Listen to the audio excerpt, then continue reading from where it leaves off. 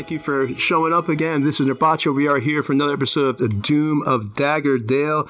This is actually session 14. We were just talking about that. We've been playing this module, The Doom of Dagger Dale, that was converted over from 2nd edition to 5th edition now for almost 8 months because we have a good and an evil team that play every other week. So this has been a real journey. They're in chapter 3. Today they're moving, it looks like, towards going after the Colderan, the Dark Mage Lord. But let's go ahead. I just want to thank a few people. I want to thank Board Game Reapgon for promoting us. I want to thank, of course, James, Alistair Bramblebeard here, James Keeler. He actually is the owner of Stat Trackers, which you see me use and which you saw me use a lot during our GaryCon games. That's why you have so many of these out right now. Because for GaryCon, we were just really trying to move quick, and those Stat Trackers really came in handy for convention stuff, guys. So thank you, James. We appreciate you sending us that. I also want to thank Monkey Paw Clothing. Mace, she is the owner of that. She sent us a shirt, which is really cool. There's a picture of me wearing it up on our social media. If you ever want to check it out, it's really cool. RPG clothing. Hope you can support them. Again, this was a 2nd edition adventure converted over to 5th edition. Everybody originally started at level 1. They are now level 4. This has been homebrewed, so they're actually gone above what the level was for the actual module now. So they're in all new territory in a way. Like this map is made from all Dwarven Forge. Right now I have the map covered up with black paper because I really want to keep the mystery for them. This is the big one here for them. So I want to give it a little bit of excitement rather than just taking it all off, because then it might, they might cheat and look ahead. They can't help themselves. The next game we'll be having is next Friday. It's going to be on the 16th. That will be at 6 p.m. And I think that is part 17 of the evil team. They're not ahead of the good team. The good team is just faster because by the nature of good, they didn't do as much chaotic stuff originally. So they didn't like murder people and eat them and all sorts of crazy stuff. So they got through a little bit faster. But yeah, they're going to be next this coming Friday at 6 p.m. So you'll see them. And we also have Pandemonium with DM Raven. That's not this Sunday. That's going to be next Sunday. That's bi-weekly Sundays as well. So DM Raven, and what that is, a World of Hell, and that's on virtual tabletop. He uses Roll20, which he's done himself. And when I say World of Hell, it actually is. The people died and they're in a homebrew version of Hell that he made. So I'm going to let everybody introduce themselves, and we're going to start today with Mr. Faraday, or excuse me, Omar. What's up, guys? I'm Omar. I'll be playing Faraday, Halfling Rogue. All right. How about Jay? Howdy, I'm Jay. I'm playing him, the Tiefling Celestial Warlock. Alexander. Hi, everybody. I'm Alexander. I am playing Malkavia, the Rogue Bladesinger. Nat. Hi, I'm Nat, and I'm playing Razanor, the Dragonborn Paladin of Justice. Colin. I'm Colin, and I will be playing Scraps, the Kobold Battlesmith Artificer. And last but not least, Mr. James. Hey everybody, I'm James. I am playing Alistair Bramblebeard, the Druid. Hill Dwarf Druid. All right, so that is the cast. Now, when we left off last week, they had finished up their side quest for Scraps' friend Gunmo. Got Gunmo a job working for the artificer, or not artificer, the word alchemist. Thank you. Word escaped me for a second. The alchemist got him a job working for the alchemist, and also gave him that stone salve, which was going to take care of his problem with the guy he had been working for that turned the guy's horse into stone. So now he's going to be able to take care of that problem. Then they had an encounter with a homunculus named Puck that tried to get them to give up Olar, which is a sword that was actually forged to kill Colderan, the Dark Mage Lord. And Puck was his little henchman, and he was sent to try to convince them. And magic was used by, of course, Calderan to show them all their dreams and desires and everything they could possibly want in the hope that they would make a deal. They, of course, turned down the deal because they're good and killed the homunculus Puck, which basically John Wicked Calderan. So now they've killed his dog. So obviously Calderan wasn't happy about this and has now swore revenge. And then they went to they took a camp, and that is where we'll be starting out right here, where they had discussed with Randall Morn that he was going to be helping them get to the temple by causing a disturbance or, within the city that would, of course, get the guards to leave their post and hopefully chase after him, while our heroes were able to make it into the ruined temple or to the front of the ruined temple and then begin their descent into whatever lies below. So that is where we are going to start. We're actually going to say that a little bit of time has passed. It's been about a week. They've been waiting for Randall Morton to come back. And now he's approaching. And what they see is Randall Morton coming up through with his 7 Freedom Riders, the Dalesmen, some of the most famous riders of all Faerun. They are surrounding Randall Morton. And here we go. Hail and well met, heroes. I have news. I'm sorry for my long delay. It took me a while to get things ready and prepared for our plan, but I'm here. How is everyone? Fair. It's Alive. Time. Doing well, thank you. I'm tired of waiting. Not to worry, fellow Mr. Bramblebeard. We're going to get you right in. What we need to do is I've come up with a plan. Unless you've come up with a better one. But the one I've come up with is to get you into the city. We're going to...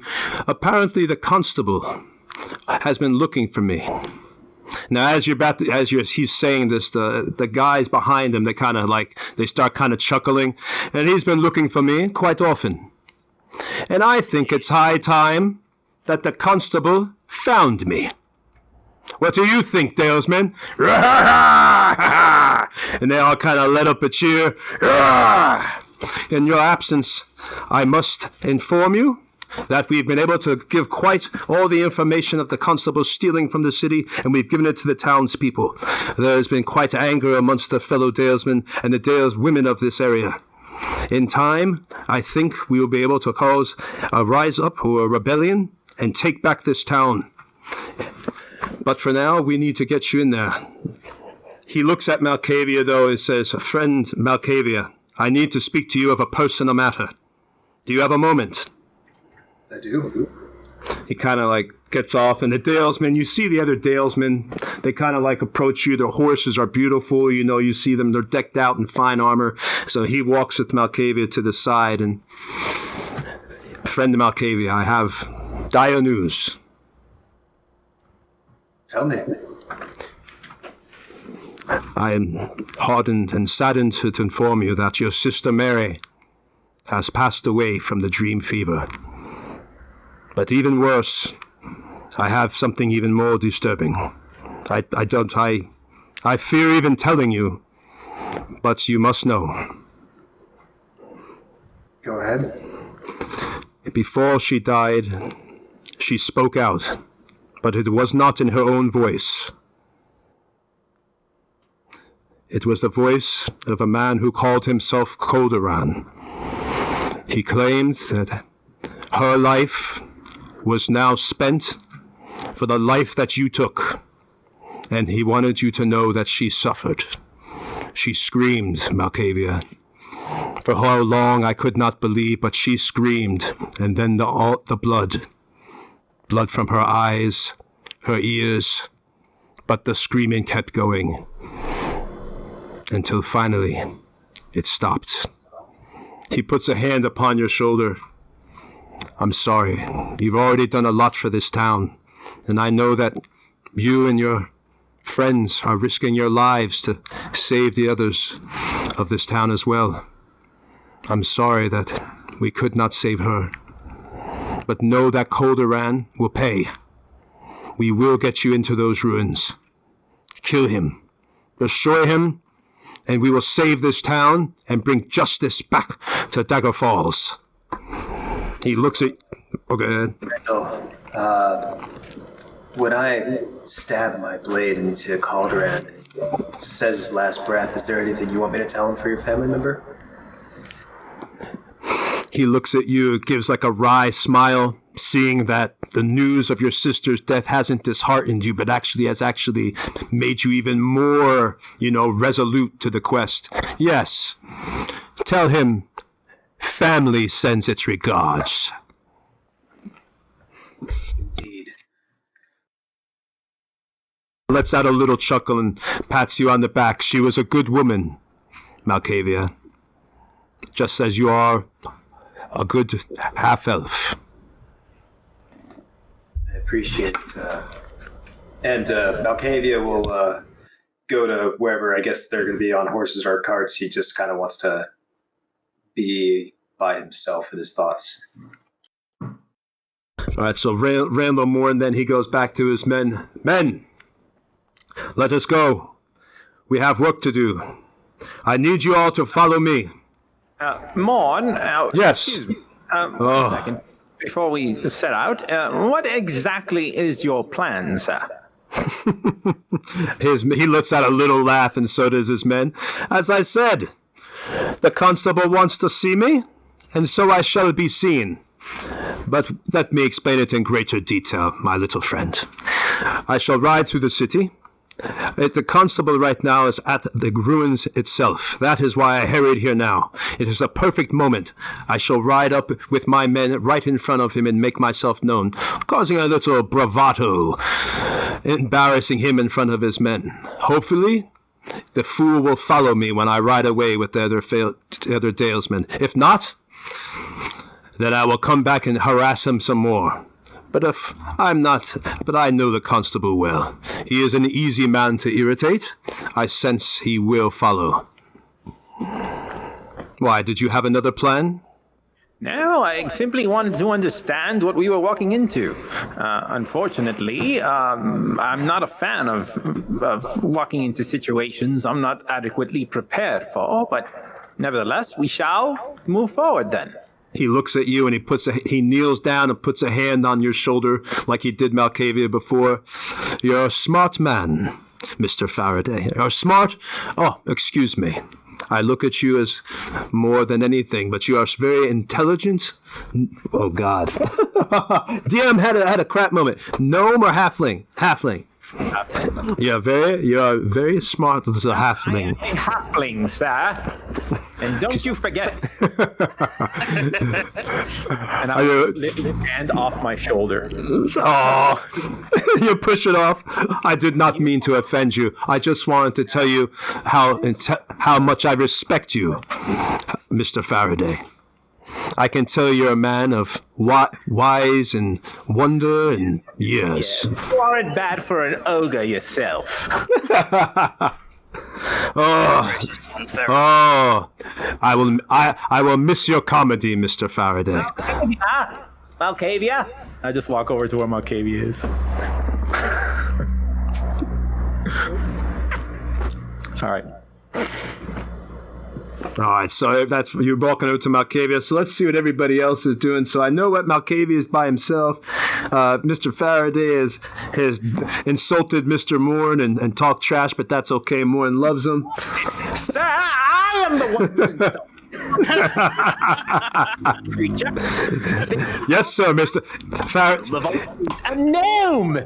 He looks at you. Wait a minute. He looks at you and he says, For my mistake, Mr. Faraday. And he takes out of his pocket something that you weren't able to get at the store. They only had the off-brand. It seems I've come across this. And he throws it to you, and in your hand, it is the one you've looked for, the Dapper Dan pomade. Not the off-brand that they had at the store, Furgulf Supplies, that you made Mr. Fulgulf upset. No, this is brand new, sealed. You expect me to believe that now is when you present me with this after you've insulted me? This is a further insult. I am keeping it. He lets out a bellowous laugh. Mr. Faraday, you are always a charm. Oh, yes, man. Him, what are you doing? So are we immediately, right after this, going to go and enact the plan? Or is that, another day? A gnome! No! Guess Faraday's been gnome. The plan, what we are going to do is you'll follow behind us. Not too close. You will know when we have enacted our plan. You'll hear it, I assure you. At that moment, come and sneak into the ruins and to the front, and you should be able to get in. I'll make sure the constable and all his men are gone from the front of the ruins. Trust in that. Right. Understood. So then him's just gonna like go off to the side and start like stretching, popping his neck and his knuckles and everything, and just getting ready for the oncoming battle or anything else. Getting ready.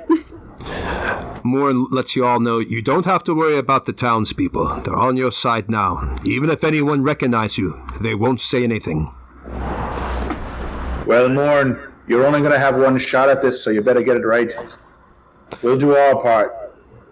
I will, Mr. Bramblebeard. With your help, we'll save this town. That sounds good to me. Is there anything you want to do, Mr. Bramblebeard, Mr. James? No, Bramblebeard spends the time that we were idle, very restless, and even more cranky than usual. You can see he just wants to get this done. Oh, all right. Nat, anything you want to do? I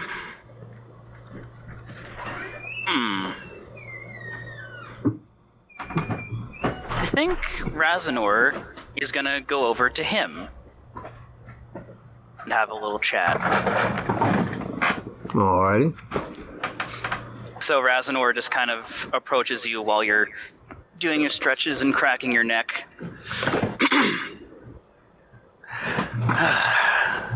Nervous? To a point. Once you've seen one battlefield, you've seen them all.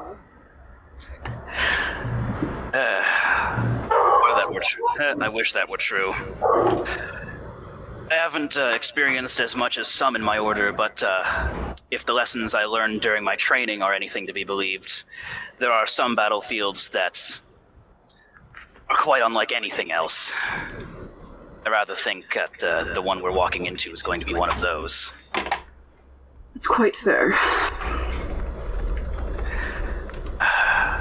But you have no need to fear.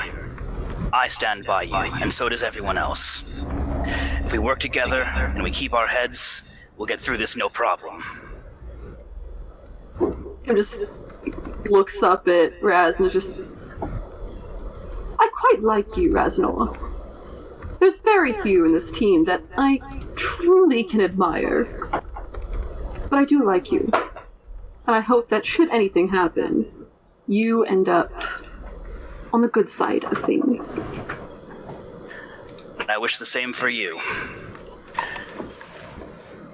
And with that, he's gonna go off and start doing his own, combat practice forms. All right. Colin, is there anything you'd like to do, Mr. Scraps? No, he's probably just playing Boulder Parchment Shears with Scraps 2.0. All right. I don't know. All like right. Mordecai and Ruthie, where they just keep getting the same ones.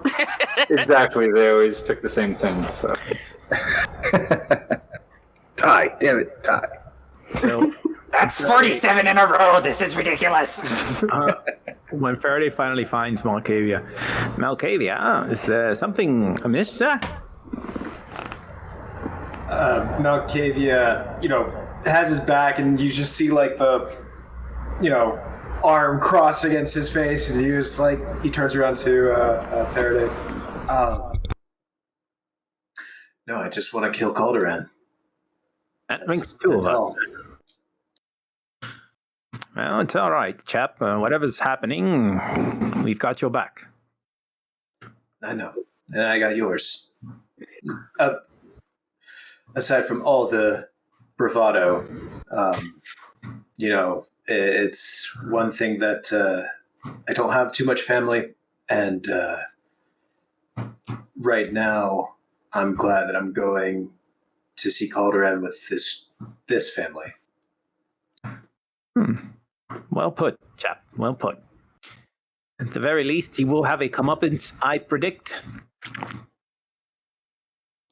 However, I better get that last hit. If it means that much to you, sir, we'll make it happen.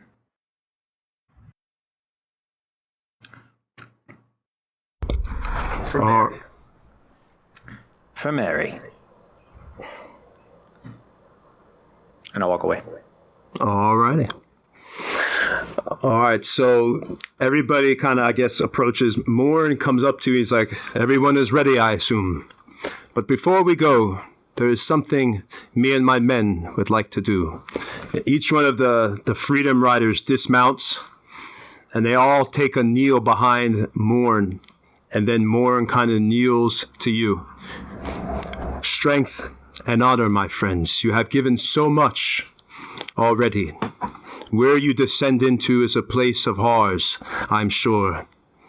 But know that no matter what happens, from this day forward, all of you will be remembered as true men and women of the Dale, and freedom riders all. And they all look at you with like a sign of like great respect, and then they get back on the horses, and the horse. I say to Randall Moore, I say, it's a little early for a eulogy, but and by the way, make sure you take care of the constable. It's too bad I can't be there to see that. I didn't say it wasn't a eulogy. Sure sounded like one. Oh, that totally threw me off track. It's all That's right. what I do. We'll probably throw off Randall Morton, too. Yep. Well, yeah, Give him a good perp walk for me. Drag him through town. but he looks. I don't even know what to say to that now. You broke the DM for a moment. Usually I can improv anything, man. You got me on that. But he just, I guess he looks at Dwarf. He's kind of confused, Mr. Bramblebeard. This is not a eulogy, my friend. This is an honor, a speech that we honor all of you with for your heroic deeds that you've done in the past and that you're taking up now, and for whatever sacrifices that you may give in the future. Faraday stands behind Raznor so that Morn can't see him, and he turns to Malkavian and he goes, I don't know what you're doing, but I can't see. Let me look. Wait. Look at the damn tree. What did you do? Malkavia just smirks. He's just like, he cracks a smile. And he just nods. And Bramblebeard looks extremely uncomfortable with this show of, this gushing over him. He hates that kind of stuff. All right, so they all get back on their horse then, since my epic moment is ruined. I enjoyed it. Thank you. That was great though. That really made me laugh. That eulogy thing that was good. That was really good. But yeah, so he gets back on his horses and John. All right, let me get back. He gets back on the horse. Everybody, you should follow me. Like I said, try to stay hidden, but don't be concerned. If anyone should see you, they will not say anything. The town is behind you.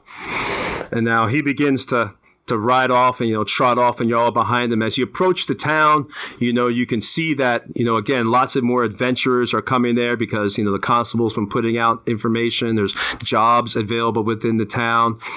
So you see people are scrambling about as you slowly go into the town itself, behind Randall Moore and his Freedom Riders, people begin whispering, "There they go. They're going to fight for us. Down into the depths, I heard. Oh, some of the constable's men didn't even come back." You're starting to hear all these as you're going through the town, and the clops of the footbeats of the horses. And then Randall says, "Now wait here. Stay by the side. My men and I will handle this. No matter what you hear, wait until you know the men are gone." So you can now, where you're positioned, you're kind of positioned behind a building, so you can see that the constable is in front of the ruins, and he got all his men there, and he's barking out orders, and you can hear from the distance because he's yelling, "Now I want these. You need to go back down in there and find what's ever in there and bring it back up to me. You men don't understand what I'm willing to do." And he's screaming, he's going off and just basically yelling at these guys, demanding that they go back down into there. So Randall Moore puts his hand, and his men are all on horse. And let me just put this there so you can see it. Love those minis. Thank you. Yeah, the horses are painted really well. Those mounted minis are awesome. Yeah. Honestly, all the minis he uses are just. Only the best, because I love you guys. I mean, Malkavia is missing some hair. Is his blade back? I can't tell. Or is he just holding out his fist in, like, charge method? It's like, ah! He's become a monk. It's his unarmed damage. At least your bow's still in one piece. Yeah. For now. If you want Malkavia, I will 100% buy you a new one. It's not a problem. Don't worry about it. That one kind of has, like, feeling to it now, you know? That is Malkavia. Yeah, he's in pain. He lost his hair and his blade. All right. Jay. Uh-oh. Nope, that was just me. I muted for a second because I just wanted to let JC to switch camera. All right, so as you see Malkavia, I'm not Malkavia. As you see Morn, he's going around the corner with his men, and you continue to hear the constable. I'm not going in there. I'm not going in there, sir. 3 men haven't come back already. You'll go in there, because if you don't go in there, all your family will die. Sir, please. And then at that moment, you hear it. Trench! Train! And that's, Morn yelling at his horse. And at that moment, the constable, it's him! Morn! Get him! Get him! It looks as if you are looking for me, Tren. Come find me now. I can ride through your city unaccosted. I thought you said you're the man of power here. And you see Morn begins to ride away. He swings to the left, and Tren is literally trying to almost chase after, Randall Morn, and he falls down face first into some mud, and it splashes up on his face. His men begin to chuckle. What are you looking at? Get him! Get him! Follow him! And he's pushing his men, trying to force them to follow, and they pick up their swords and they go, and you see Tren, he getting back up, and he falls over even again in the mud as he slips, but then he gets up one more time, and he rounds the corner, chasing after the constable. Get me my horse! My horse! As he rounds the corner with the men going after her, and you hear Morn say, for the deal! For the writers! For Dagger Force! And all the townspeople are cheering. Down with Tren! Down with Tren! Down with Tren! And some people start breaking the windows. You see a little bit of chaos is starting to erupt.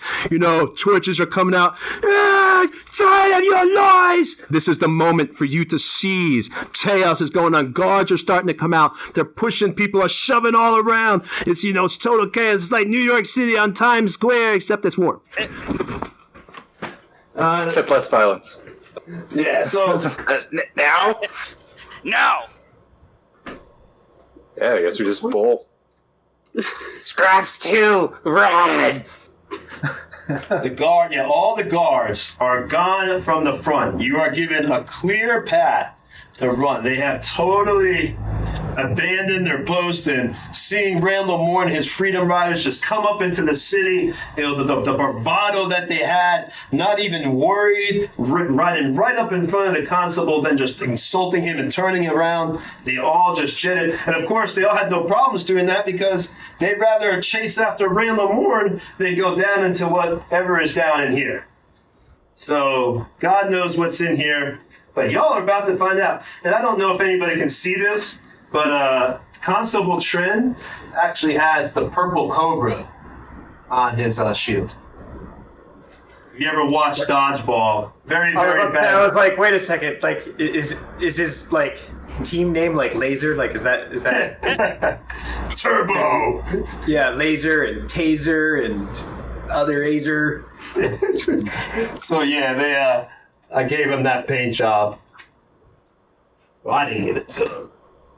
I start, I'm like, let's go! And we start rushing towards the ruins. All right, so now y'all are in front of the ruins.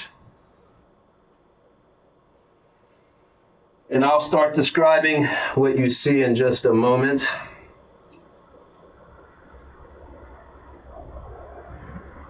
Gotta put down Scraps 2.0. And finally, your tanky tank.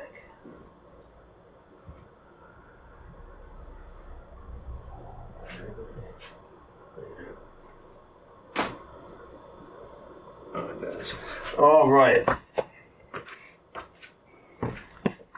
So let's get some descriptions going here.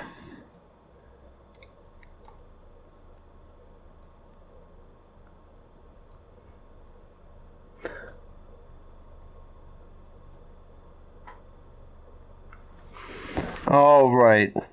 The Temple of Before you see this ruined temple that had recently been burnt down. Of course, now you know why it had been burnt out, because of Aragon, that cleric. Remember, the dark cleric had burnt down this temple. They found that in the notes that you had stole from the warehouse. So you know now why it's ruined. So you can see it standing before you. The charred stone. Obviously, it doesn't smell like soot anymore because it was many years that happened ago, and the town just hasn't repaired it.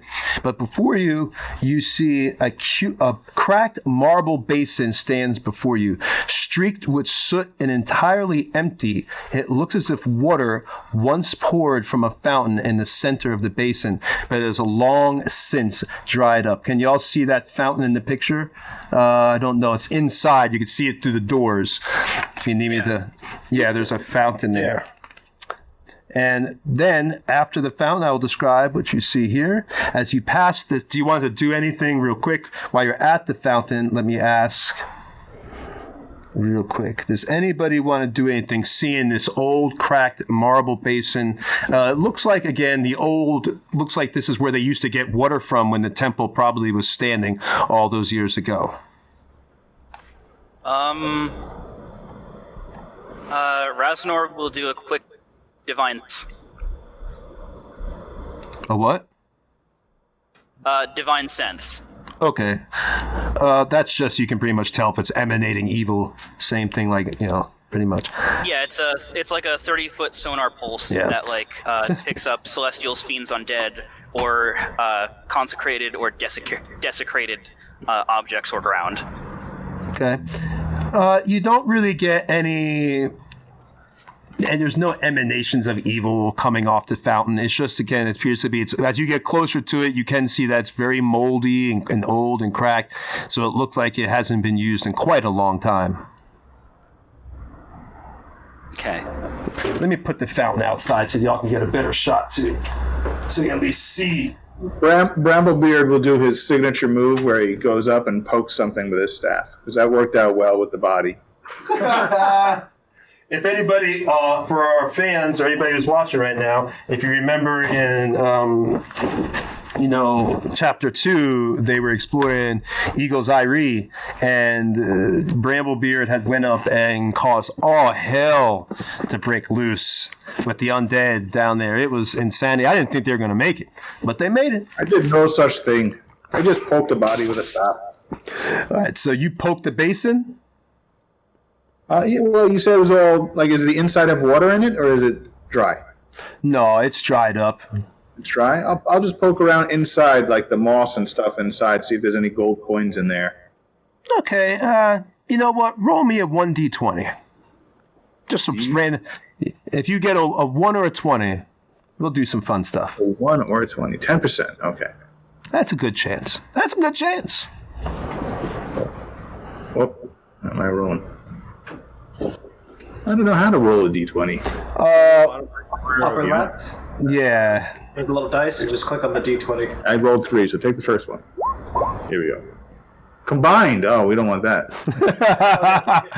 Your first roll was a 15, then a 3, then a 17. So. All right, so 15. Okay, so no, you didn't. You basically kind of...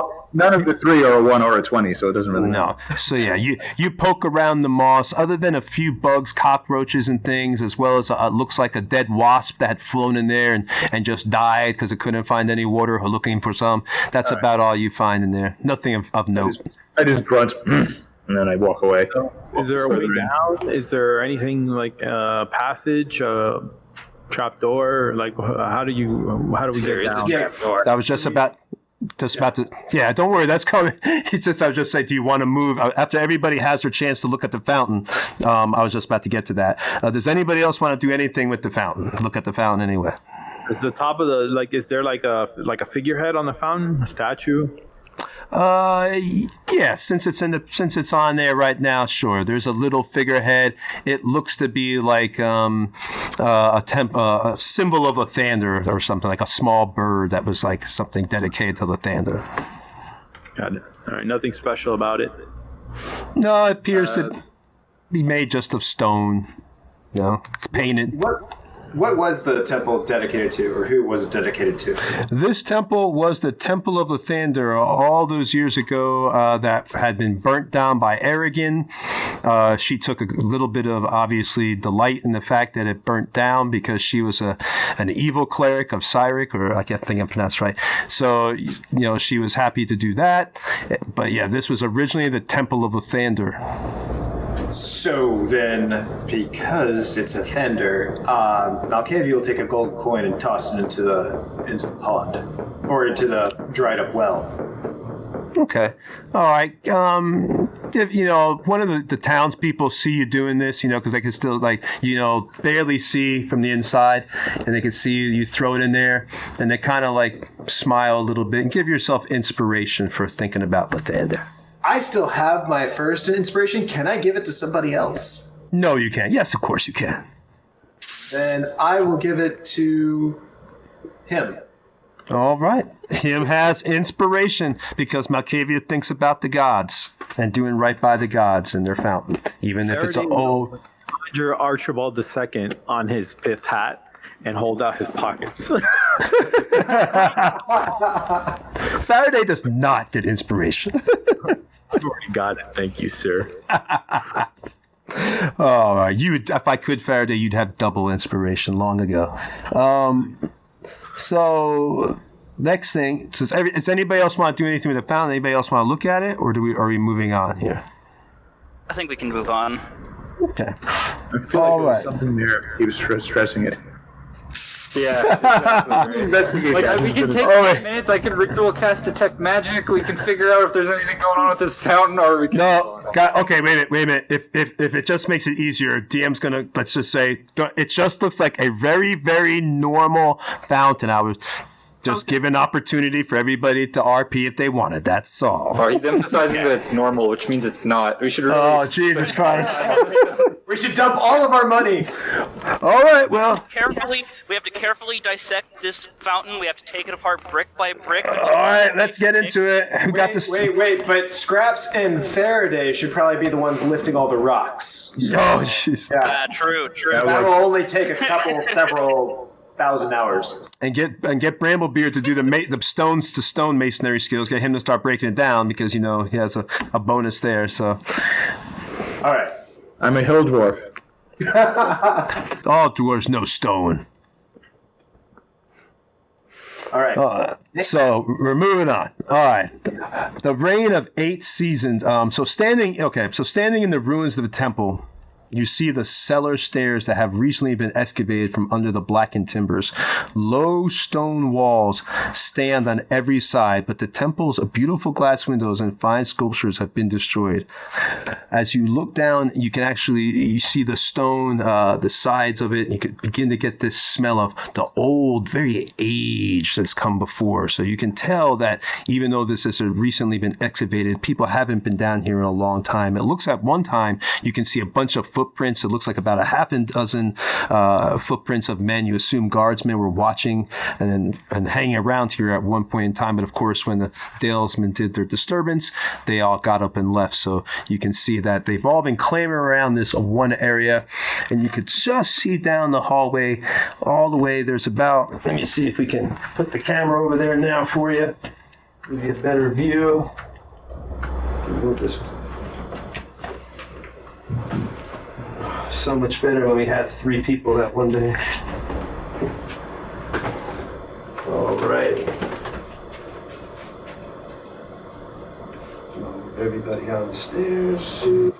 All right, order. Who wants to be going down you're descending the stairs into the cellar. You see now it's become stone, old stone. It's now given way from the dirt walls to the stone walls, so you can see that this is a different type of construction. So you know you're moving into another area.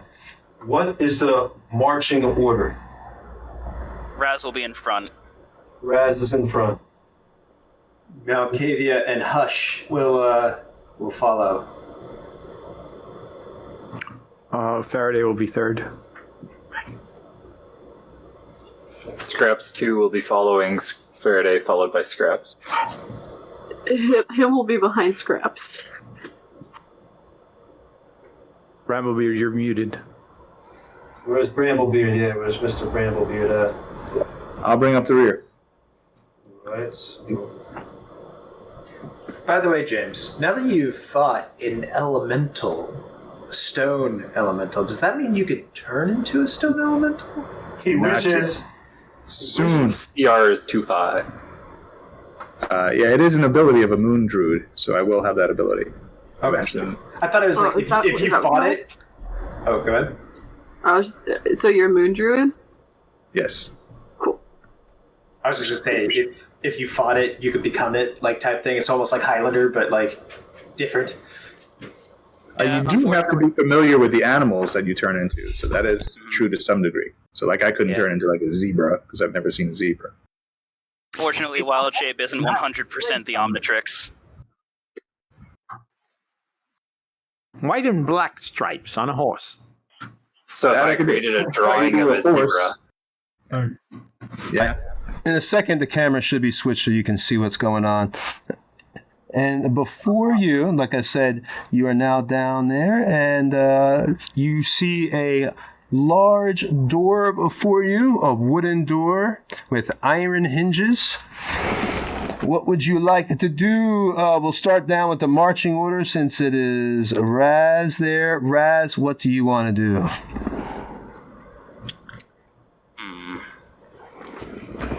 Raznor examines this door for a moment. And then, what shall we do about this? Malkavia, Faraday, would one of you like to see if there's any nasty surprises on the other side? Absolutely.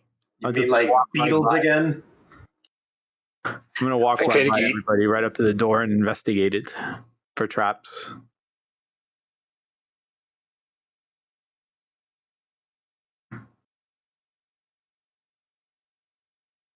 I mentioned to Faraday, it's like also make sure that the hinges are attached this time.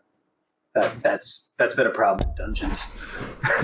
All right, so you want to give me an investigation, checking the door for traps, Mr. Faraday. What did you get, sir? I got a 12. Okay. You take a look around it, but you don't see any traps on this door. You don't notice anything out of like any springs or anything out of that looks weird or discolored that would seem to indicate that it's trapped in any way. Doesn't appear to be trapped, chaps. Well, then let us proceed forward. With that, Raznor will take charge in opening one side of the door.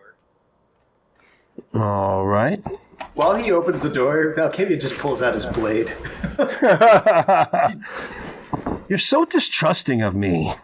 Come on, The last dungeon Malkavia was in, there was something behind pretty much every door, so there's a reason, there's experience behind this. God, you know me too well. All right, let me go ahead and move your stuff. Yeah, him's already got his packed weapon out. Ooh, what does it look like this time? The light crossbow. Ah. Nice. Like an improved packed weapon. It's level 4. she's using Scraps 2 as a shield. Is there like a handle on the back of Scraps too? That way you can kind of like reposition. No, I didn't think that far ahead. Just hands on his shoulders.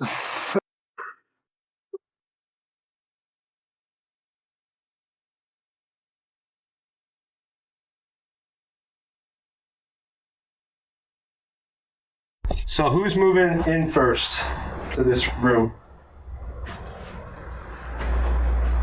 Raznor. Scraps 2. Would you like to join him? Yeah, I'll nudge Scraps 2 in to go in with Rez. All right, Scraps 2. Anybody else following behind them? Hush flies off of Malkavia's shoulder into the room to get a quick Faraday fly around. and Archibald II as well. Faraday stuff flying around the dungeon. All right, guys. I have this, like, they both kind of, like, flying at the same pace, but kind of, like, constantly look at each other. I just want to let you all know. The Peregrine Falcon is the fastest bird in the skies. Can it see in the dark? It's fast. By the way, Tony, what's the lighting down here? I was just about to ask, does anybody else can everybody except him see in the dark? No, I need a torch, so I will produce a torch. Okay, hold I on. have dark vision. Actually, I can cast. I want to say I can cast light now. I can. I will cast light on my sword. Also, if anybody needs a glow stick, I have a bunch. Oh, from that rave we went to, yes. Yeah. Love it. All right. So, Razanord, you can't see in the dark either? Oh. All right, so... Because they did Dragonborn dirty like that. Okay, so Raz needs a torch, which he now has. I now got torches for y'all. And then Faraday needs a torch. That is a creative use of the torch.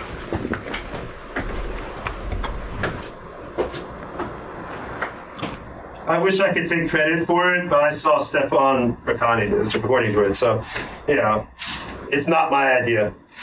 So everybody who needs a torch now has a torch, and I will describe what you see as you go into the room here. All right. At the base of the stairs is a small wine cellar with oaken casks lining the walls on either side of you. The wooden beams are draped with spider webs and white silk. A pale, flickering green light illuminates the room. A portcullis blocks your path to the left. Beyond it, you can see crypts. Let me actually move that thing so you can see a little bit of crypts.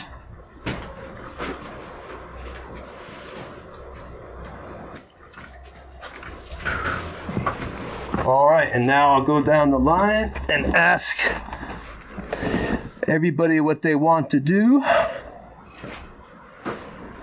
Let's start with Mr. Faraday. What would you like to do? You're out in the tunnel. Do you want to walk into... I will instruct Archibald to squeeze through the bars and take a quick little flight into the next room. Okay, Archibald sees what looks to be like a tunnel, and he sees a little, it looks like a large rodent, run into a tunnel. For a second, you see it right there, but then it runs into a tunnel right behind the casks. How large a rodent? Let's see, pretty large. I would say, hold on, I will tell you exactly how large. Like a house rat, or are we talking about a New York City rat? It's New York City rat. It's big. It's New York City rat. Let's see. ROUS? I don't think they exist. So does it classify as a giant rat? I would say that thing looks to be about 2 feet large. It's about 2 feet, 2.5 feet. It's large. And it ran into a tunnel. You saw it run. It gave like a hiss and then ran behind the what you see before you, the casks before you. If Archibald can, he will find a perch up top in a rafter or something where he can All right. So you're perched up in a rafter somewhere? Mm-hmm. I don't know if I have any rafters. I'm trying to think if you want to get a high. I really don't have a place for elevation on this in here in this room. Sorry. It can be anywhere. I'm or anything like that. Yeah. Yeah. Okay, that's fine. Okay. Not Faraday, just Archibald. For a minute, I thought you were talking about Faraday, and I was like, oh, crap. Okay. All right. So you've done that. You got Archibald. He's hanging out in there, and you're still out in the hallway then, Faraday? You're not going to go in? I'm gonna step close to the portcullis, but I'm not gonna touch it or go near it. I'm just gonna be near it. Okay. I have my crossbow, loaded and ready at the ready. I know. You got it. And I will let everyone know that Archibald has seen a rather suspicious and large rodent creature. And they are basically ROUSs. It's funny that you said that, because that's pretty much what it looks like, if you've seen The Princess Bride. Where did you see it, Faraday? By the barrels or in the other room? It's in the other room, sir. It's buried into a hall or a tunnel of some kind. So Bramblebeard will move forward and he'll go over to the casks and start inspecting them.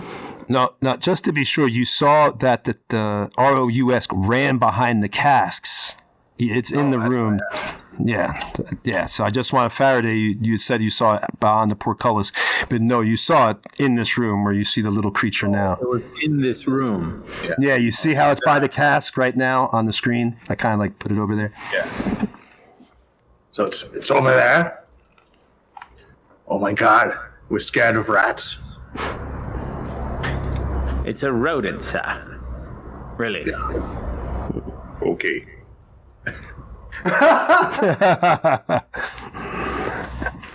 I mean, keep in mind, he's only so high, so it's huge for him. Hey, watch it. Once everyone else is in the room, or most people are in the room, him's gonna go right up at the corner and just kind of stay there and wait for some decision to be made or whatever. All right, so him's just going to go into the room. Do you want to hang near Faraday? Sure. Okay, we'll put you near Faraday. I might as well ask while I'm up here. All right, so we've got Faraday, which is next to him. They both got torchlight going right there.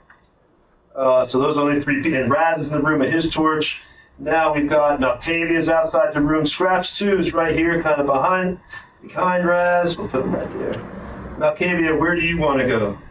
I'll move into the room beside where Raz is, and I'm gonna make some hand motions and cast Mage Armor on myself. Okay. Mr. Bramblebeard, where do you want to go, sir? I'll just come into the center of the room. Okay. So you're kind of next to Octavia. Okay.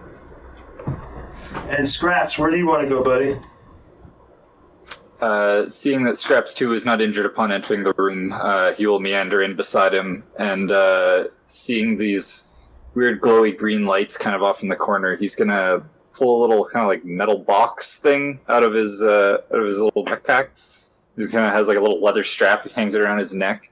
He unfolds a couple little big antennas that kind of stick out of it, and they all snap apart into these big, almost like radar dish things on either end, and a little kind of screen pops up, and he kind of turns some knobs, and the entire thing clicks on, and he puts his little goggles on, and I'm going to cast Detect Magic.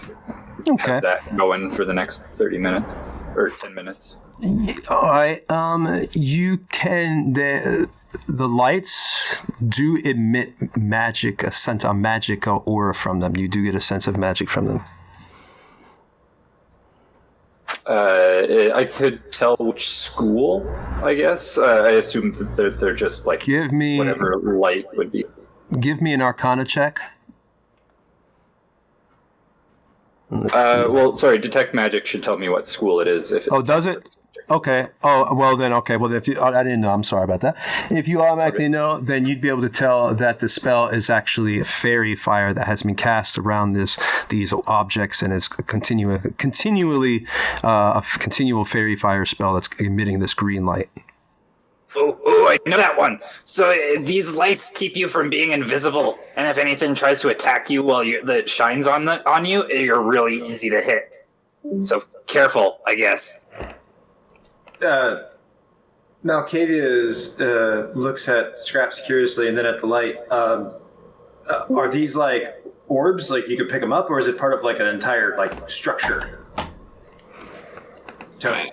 Go ahead and, if you want to know that, go ahead and go closer and investigate. Give me an investigation to see if there's something that you could see if detachable. I mean, it technically shouldn't hurt you. Yeah, no, it's not going to, no, it's not a question of hurting. You can't really tell. I mean, you can see that it looks to be an orb of some kind, but you can't tell if it's so much attached or just actually carved into the wall itself. You really don't see any angle where you could be able to determine that. I mean, I'm going to do it. I go to grab one of the orbs and see if I could just like pick it up. Okay, you can't really give me a strength check. Are you really trying to pull at this thing, or are you just like touching it? No. I mean, like if it is like fused to whatever it is, like I was thinking, like if this was like a column and it had this ball that casted fairy fire on it, could I walk around with a ball of fairy fire? But if not, then if it's non-movable, then I care less about it. Yeah, it does seem to be, I would say it does seem to be non-movable unless you want to really try to do a strength, maybe try to break it off or something. You get the sense that it's not meant to be moved. I want to tap it with my blade. It shatters just with the tip, just the tip. Just the tip, huh? You're just gonna, All right, go ahead. Never gone wrong before. I want to say a joke so bad, but this is not that kind of. Well, I mean, it's an adult stream, but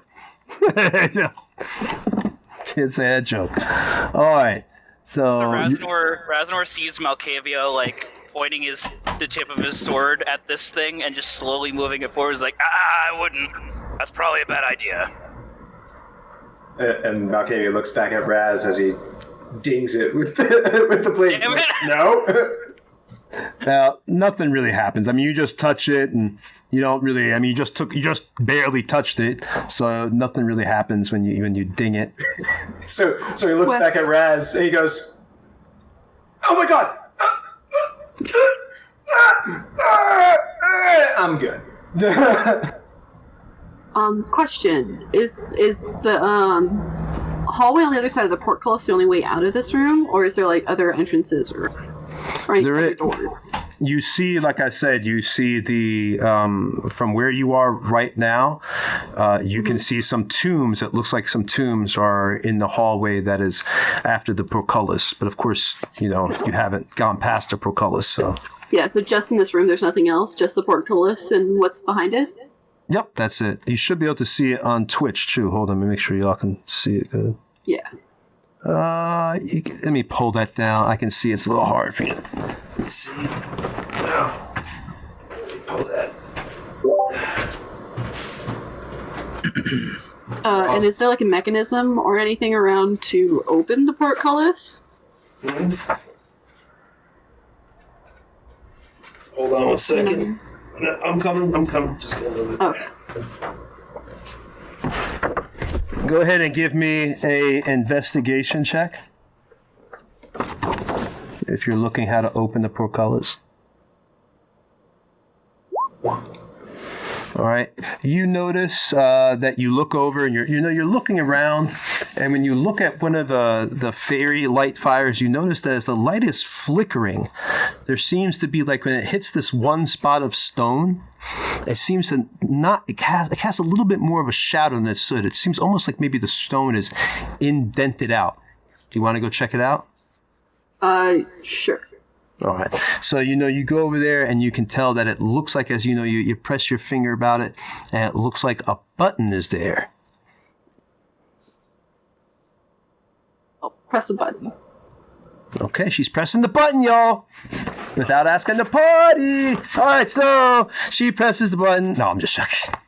So the portcullis goes up as it lets out a shattery rattle because you can tell. But the strange thing is you can tell this portcullis has maybe been used recently.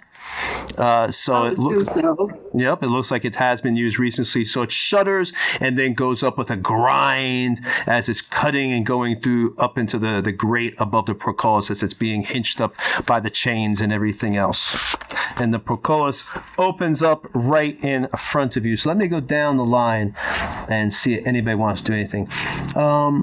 Mr. Colin Scraps, do you want to do anything? I guess if Bramblebeard is over checking out where this thing's screed behind the casks, I'll kind of scurry over there too, and I wanna look. If it fit in there, could I fit in there? What, the tunnel? Yeah. Okay, we'll come back to that in a second. Hold on. Okay. And I'm sorry, I just realized did you want to do anything else? I didn't try to cut you off. I'm sorry. Is there anything else you wanted to do besides opening up that portcullis? I just have a question. Like, is the button still like there? Hasn't like completely recessed into the stone or anything? It is depressed in. It's depressed in right now. I'm not gonna experiment right now because I don't want somebody to like walk into their portcullis and just get slammed. But yeah. Other than that, I'm just gonna be like, oh, I guess we found the way to go. Well, they definitely heard it. Mm-hmm. Yep. That's it. All right. Let's proceed then. All right. Bramblebeard, is anything you want to do real quick? I just want to make sure everybody, before we move on, so everybody get their I turn. just want to keep an eye on the barrels to make sure nothing comes out of it while we advance. Okay. And I think, you guys feel like we're close to trouble, or what? Possibly. I would anticipate trouble at every step. Somebody put these glowing orbs here on purpose and for a reason. Here's All right, so I'm going to cast Summon Beast then. They're so So, distressful. Bramblebeard mumbles a few words in the Druidic language, and you see this kind of big spectral wolf with just like a huge, his hair standing up on its back, very, very fierce looking, but you could tell it's kind of not really real. Appears next to him. So, all right, I'm ready now. So before we That's go really into the cool. room, perhaps, I do believe we should probably pry this portcullis open, lest we be trapped inside. Don't you think? It's open. No. Oh, pry it open. I We see. want to keep it open here. Yeah. I mean, can't you just disarm it? I don't know if I can have access to the mechanism, sir. You can just jam it. So what about these barrels here? Could we stack them up so that when it goes to fall, it just stops on them? Well, before we do that, Colin wanted to go into the tunnel with the barrels. So Colin, I think, wanted to was... see if I was able to fit into the tunnels. I was not just going to go in without... Well, I know. So your approach, what you're saying is you're going near the barrels. I'm sizing them up. I'm seeing if I could fit.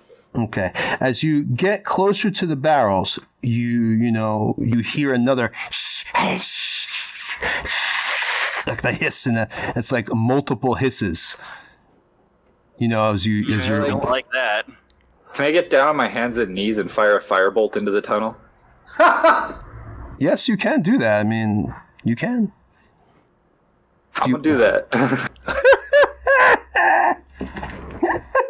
Clear them out! Pull the ripcord. All right. So as you go ahead and give me do a firebolt for me, and roll 20, please. See what you get. Okay, 13. Hold on. Unless somebody is... No, never mind. 13. There we go. Let's see what this guy was again. All right, so as the firebolt goes in there, illuminates the side of the walls of the tunnel as it's going down. And as it does, you see all these beady red eyes that it's passing. It does strike. You hear it. And then all of a sudden, you hear scraping, and then out the walls. Oh god, guys, I'm sorry. Oh, jeez. He shot a firebolt. That's like going into somebody's house and shooting a gun into their house. Hey, bang, bang. What's up? And all of a sudden, they're probably gonna combust up behind us and ambush us later, right? from every direction, they're coming out from all the. You didn't see there was other apparently in the walls, in the floor. They're coming out, and they have gotten behind on every side. All these creatures, these giant rodents, are now hissing and ready. And we need everybody to roll initiative. I've already rolled initiative. Okay. Now, if you wanted to after the game, you're free to check the initiative to make sure I was honest. But you can go check the chat log and you'll see what my initiative was. For these guys, unfortunately for you, it is 23.18. And I rolled a 24. Oh, shit. Really? Guys, I am terribly sorry about this. I really feel bad. What's going to happen anyways? Don't worry about it. And these creatures, they are... We face it now on our terms. All right, so Gentleman Faraday got 20. Did you really get a 24, Faraday? You can look it up. Awesome, dude. All right, so Faraday is right there. Oh, I can't even. That's why it's not going down, chat. Scraps. The question, do we have a mass healer? A mass healer? No. Yes, we don't. 28.15 for me. I do have shatter now, though. Unfortunately, that would probably cause a cave-in and trap us on this side. Alistair rolled an 11. Yes, sir. Malkavia 13. And I need a beast figure for my spectral beast. I did. I gave you a wolf. One there. Yep. You did? Wolf, so Oh, it is. I'm on point, buddy. I'm on point, man. So, Thanks. what's the ruling on Thunderclap? Is that every creature or just the enemy creatures? Every creature within 5 feet of you, I think, including allies. Yep. Okay. And would shatter cause a cave-in? No. Razanor, what did you roll, buddy? Oh, I see. A 10. Okay. I think in the room description there was wooden support beams and stuff like that. So I mean, if you don't destroy those, maybe not. That's fair. Well, I mean, there's a very high likelihood because Shatter does explicitly deal damage to structures. Whoopsie. Okay, so here's how it's gonna work. Faraday goes first, then the Ozquip Swarm, then Colin, then Malkavia, then Bramblebeard, then him, then Raz. So, Faraday, you are up. They're hissing. They're surrounding you. They got drool dripping. Some of them are infected. You can tell, dirty. Had the mange with pieces of their hair missing, with the old rat skin exposed. Gray old flesh. Like me, because I'm old. Well, chaps, there's two possible solutions. Either we fight or we flee. And I'm just going to run into the next room through the portcullis. All right, so Faraday is jetting into the other room. Okay. So, yeah, so just move me my 25 feet into the other room. Faraday said, "The hell with this." 1, 2. I'll just take this down. I do not like infected rats. Tony, do you want us to roll initiative for our familiars, or do you want them to just go on our turn? They can just go on your turn. I'm not going to take that time. Just too many turns. Just let it go on your turn. Just like with scraps too, you know. Just do that. So I'll get to the corner. I will yell back, "This way!" And I'll start looking to see if there's another button on this side to close the portcullis on the way in. I would have done that. They can just go through the bar. Good call. Can they? They're pretty big. I don't know. I mean, we technically could bottleneck them. That was my thinking, yeah. Just like bottleneck them at one of these narrow hallways. We'll have to clear around the rats, all the ones that are around people currently. So All right. we'll stick it out. Part, if you know, I don't want to have to do a lot of moving around here, because if everybody moves, then we have to change the mass battle rules. So that's why it's kind of that gray area where it might be best to just, if y'all just want to mass try to run, we can do a roll for a run.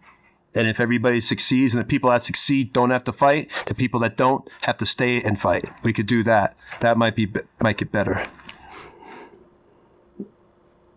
If y'all would. So if anybody doesn't want to fight, Faraday, we'll just say, he's gone, but from this, if anybody wants to roll to get away, we can just do that. Regardless of what other people are doing, Raznor plans on getting to a choke point and standing his ground. All right, because if everybody runs, then Faraday's going to have to roll too. Right now, I'm just letting Faraday RP. He's like, I'm out of here. So, all right. So, but Faraday's still going to get hit. To have some to pop up. All right. So, Faraday, that's your turn. Is there anything else you want to do, buddy? Now that I've turned the corner there, what do I see? Oh, okay. Let me describe that room. I was going to hold off to y'all, and then I can describe it to you. All right.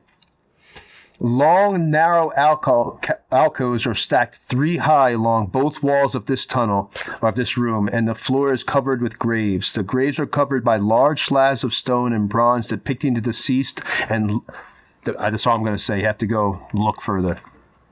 Okay.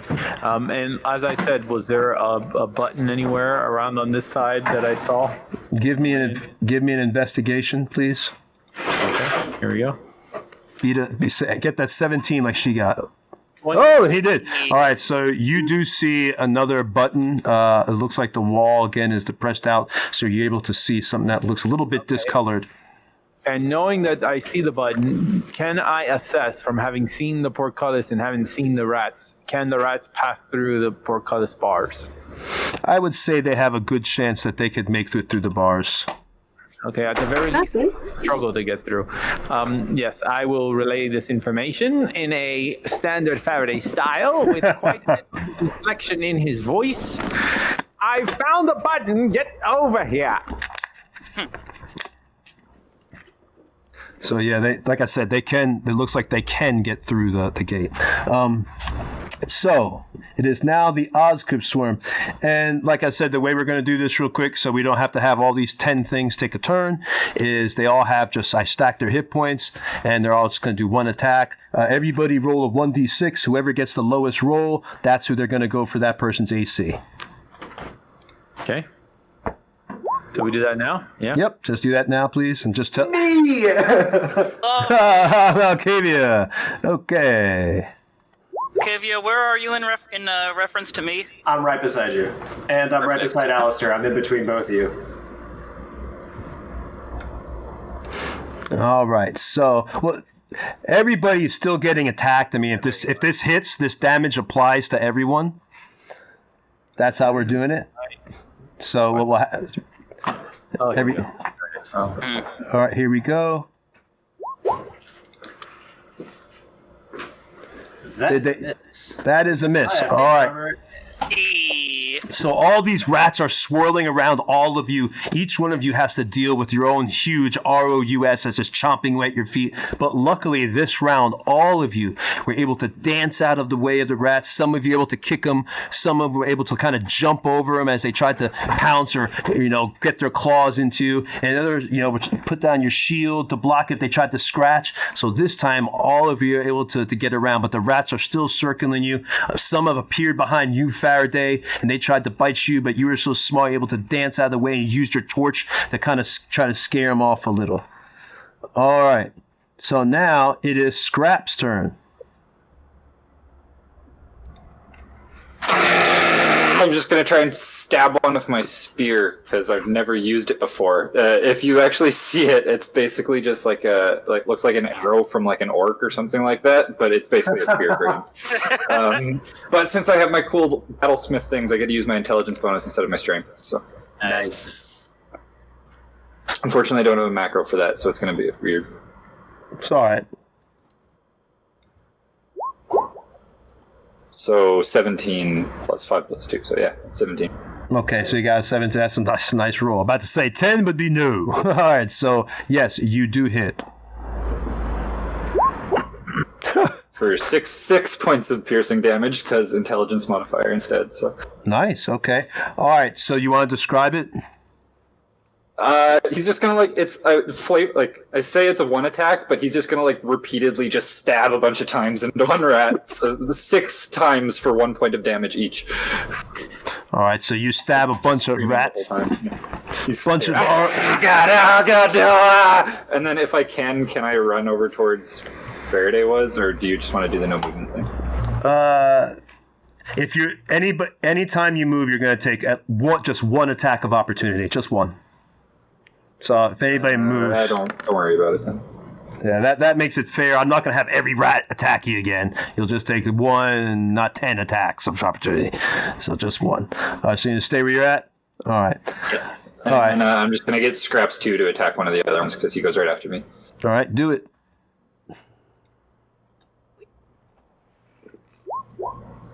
12 to hit? No, that does not hit. So as you know, Scraps 2, do you want to describe it or? You can go ahead if you want. All right, Scraps 2 comes up. You see the smoke and the steam kind of going from his back, and he tries to take his fist to fisted claw and slam down on one of the rats. But unfortunately, the rat literally jumps onto the arm of Scraps 2 and just goes all the way up his arm and then jumps off his back. As big as it is, you can see it weighting down the arm of Scraps 2 and it's just pulling. Almost looks like it was going to pull his arm off as it jumped and went over him. All right, so now it is Mr. Malkavia's turn. So how many rats are there? Or 10 there are. You can see around you there, it looks like there's around, just say everybody, there's 10 in total. There's 10 rats. 10 ROUSs. Osquips. Actually the name is an Osquip. All right. So I'm going to start trying to clear a path because I'm wedged in between Alistair and Raz. So I'll go for the one closest to me and attack with my handy-dandy enhanced short sword. All right.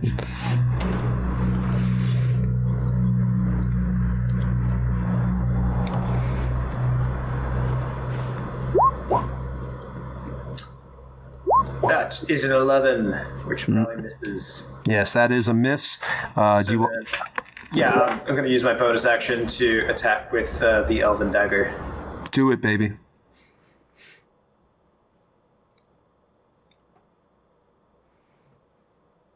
His dagger is whatever this rolls, just -2 off the attack because it's going to be rolling with the proficiency when it shouldn't. Wow, if it actually rolls. There we go. That hits. 15 still hits. All right, so then that is 9 damage. Okay.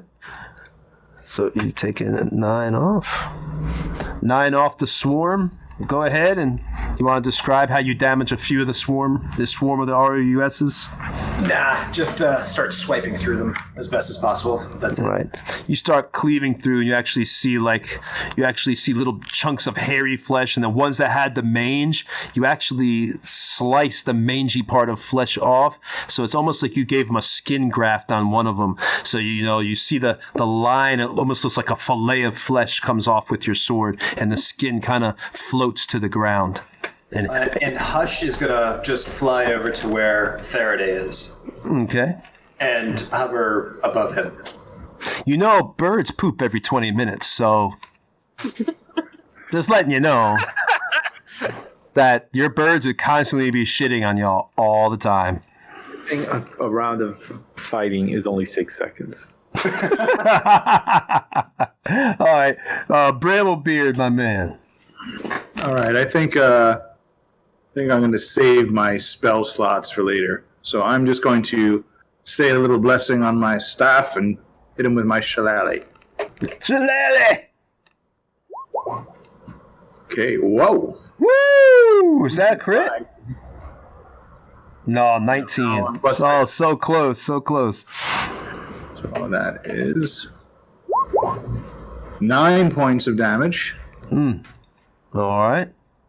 And then my spirit or my beast that I summoned attacks. It gets my spell attack modifier to attack. So it will attack the same one that I did. Well, they're all the same. It's a swarm because that's what Okay. Yeah. Wow. Damn, you're on fire, man. You on fire. Does 1d8 plus 6 damage. So, D8. But remember, what the gods give, they also cruelly take away. With all these crits, you know what's coming. So that's 9 more points of damage from the giant, kind of scary-looking, almost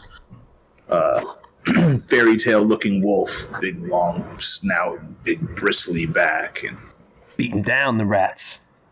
so yeah, he's just like diving in and thrashing rats and throwing them around, and I'm just smushing them with the end of my staff, just like rats.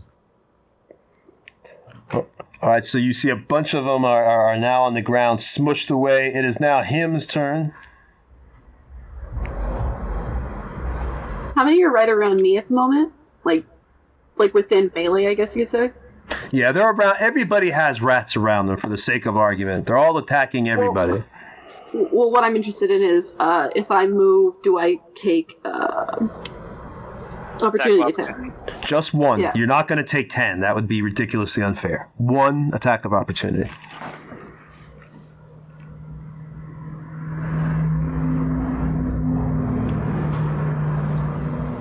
Do you still want to... Hello? I'm thinking. Oh, okay. No problem. I'll take... While you're thinking, I'll take it too. So, I'm without disengaging or anything. I'm gonna take the attack of opportunity. I'm gonna go over with Faraday, just because I'm better long range, and yeah, All right, so you're taking the attack of opportunity. Got it. yeah. Let's see what we roll. Probably a miss. It's a miss, I'm sure. I'm pretty sure you're higher than 8. Thank God. And then I'm going to Eldritch Blast the nearest ones, I guess, like to the portcullis when I move. All right. Go ahead and Eldritch blast it up.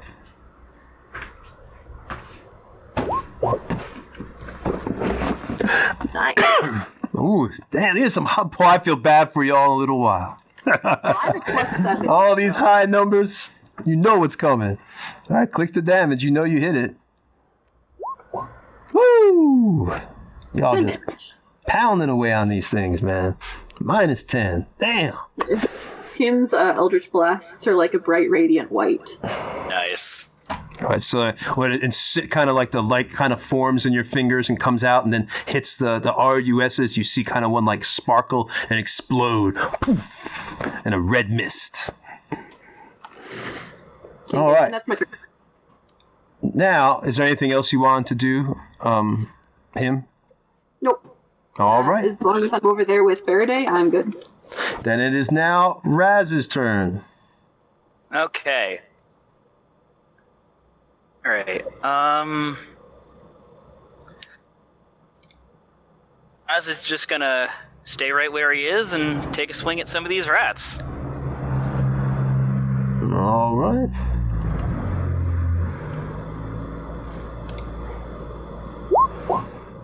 $14 to hit. That hits. All right, that's 11 damage. Man, you're beating the hell out of these damn things. Mm-hmm. I don't. Boy, a little bit more. All right, there.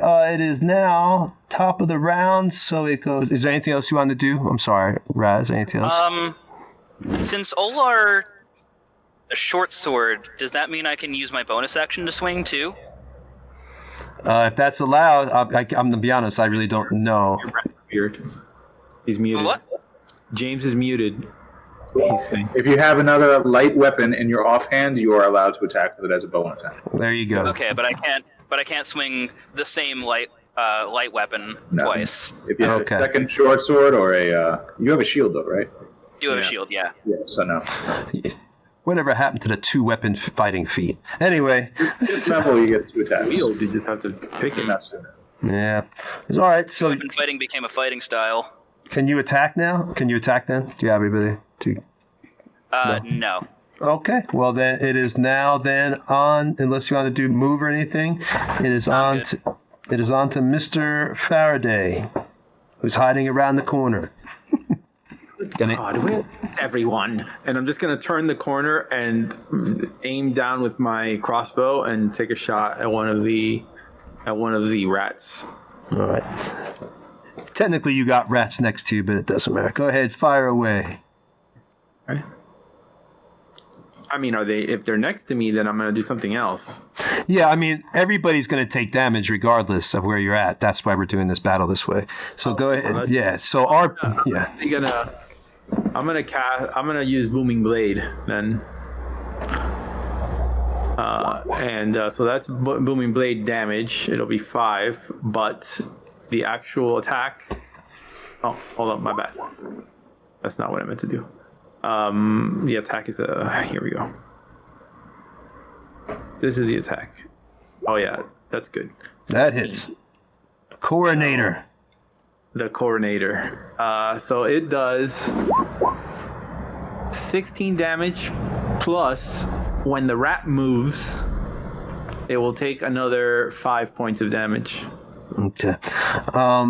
Go ahead and let you know right now. I'll just take off an additional 5 off the swarm to assume that they're moving around anyway, because that's what they're doing, shifting around. Right. So automatically, I'm just giving you that 5 right now.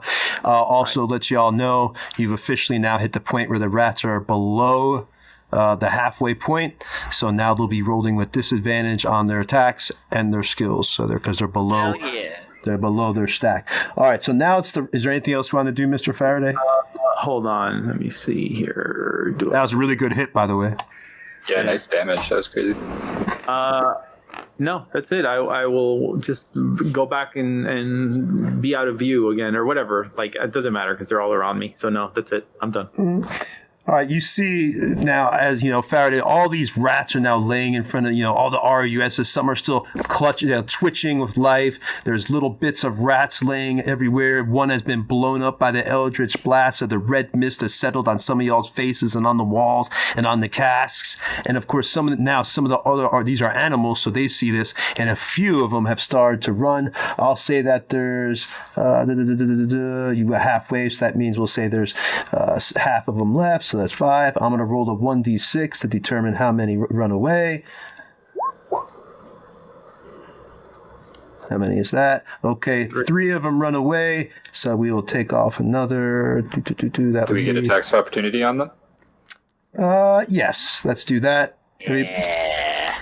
Everybody gets 1 attack of opportunity to represent each one. That's a miss from that. That's a hit from Malkavia. 11 damage from me. Okay, so you blow those. Some of them are just blown up. One of them escapes. The other 2 get totally just like, I'm just going to say they just get wiped because their hit points are disappearing from the swarm. So those 2 get wiped out. Do you want to describe how each person, let's see who hit? I hit for 7, unless I hit for 8. Also, if I get sneak attack, then You do. I get 4. Yeah, sneak attack does apply. Okay, so you've taken that. So those 3 are now gone from the fight. They're gone. As you took out Coronator, you're able to get this massive attack on the one that was trying to run away. So you were able to slice down with Coronator, not actually cutting it in half. You actually kind of took it at its jaw. So you actually saw from its nose down to its jaw slice, and then a little piece of your blade also cut into the forearm. So part of its shoulder was hanging off, and it just died right there in the spot. And then who else got a hit here? Yeah, hit 1 for 8. All right, and then you hit that one, and it was able to just fell. Oh, who was that for 8? Hold on, Scraps. That was Scraps. Right. Stabbed him with the arrow. Okay, so the arrow, as the one was trying to get away from you, you could see the fear. Scraps, as a kobold, you're used to cowering and being afraid, so you recognize fear in most any creature. It's one of your most recognizable emotions. You've learned to master copying it. So as this thing shows fear, you know what that looks like. You quickly notch an arrow, and it goes straight into up the actual, not the rear end, but right above the actual butt of the rat and above its tail, but it gets right into the intestines, and you see it pull a little bit of the intestines out the mouth of the rat, and it chokes on its own intestines and blood as it falls right there on the floor. The third rat, because you missed, that one runs away into the darkness, hissing as it goes. Did it go into the same hole before? Yes, it went into the same hole. Are you going to shoot that damn hole? I'm going into that hole after. I'm going in there. Oh, I'm going in the hole. All right, so we're going to take off 3 times 12, 14. That's 12. Yeah, it's like. Wait, what's 3 times 14, guys? 57. 57. No, it's not. No, it's not. It's 42. It's 42. Oh yeah, it's 42. Yeah. You lying bastards. Sorry, I thought you said It was confident, though. I'll give you that. I thought he said 19 for whatever reason. I'm just like, yeah. No, you didn't. You were lying. That's all right. I'm joking. Yeah, All right. Confidence holes had me fooled. So three are gone now. There's just 2 that remain. They look like they're extremely upset, or almost 3. We'll say 3 are still a little bit up because you got enough hit points for almost 3. So they are looking like they're just attacking. They have not the ones that were around Raz. So let's see who doesn't have any more of a round. We'll take them away to now we show location because we've hit that point. 1, 2, 3, 4. And Bramblebeard, you never attacked with your spectral wolf. Hated. Oh, you did? I didn't remember attacking with the spectral. Yeah. I didn't attack of opportunity with him, if that's what you mean. No, I was. Well, No, I was just remembering Shillelagh from your last move. I don't remember. no, I hit an AC 12 on the attack of opportunity, so I missed. Okay. All right. So you now have those 3 left. They are hanging out there, or I think my beast would actually get it. Probably not.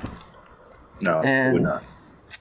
it is now the Ozquip Storm, their turn. So roll a 1d6. Whoever gets the lowest AC is who they're attacking.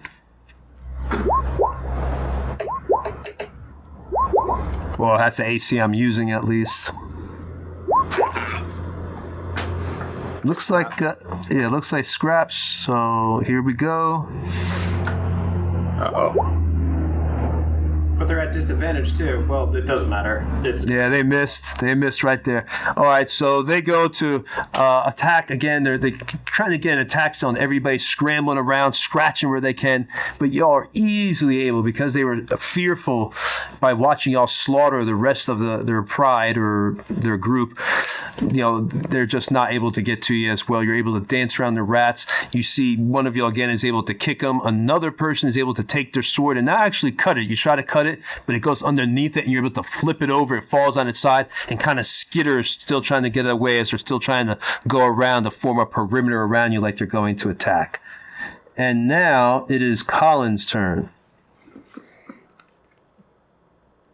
I am going to try and stab another rat with my big arrow spear, and I'm going to get Scraps 2 to do the same. Stab.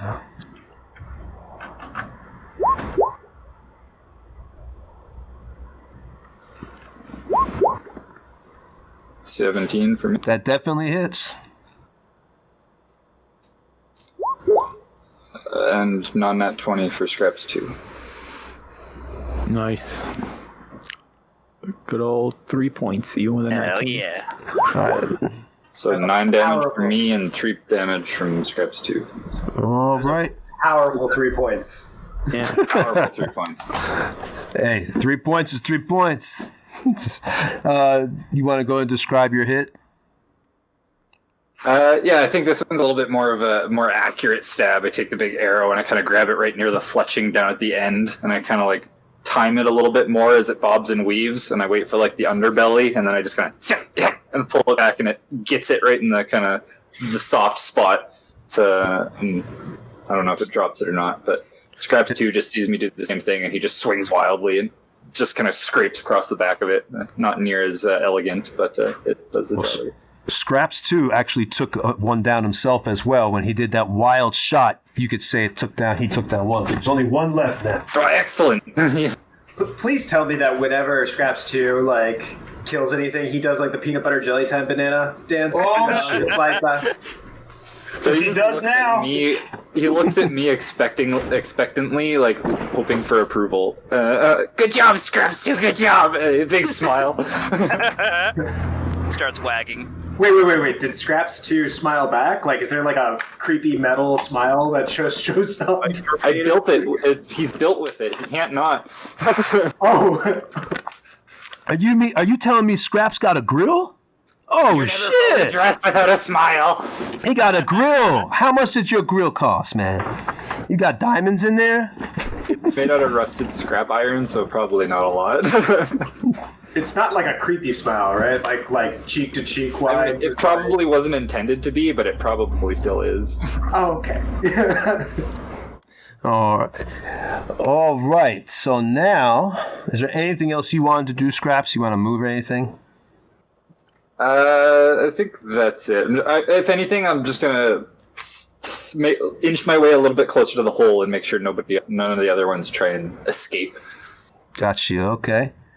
As you move closer to the hole, you don't hear any hissing this time. You actually hear scraping, but it seems to actually be going farther away from you.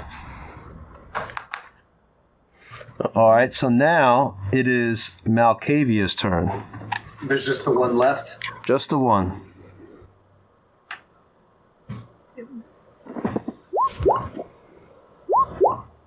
And that's Damage. and that yeah. puts an end to that. Describe. He's down.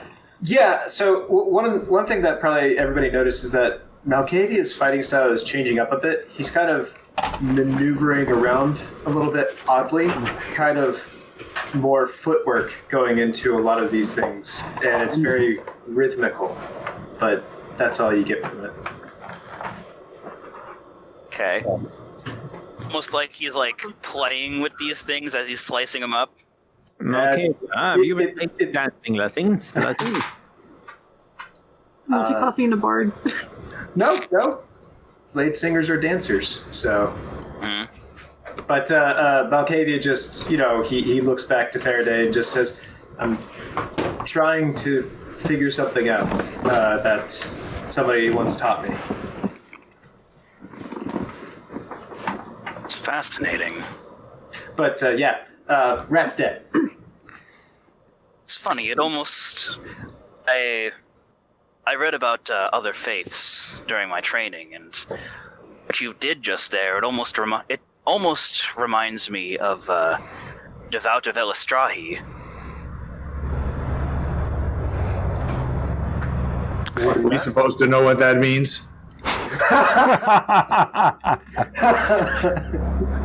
The worshippers of Elistrahi are many times elven women that, in the midst of battle, move very similar to the way you just did. He dances like a girl, is what you're saying. A very deadly girl. I would not want to tangle with any of them anytime soon. Nevertheless, like a girl. Did anyone know that a mischief is a designation for a group of rats? Colony, plague, pack, and swarm are also acceptable. Bloody rats. That's very interesting, Faraday. As Scrap starts crawling into the hole from where they came out. No scraps, no. Oh, they probably have stuff in there. You never know. They have food in 1 second. Scraps, we're on a mission. We don't have time. He turns around and looks at you with like the big, sad kobold eyes. The big puppy dog eyes. All right, hurry, just hurry. Okay. Hey, I'm gonna quickly scurry into the hole and see if there's anything in there. All right, give me, since you're going into the hole, give me a quick stealth check. I'm going to go stealth against... 21. Hey. All right, you know what? You're stealthy. You make it. I'm used to digging through tunnels. This is where I lived. You're in your home. All right, so you actually are the right size, because it actually says it'd be too small to enter except by a gnome or halfling, but Cobble's relatively the same size. The lair contains, as you get in there, a small collection of shiny objects, mostly taken from the rats and other small animal hordes. In addition to the junk-like bits of glittery ribbons, shards of glass, a shiny nail, and dozens of bright red seals from scrolls and letters, the hoard contains a personal seal carved from solid jade, which you value at 300 gold pieces. Wow. a ring of iron set with diamond chips that you value at 200 gold pieces. A 30, I can't believe you went in here. This is actually a rare thing to actually say. People check this. A 30 gold piece copper necklace. A silver oak leaf brooch that is you value at 100 gold pieces. An ornamental letter opener engraved with gold with an actual seal on it. And you value that about $300, 300 gold pieces. But you can't really tell the seal at this moment unless you want to roll. If you want to know the seals, you'd have to roll me an investigation to know that. Is Scraps more excited about the shiny nail compared to all these other things? So yeah, everything's basically in the same boat for him. But you guys just see, see him scurry in, and then like a few seconds later, you just hear, "Oh my God! There's so much stuff in here. I hit the mother load. Mother load. I'm just gonna shovel it all into the bat head, and then I'm just gonna come out just the happiest kobold you've ever seen in your life. Also, I will need probably a list of that stuff because I was a little slow with copying. You got it. I got a list right here.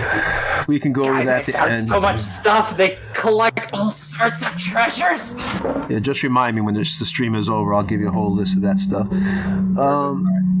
Is there anything you want? A horde of undead, and we got nothing, and then we kill like 5 rats, and you crawl into a hole. And that's like the biggest horde we've ever gotten is from a rat's hole. Yeah. Well, the chances that They were burying their stuff. Maybe we just didn't find it.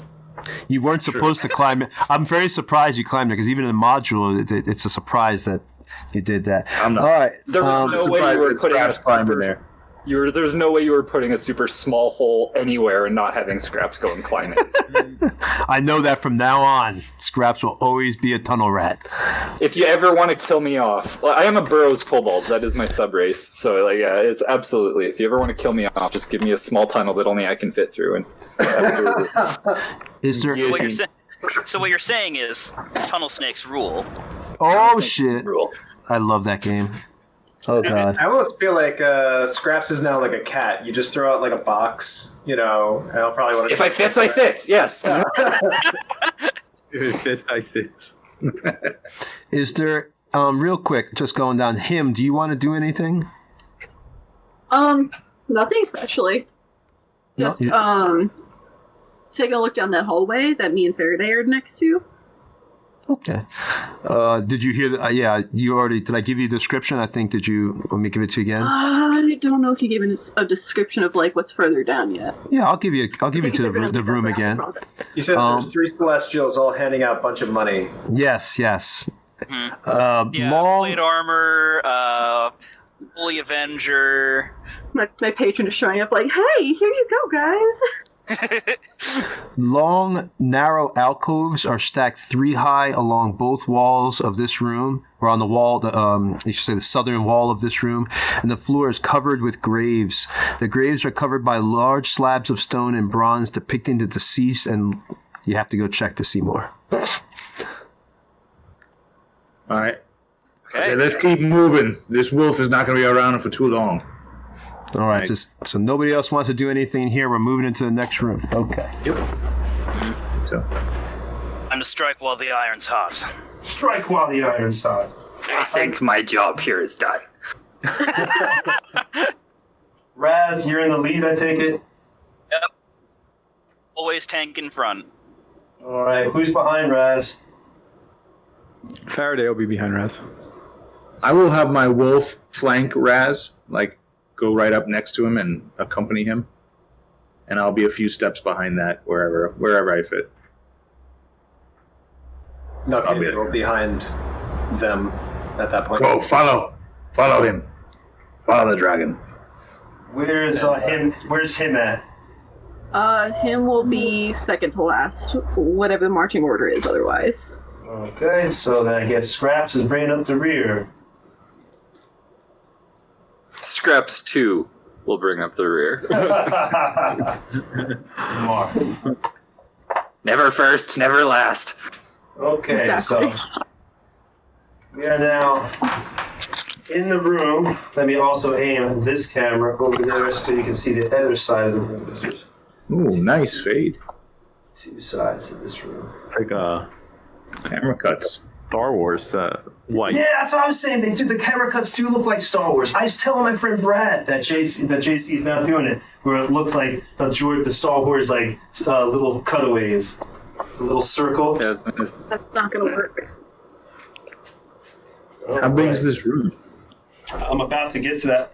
You should be able to see it on the camera if you can't yet. Hold on. Yeah. Alistair does not see any dead bodies to poke with a stick. Just open here. I'm sure there's a body in there I could poke. All right, so I've described what you see in the room. And of course, now as you see here, you see in front of you, you've got a bunch of crypts. You've got a major crypt behind you that actually you can see there right in the picture. And of course, around the room, you've got the graves like you see there as well. Let me see if I can get my laser pointer. Well, if I had the laser pointer, I'd point them out, but you should be able to see them right there in the room. The little grave sites. There it goes. Okay. There. Right there in front of Raz, there's one. Got this one. And then I don't know if the other camera's on yet, where you can see that there's other ones all throughout the room. How many sarcophagi are there? 32. Of course, my room doesn't show that, but if you take time to count, you would see there's 32. Plus, there is one inside. Of course, it looks like you assume there's one inside the giant actual mausoleum right there behind you. Does Alistair's urge to poke rising? Oh yeah. It might be. It could definitely be urgent. Count them. Does my detect magic pick anything up while I'm in here? Let's see. Now might be a good time for that undead thing you do. No, you're not picking up anything in here right now. I don't like this. And behind you, there is another door. You see, I don't know if you can see that in the camera. There is a metal door behind you. Let me adjust the camera so you can see it. Yeah, I'm gonna adjust the camera so you can see it right now. Are there any inscriptions on the sarcophagi? If you want to go up and take a look, Raz? Sure. All right. Let me go ahead and read to you. And the other camera should now be on that metal door. Yeah. Okay. I really like the compass token, by the way. Thank you. That was because y'all's idea. Okay. Let's see. You, as you go up to it, Raz, these 32 graves, these 32, sarcophagi that are lining the room, you've read it. You go and you read a few of them, so we don't have to go read every single one. But you read a few of them. You notice that these are 32 priests are devoted followers of Lathander and are buried here. 20 of them, and of course they're buried with their treasures, because you can open it up and see. 20 of them of the dead wear carved red agates, the dark pink stones sacred to Lathander. It is impossible to walk around. Oh, go ahead. I'm not opening any graves. I was just joking. I don't know if anybody else is. Not one much for grave robbing. Okay. We'll take a look inside the Poking a body that's just sitting there on the ground is one thing, but desecrating a grave, I won't do that. Faraday, we'll take a look inside the mausoleum. Okay. Go ahead and Faraday, give me, the door is locked as you try to go up to it. Do you want to try to open it? Well, I'll check it for traps first. Well, if you already went to open the door, if it had been trapped, you'd be dead already. I didn't realize it was closed. I would have seen it. That's true. I should have told you it was closed. I thought you could see that it's a closed door in the screen. My bad. So, go ahead and give me a sleight of hand, please. Sleight of hand? Okay. To open up that door. or dexterity. Well, you definitely open up the lock. You put your thieves picks in there, and Faraday, you kind of click around, and you hear the actual tumblers go into place, and click, click, and it actually opens. And let me show you what's inside. And inside here, you see a much more, get it off, stick into the thing. You see a much more innate grave. I don't know if you can actually see that in the camera, but you see a much more innate, like sarcophagi, and it has like a statue on it as well. It looks like someone very important is probably buried here. Do you want to approach? Yeah, we'll carefully, making sure not to step on any traps or, fall through the floor. You're so distrusting. All right. So I was knocked out for like 8 hours one time. So yeah, I learned my lesson. Hey, you did. Hey, you walked through that door. You were the one that walked through the door. You just have to be told with poison. That was funny though. That was great. One of the best moments. All right, so you actually go in there and you're able to read, because it's in common, so you can definitely read this. That this is the grave of one of the high priests of Lathander. All right, and there's nothing around useful. I'm not going to open the grave. I just want to know if there's anything around it. Okay, that's good. All right, so you're not opening the grave. You all ain't grave robbers. Okay, no problem. All right, take a look around. Give me another investigation. All right, here we go. Not as good. 9. You take a look around, and it seems pretty actually clean. It looks like the ROUS has probably never got in here. But no, you really don't notice anything strange or sticking out that would seem to be, invaluable or anything like that. All right, so that's it. I will walk out. All right. Is there anything, let's see, Bramblebeard, do you want to do anything? I'm considering going in to look to see what the high priest has. Because, if there's a weapon or something that can help us defeat this guy, I think that Lathander would want us to have it. It's one thing to be like robbing their agates off their neck, their holy symbols and stuff. All right, so you want to go... We borrowed it and then returned it. I actually had the same thought. It's what Lathander would have wanted. It's what Lathander would have wanted. There's an evil guy making a base out of one of his former temples. I don't think he'd want that. All right, so... All right, I'm gonna. This one I'm gonna open. This one you're gonna open? Yep. Do you want me and Faraday to open that for you? No, I want nothing to do with it. You could always make your magical hand do it. It only weighs 5 pounds, a mage.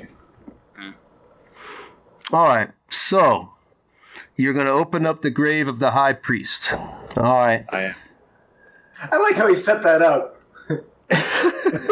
What? Like Captain America. So, you got detention. All right, so this as you open it up, you begin to push it open, and a glyph appears above the grave of just like a glowing glyph seems to actually blazon from the wall of the tomb itself as you begin to open it up. And I need you to roll me a Constitution save, DC 22. I thought nothing might detect magic. Oh. Yeah, that's true. Detect magic would have detected any magical glyphs. Not this glyph, we'll say. Not this one. This is I failed. magical glyph. Okay, so you're going to take 5d10 cold damage on this. Oof. For opening up, as you begin to feel frost, perhaps this glyph, your detect magic might not have worked because maybe this was something that was warded a long time ago. Maybe it was a religious ward, whatever it is, your detect magic didn't seem to detect this one. And you're taking that 5d10. Let's see. Wait, what was that? 5d10? Yes. Yeah. Apparently. 25. Wait. All right. Look at that. So, 20, told you. all right. So you take a vicious cold damage, and you realize that it was a mistake desecrating. You know, it was one thing to open up the graves of the guys outside, but now you've desecrated the grave of the high priest, and he was very important.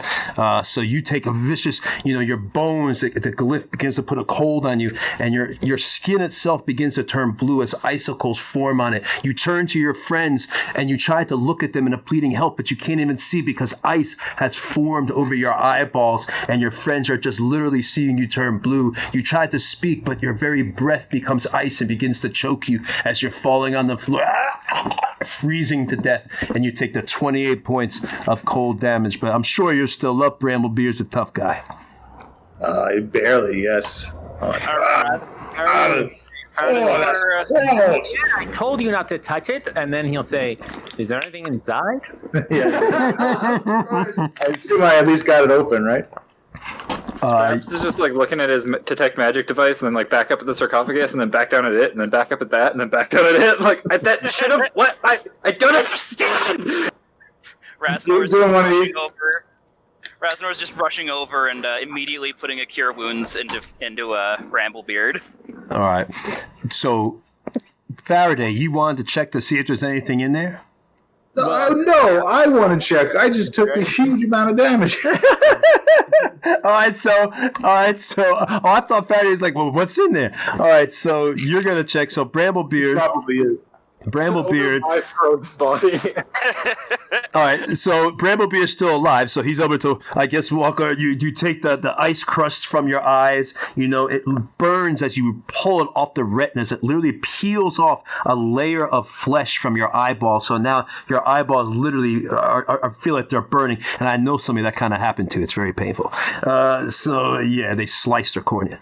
So yeah, you've just got this vicious cut and slice in your cornea, and but you go to look in there, and inside the priest, clutching the hands, the priest, as you see a symbol of Lathander. It's a very large symbol, but this one appears to be made of gold and has jewels encrusted into it like diamonds and rubies. It begs to be picked up. Won't take holy symbols, won't take jewelry, but a holy symbol blinged out with jewelry. And it's asking for it. Is the body have armor or weapons or? It appears to be the body is encased in a set of full plate mail with a mace by a morning star next to it. Plate mail. Does Scrap see any magical emanations from within the thing? Yes. I can't trust this thing anymore. It could very well be broken. On this one, it's not broken, Scraps. Yes, you're getting magical emanations from the armor and the weapon. Wow.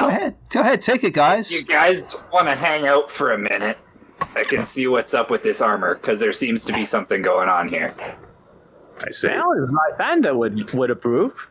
I think it's what he would have wanted. Judging by that cold, I would say Lathander doesn't approve.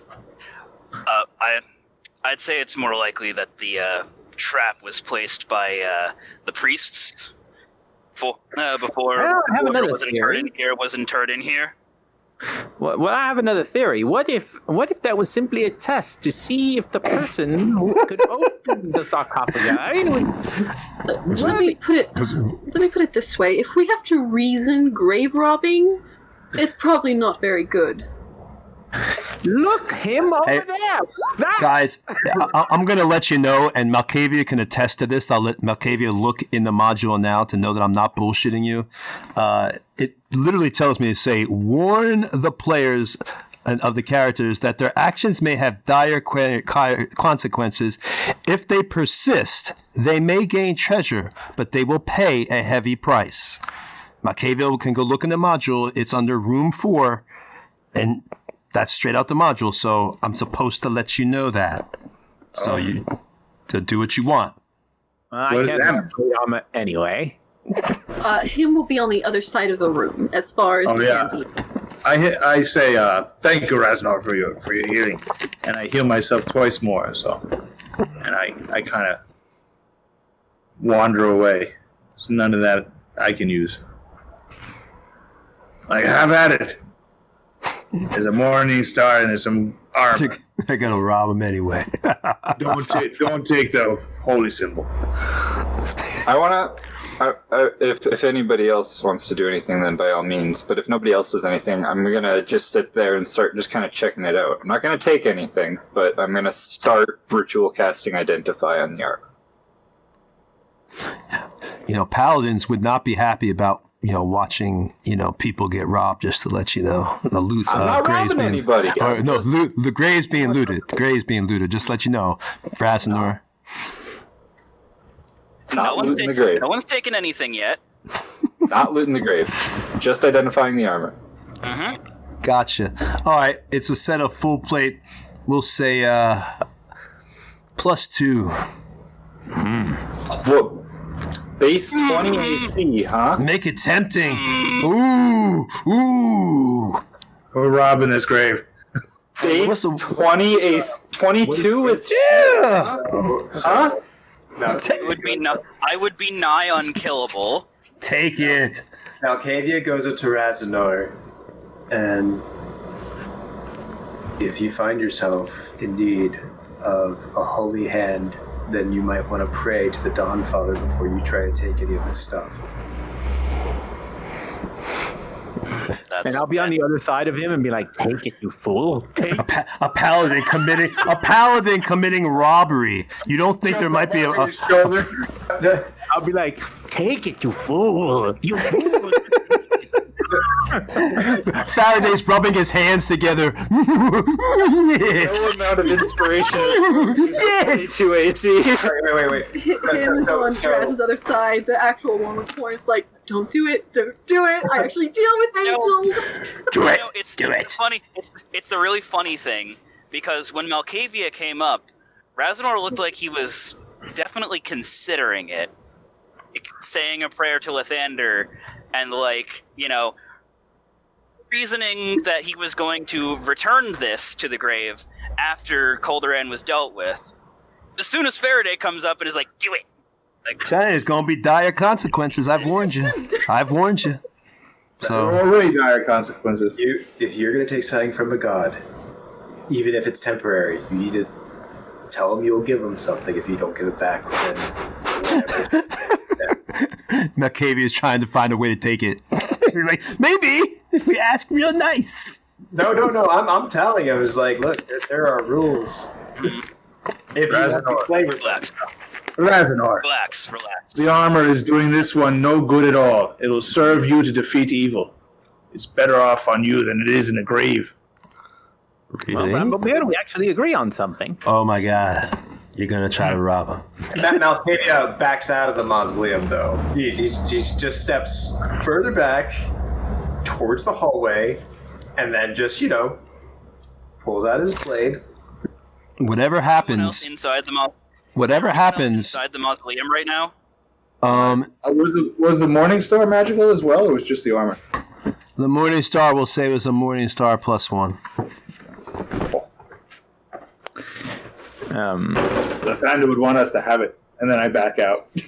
I don't like that all this stuff is specifically really, really tempting. It makes it seem fishy. Malkavia, I give you permission. Malkavia, I give you permission to go read room 4 so you could see what could happen. Oh boy. But you can't say anything.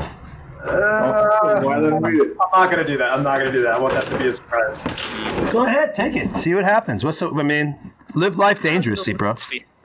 Razenor. This feels like a trial. Use spell magic? No. Y'all spent 15 minutes trying to decide almost to take this armor. Let's just move on. As the one who actually deals with celestials and gods, I recommend not doing it. Just from experience. This feels like some kind of trial. This is specifically placed here to tempt all of us, and me especially, with this armor. Faraday, I'm fairly certain I'm the only one that can use this type of armor. Faraday will yes, cast most definitely. silent image, and it appear and over the armor there's a sign that says "Take me" with a with a point. No, wait, Faraday, and make sure the image shows him already wearing the armor, and he looks oh so sexy. You're right. So I will burn one of my spell slots just to do this. No, you don't have to. I won't count that against your spell slots. RP, DM says that doesn't count as a waste. Okay. Him's So gonna go into the hole. Raznor So actually you see your sees that illusion and shakes his head and walks away. I was testing you. You passed. Good job, Matt. Yes, I'm sure, Mr. Greed. all right. So you're not going in there. I have to make a concentration check for my my wolf. So it'd be 14 because it'd be half the damage. Oh, look at that 20. Wolfie's fun. Okay, my wolf is still. We won't worry. Wolf is good. I think Scraps comes up to you, Raz, and like tugs on your cape or whatever, and you kind of like look down. He just kind of like looks at you and gives like I'm proud of you. You did the right thing. Raz smiles at him and kneels down and gives him a hug. He does a weird kobold like tongue flick purr thing. Oh, So before that's I adorable. walk out, since I'm the last one out, I will use Mage Hand to see if I can close the sarcophagus, and if I can't, I'll just leave it there and just walk out. Oh, no, you can't use Mage Hand to obviously close the sarcophagus, but you just walk off. So the sarcophagus is kind of just left open, but y'all didn't take anything. Right. Raz will make a point of like closing the gate again. Okay. All right, so the gate is closed. Raz is left. Maybe a pocket. When you come out without the armor, I'm like, where's your new armor? That's so messed I don't need it. Well, if you get hit just barely later, I'll remind you. What are you wearing now, chain? A chainmail. Oh my god, what a huge... Oh no, that's such a big difference. It really is. You go from It 15 would be to a 22? massive difference. If that was just plate mail, that still would have been just as tempting, let alone +2 plate mail. Ooh, I know, right? Man, it's not too late to go back. I'm sitting pretty at AC 18. I'm okay. It's not I too think late the to go fact back. that Tony made the armor +2 just on a whim is all the more reason not to take it. Him will go up beside Raznor. I should have said +5. I should have said the weapon was a holy avenger. Raz was like, no! All right. 5, I would put it Nothing on that and good become a comes out of fighter. fight. I did read, Tony, but man. Yeah. Anyways, moving on. Yeah, next room. He made the right choice, didn't he, Malkavia? Yeah. 22 AC is pretty nice. But could he get the armor on before he was attacked? Yeah, that's another thing. That's a whole donning process. So yeah. Yeah, heavy armor takes like 20 minutes to don. All right. Don't read nothing else, Malkavia. Don't be reading nothing else. I'm not touching anything. Nope. All right. So Scraps is going to go admire the beautiful construction on this large metal door and see if there's a way to open it. And he's not going to try and open it. He's just going to see if there's a way to open it. Go ahead and give me investigation.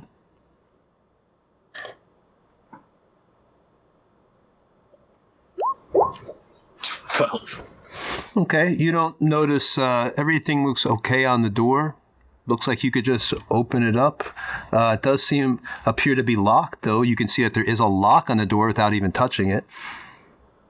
I'm particularly good at this, and I will just like push my way past Scraps and start picking at the door. Okay. After you. All right, go ahead. You're going to start trying to pick the door? Yep. Okay, go ahead and give me an acrobatics check, please. Okay. Wow, acrobatics. Uh-oh. 22. Okay. At that moment, a large curved blade comes out. As you know, you didn't even notice it.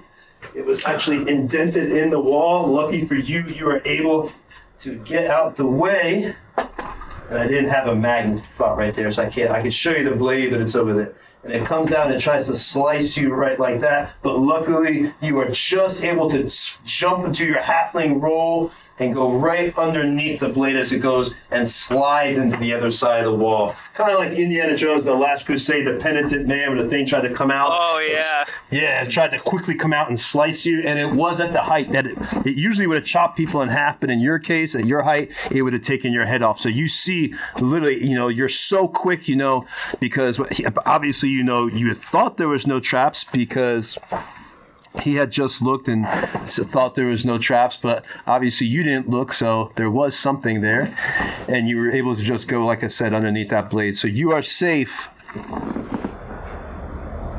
My God, Faraday, I'm so sorry. I swear there was nothing there when I looked. It must have just appeared. Faraday will stand up, dust off his hat, put it back on. All right, then. Back to picking the lock. All right. Give me a sleight of hand, buddy. You're so capable. He so loves Faraday. Faraday, plus 20, because you got plus 5, so it's actually a 20. All right, so yeah. I think it's technically a 14. Why does it say? Okay, I'm sorry. I'm looking at it wrong because it used to be like. Okay, so no.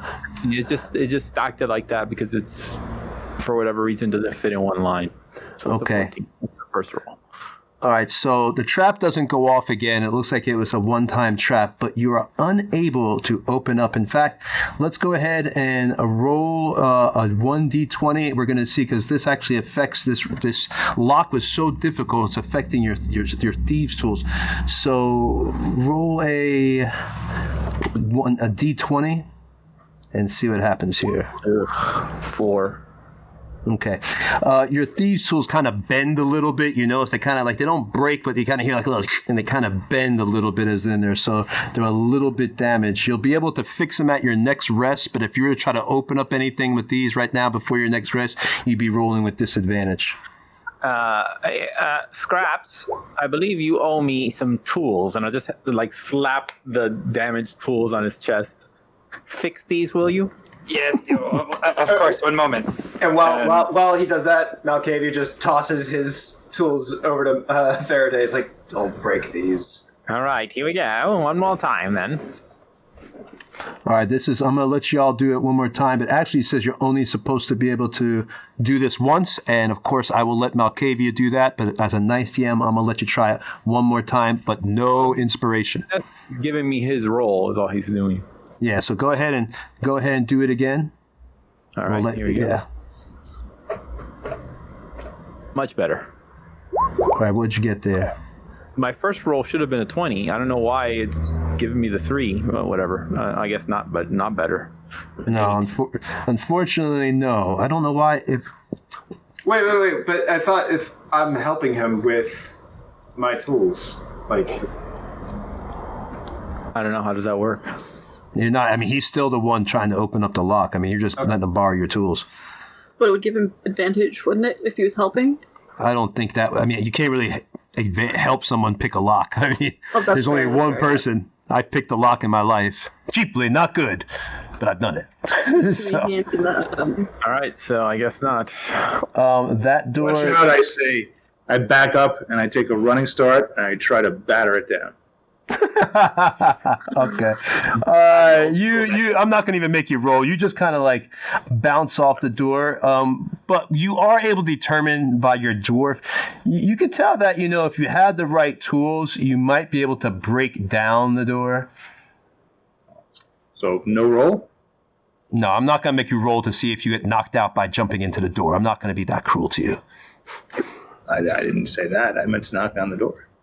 Oh, you're right. No. I'll tell you what. I'll let you roll for it, but it's a solid door. Go ahead and give me a strength and see what happens. If you get a straight magic 20, we'll see. We'll have a little something happen there. No natural 20. I roll a 20. Natural 20. Nat 20. I'll roll the dirty 20. Dirty. Well, no. So you hit the door. And you just kind of bounce off the door itself. You take one point of damage, just one point of damage from hitting the door itself. Is this door all metal? It's really a stone door. Let me describe it to you. I didn't have a stone door, so let me scrap this here. It's okay. It's okay. It's a stone door to a chamber, and it's a solid stone door. Is there any other entrances or anything in this room? Give me a. You're looking around for. Go ahead and investigate if you're looking around for other entrances. See what you roll. Now you look around real good. I mean, you look around real good. You're searching, see if there's any more Osquip tunnels that would give you an idea of maybe there was any indication to find another way in. But no, you don't notice any other entrances or appears to be any way into this room other than this right here. There were guards and everybody outside saying that people weren't leaving. So where are they going? If they can't come out, are they on the other side of this stone door? Perhaps. You said something earlier that caught my interest. Something about a shatter spell. Perhaps it would work on this door? I would like you to try, but I can't use too many spells in a day. Can I... Malkavia walks up, if it's at all possible, and he snaps his fingers, and Hush disappears, and takes a second, snaps his fingers again, and Hush reappears as a lizard on top of his shoulder. Oh. You just have him go under. You know what? I will allow the lizard to this stone door that there's a small crack that just a lizard could fit through. Because theoretically it would take, an hour to do that normally? Yeah. Oh, I thought you could dismiss and then You have to recast. Yeah, but you can't change form, I don't think. Okay, yeah, then it's probably out. Yeah, never mind. So while Scraps is going through his bag looking for the thing he needs to fix Faraday's tools, he pulls out 2 crowbars that he has because he has a bunch of just junk in this bag, and he holds them out to you guys. You should use these. You really want that room. Well, I'm certainly not equipped physically for this, and I'll just hand it over to Raz. Hand over one of the crowbars to Raz. And Bramblebeard, probably. Yeah, because him is not physically equipped either. All right. This is the only doorway in this room, right? But I will do it. I just rolled a nat 20 to see that there was only one door. Okay, so there's nowhere else to go. This is the only way. Got it. Yeah, so we have to get through the door. Mm-hmm. No, there's another way. No, there is another way out. I thought you were saying, is there another way into this room? Like that room you're looking at. Like other than coming in, I was looking for I apologize. doors and entrances. Yes, I apologize then. I thought you were looking for another door entrance in beyond, not other than the metal door into this area. I apologize. Yes, there is another way, and I will put that in there now so you can hopefully see it over there. There's like a little hole. If you go over here, you actually see, I'll describe it to you. Scraps, you're up. Another hole in the wall. Yay! I hope I didn't just pull a camera. All right. Yeah, because I was looking for any way to go, because people have been getting lost in this place, and if this door can't be moved, then what's happened to it? Yeah, I'm sorry. I thought you were saying that. That's my mistake. I have a miscommunication. I thought you were asking, is there another way we could possibly get into this room aside from this door that we can't open? Okay. What you see here, this passageway right here that you see it looks like it was made by tearing down the back wall of a crypt alcove and tunneling down the natural limestone's cavern, possibly where the Mage Lord was laid to rest. It looks like, you've heard that the story that you were hearing outside as you were walking in, that this was a place where a dozen of the constable's exploring guardsmen made it this far before discovering the first Mage Lord's defenses. So once him realizes that there's that tunnel, he's going to call everybody's attention over, hey, over here, I think I found where we're supposed to go. I'm still curious to see what's behind this door. Everyone's just standing there holding their crowbars. We can deal with it on the way back up. All right. So is everybody going over where him is at, just for the sake of argument? Yes. Sure. Okay, so you see a rough stone tunnel sloping downward. 2 recently slain guardsmen lie next to the battled body of an enormous insect-like creature that almost fills the narrow tunnel.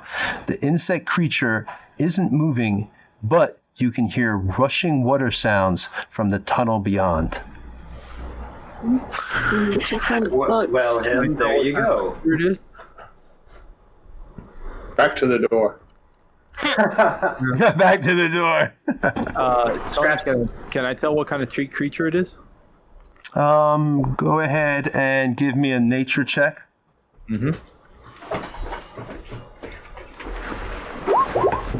18. You can tell that these look like the tracks, or the creature itself that's dead. It looks like it was a hookar. From your determination of it, you've heard of these creatures before. They sometimes inhabit, caverns and everything else underneath the ground. And it appears that this slope is going downwards, like you're going deeper into the ground itself. So it's switching over from dungeons to like a cavern-like appearance. What Hell, James and I are just like, What is this? meta knowledge. No. that does not look friendly. How bad could they be? You want? That's exactly. This the one's question. obviously dead. The hookar. What is it? There's also bodies. There was a hookar, and there's also some bodies of some dead guards. Don't look it up. Hookar. Hookar. Don't look it up. But I mean, wouldn't I know what it is? Just trust me, it's bad. Yeah. Before. Sound good. Very, very bad. Pretty nasty. They've redesigned them so many times, but yeah. I mean, the artwork's cool enough. But I believe this is getting off track of where we need to be going. Now, Kavia takes an arrow and shoots the dead hookar, just in case. All right, so you shoot the There's your dead. mini boss, folks. Hey, hold on a second. Wonder if I have it in here. I have a hookar. I should put on. Wait, you do? You said it was dead. What did I tell he you? just did it. Summon let me- the Oh, mini no, he boss. has the mini for it. That's not good. No, I was just gonna put it on the ground to show it's dead. I wasn't gonna get a mini. Not yet. That's a joke. Exactly what him planning to kill us with something would say. No, never. It's all good. Everything's safe. All right, let me put you all by that hole though, so y'all can go by the hole. What? I'm just showing you what this Demon Lord mini looks like. I'm not gonna use it. Duh. No. Yeah, you said the same thing with the red dragon now, didn't you? Guys, check out the cool Tiamat mini I bought. It was like $150 some. And you I just actually got it did- for show? Yeah. I actually did recently get the brand new green Draco Lich and blue Draco Lich from the Boneyard stuff. Oh no. Well, By the way, guys, I also got minis for all of you of your dead characters. This is what they look like too. Yeah. All dead. him thinking with this is, well, if this thing is dead and there's only 2 guards that are dead next to it, then it only took 2 of them to kill it. Uh-huh. That's math. Uh-huh. It's only sensible. Two sacrifices to kill. Yeah, exactly. You know what's funny? You mentioned minis of our dead characters. With Hero Forge now with a specific character pose, he could actually do that. That's true. You know what's sad? It's what's coming for y'all. You're gonna wish it was just the cars. God damn it. Dude! It's gonna be the anyways. bunny. It's gonna be the bunny from. There's the hookar. Oh, nice. That takes up all the screenshot. That takes the entire. So how do we get through if the tunnel is blocked? It's not blocked. I was just putting it there for show. It's not I blocked. get it. I'll move it out the way now. That guy has like a 12-pack. Yeah, I was just thinking that too. He's tough. You know, if you read any of the books by R.A. Salvatore, some of the Drist books, there's actually a very sad character called Clacker that was turned into a hookar, a deep gnome. And it was really, really sad, man. One of the saddest things I've ever read is that freaking Clacker, man. Go read that book. So yeah, you see that hookar, and you hear rushing water, in the cavern beyond. What do y'all want to do? Back to the door. Back to the door! Y'all a bunch of pussies. That's a bad word. I shouldn't have said that word. That's sorry. I mean, everyone knows the alternate road is the one with the most stuff, so... Yeah, but we can't open it. We're not We here haven't for tried the treasure. crowbars yet. Yeah, we didn't try tools. Y'all really... We're here to complete a mission, and I believe the mission is through that door. This clearly leads to some sort of cavernous, naturey place. And what we want is in the crypt here. You really, really want that door. You. If you were wearing plate armor, we might be able to go through this hole. Oh, you had a shiny new morning star to bash the door down. Y'all a bunch of dicks. I mean, I didn't carry these crowbars all this way just to not try them on a door. I agree. Yes, I agree. Let's try the door. Let's do it. With that, Raznor takes his crowbar and goes back to the door and gets set up. All right. Alcadia stays by the hole. I will Him's just standing in the send back like, Archibald the Second through, flying down the tunnel towards the sound of water. Okay. You send Archibald down the tunnel. So he Oh, can no. see what That's gets... how Faraday lost his Oh, bird. he's already got it for me. Thank you, JC. Doing this right now. It's all right. We're knocking over other stuff. It's all Doing right. this right now. Oh, here, let me help you. Let me pull the cord. There you go, buddy. Oh, that looks like a giant chamber. Yeah, they're about to be in there. All right, so you send Archibald down into the chamber a little bit, and he basically sees, like, what he can see is like a river. I'll describe it even better here.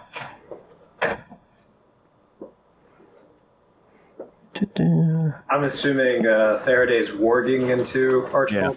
Yeah. Yeah, I know y'all just using everything, hoping that you see what's ahead here.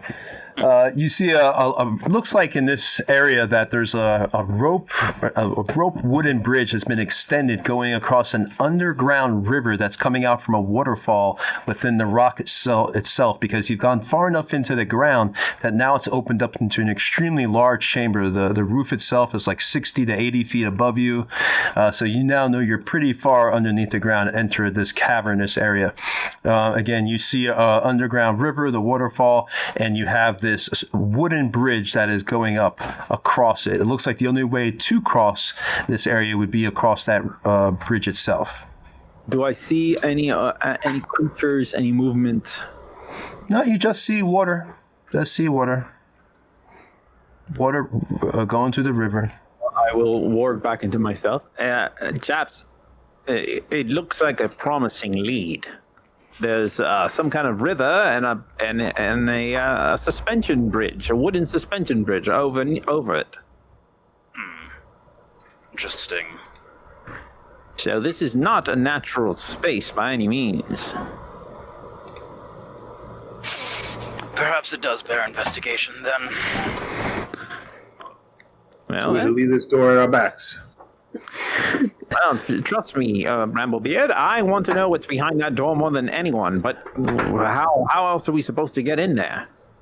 We've got crowbars. crowbars. Well, let's give it a try then. Give it a try. And see They if we want can that door. proceed down this cavern. All right then. Right. So All right. I will help Raznor. All right, y'all roll a nat 20. I'll let you in. Nat 20. These damn. And you're in. One roll. but there's Not a nat 20. Come on, at 20 now. Not at that. Okay, there we go. So it looks like this area is a mystery to y'all. You can't get in here right now unless you come back. Bramblebeard, you're able to determine at this point the only way you'd be able to get in there is if you came back with stone picks and everything else and slowly chipped away at the rock. You estimate it would take you, hold on, I actually have the notes for it right here. Too long.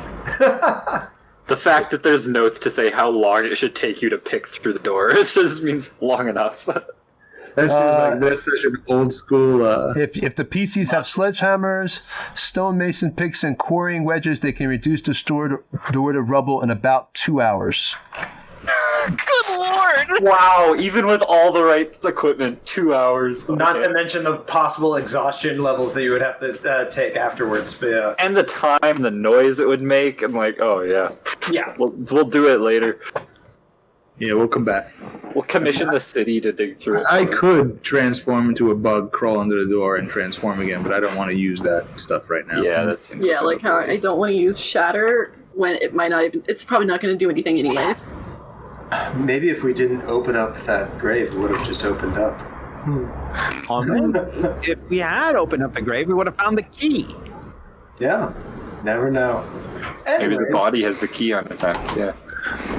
All right. Oh, or the symbol, the Athander symbol, you know? Perhaps there was a key in there. I guess we'll never know. Moving on. Moving on. Sometimes in Moving on. sometimes in old school D&D, guys, there's doors you just can't open and get stuff.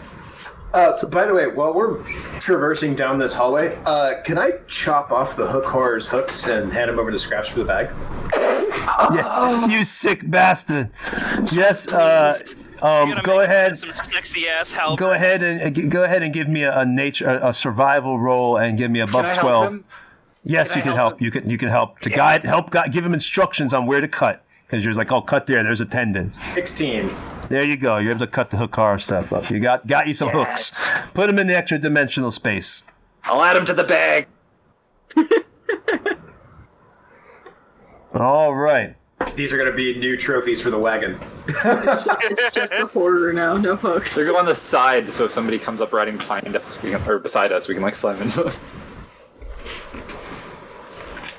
That room is actually bigger than you see. There's actually over on the other side. He might put the other. Oh, I think he is. So you can see both sides of the room.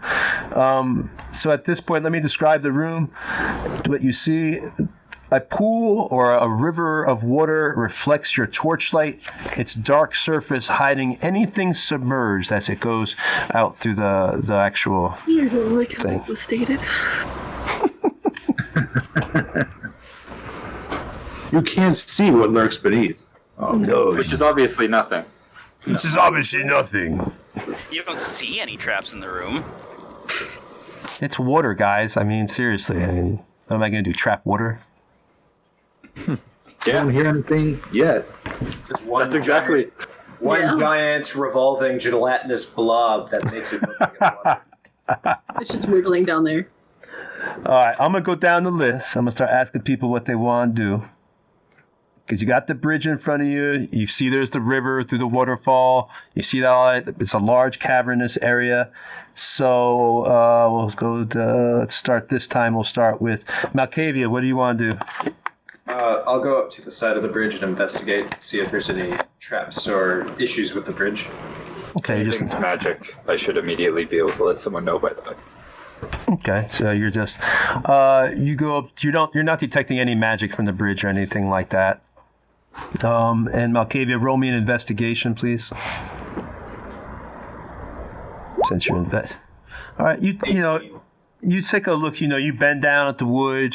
You're actually able to investigate. You can tell that this is oak wood. It's been here for quite a long time. You estimate that this bridge might have been made over a century ago. So this was in the time before Colderan. So this looks like, again, very old.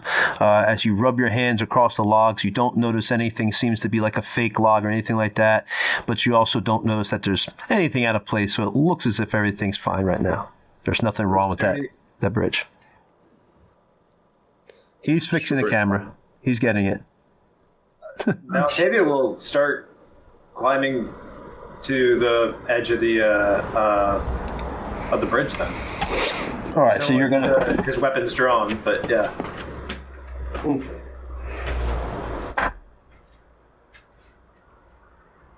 Anybody remember that scene in Indiana Jones where the kid's like jumping on the bridge? He's like, "Look, it don't break! It don't break!" I'm thinking about that scene from Shrek. I'm looking down! So Malkavia is gonna go up. Are you going? You're going on the bridge. Yep. Okay. Is anybody following behind Malkavia? Well, I'm standing up, so I don't think you get enough. Scraps 2. Scraps 2 is following behind Malkavia. Anybody Protect else? him. It would probably be best if we went one at a time. That way we would stress the bridge less. Okay. So Malkavia dashes across the bridge. Hold on a second, Malkavia, while you're dashing. He makes it perfectly fine without the There we go. So good. Does I a triple need- backflip sticks the landing? What are you gonna do? Trap the water?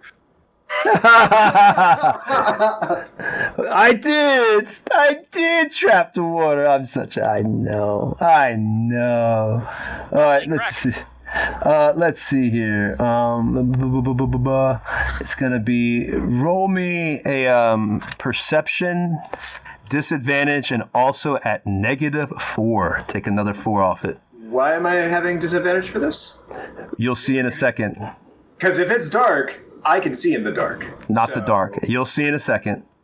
It will make sense in a second. You'll see why it's such a vicious negative roll I did to you. All right. If you don't think it makes sense, we can, but you'll see. I think you'll understand why. All right, so you roll it with you an 8. all right. Actually, no, -4, a 4. So the reason you didn't notice is from both sides of the bridge because they're made out of water itself.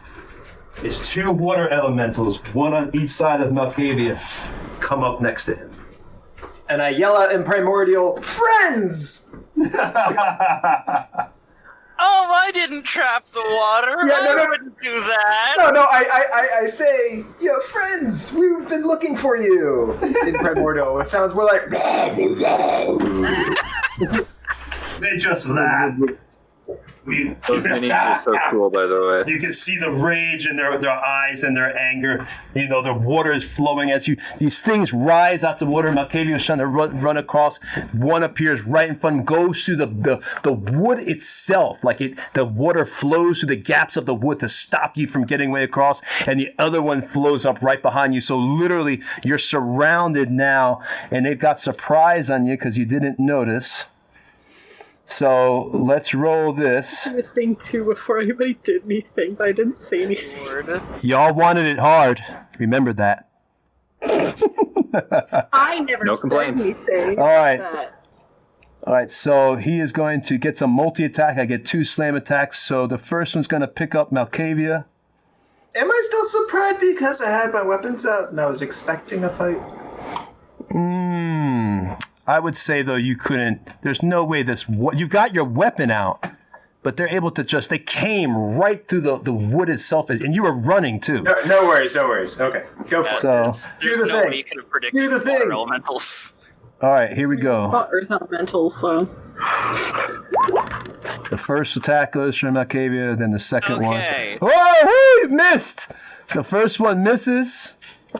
Second one goes from Malkavia. It's a miss as well. Woo! All right, so both the water elementals, they come through it, Malkavia. It's literally, you feel the water rush up your legs as you're going through the bridge, and these things form in front of you. These huge water elemental creatures trying to get you and swish. Their arms literally try to reach out to grab you. You just fall down backwards. You realize you can't go forward, so you fall down backwards for a second.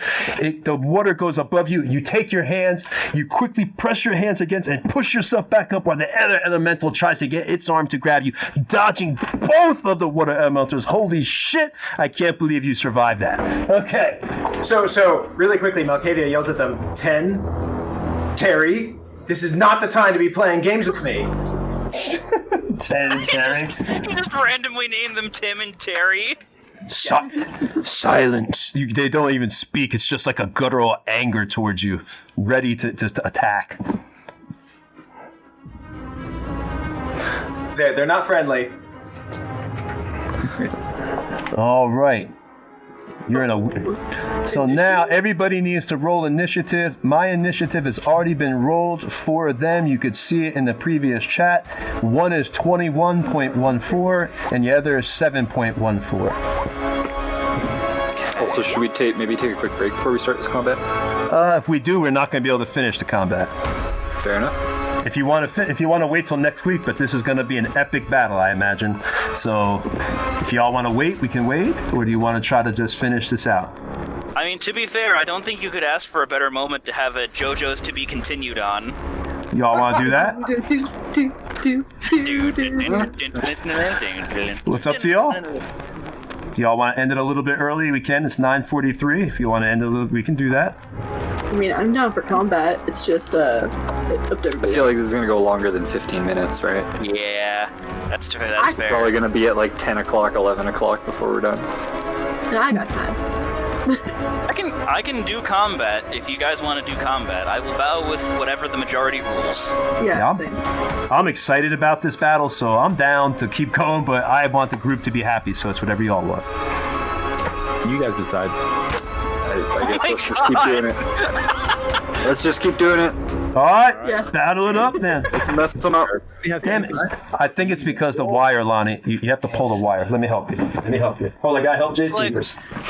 It was almost like trying to order dinner with your significant other. Yeah. What do you want for dinner? I don't know. What do you want for dinner? I don't know. What do you want for dinner?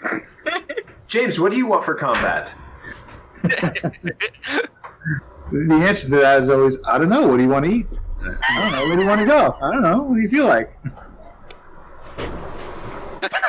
We've had that conversation many times.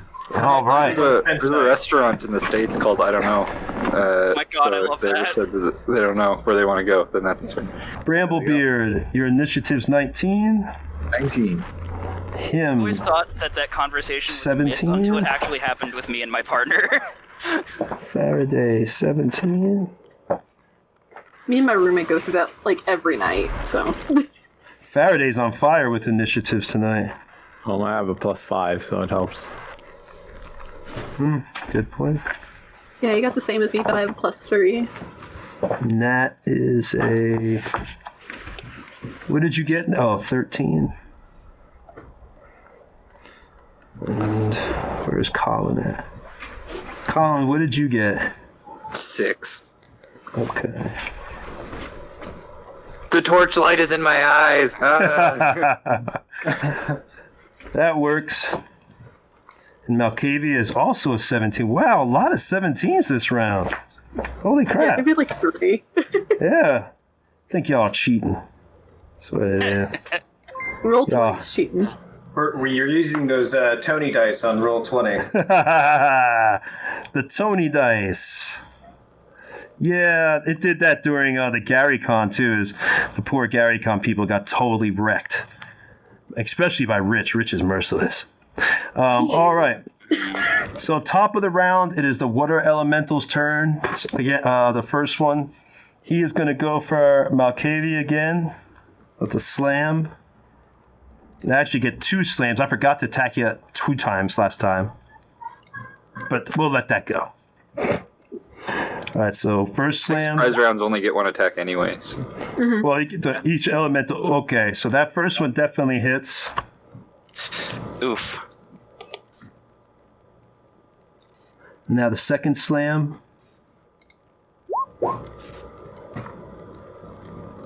That misses. All right, so the first one, he goes to pick you up and just,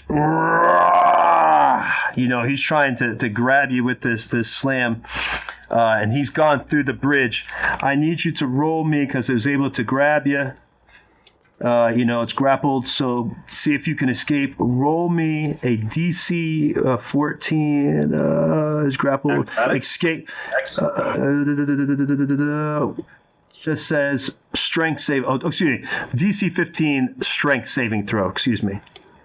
Oh, I can't use Dex? That's weird. All right.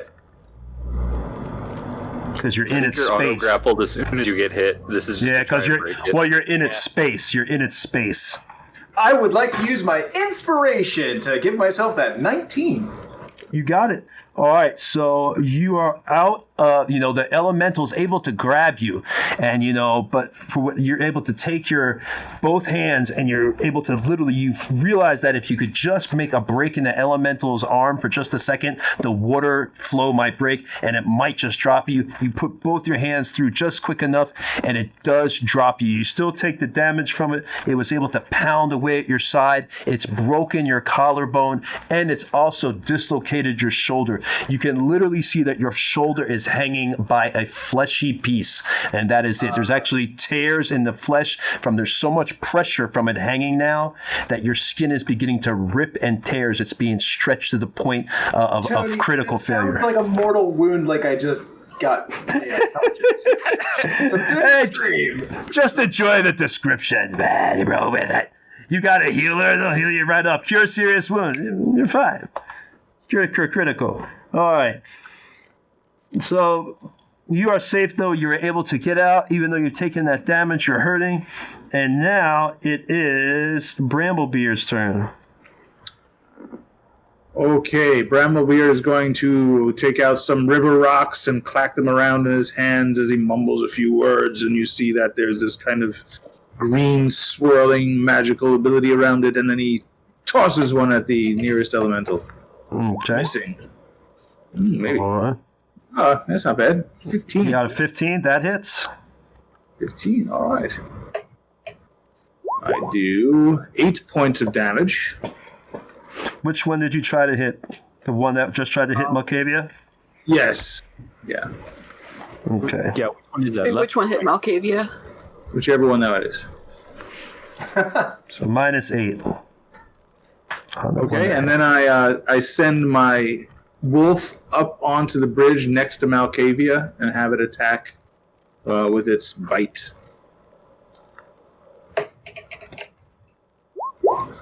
So that's AC 17 for the wolf. Yep, that hits. Hit. And that is 8 plus 6, 14 points of damage. Woo! That's a nice one. All right. You want to describe the hit? How your wolf? Since he's next to you, he actually has advantage. So I'm gonna roll the attack again. Oh, there was it already. Yeah. Advantage there. That was not a nat 20. So either way, just a hit. Yeah, you hit. So you do 14 plus your 8. You want to describe how you hit these elementals? Sure. Well, actually, I'm not sure if the beast that I summon has magical, is considered magical. As far as summoned magical beast. It is a magical beast. So it would do magical damage or magical attacks. I would think so. So one of my rocks goes through the elemental and takes a big splash of water out of it, making it slightly smaller, just a bit smaller. And then my giant wolf comes running up onto the bridge and starts, I don't know, biting in water the way the dog does at a hose. Like. All right. So this bite, you hit it with a rock, right? Yes, a magical stone. Okay. And the beast, like you said, I guess I'll let that magical rule go off for the beast. I'm really not sure. I would think that the beast wouldn't be considered, but we'll see. Let me look at it. But I can tell you that bludgeoning damage, piercing, slashing, all have damage resistance. So you actually. Non-magical. It's non-magical. Oh, okay. That's all right. All right. Just want to make sure. I'm thinking. All right. So you're good to go on that. So yeah, as long as that beast is magical, then we are good to go. I can't be sure if it is.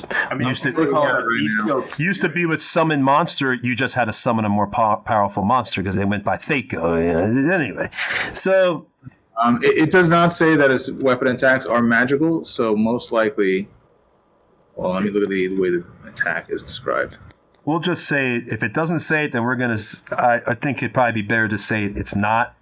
It is. It is not magical as far as I can see. It doesn't say it is. So just add plus 14 back to this. Well, it'll probably do half damage, right? I'm sure it's resistance. Yeah. So add plus 7. Plus 7. Yeah. So 7 back. Yeah. 7 back. Yeah. Okay. All right. You can describe. You've described your attacks already. Yep. So now it is Malkavia's turn. Fun.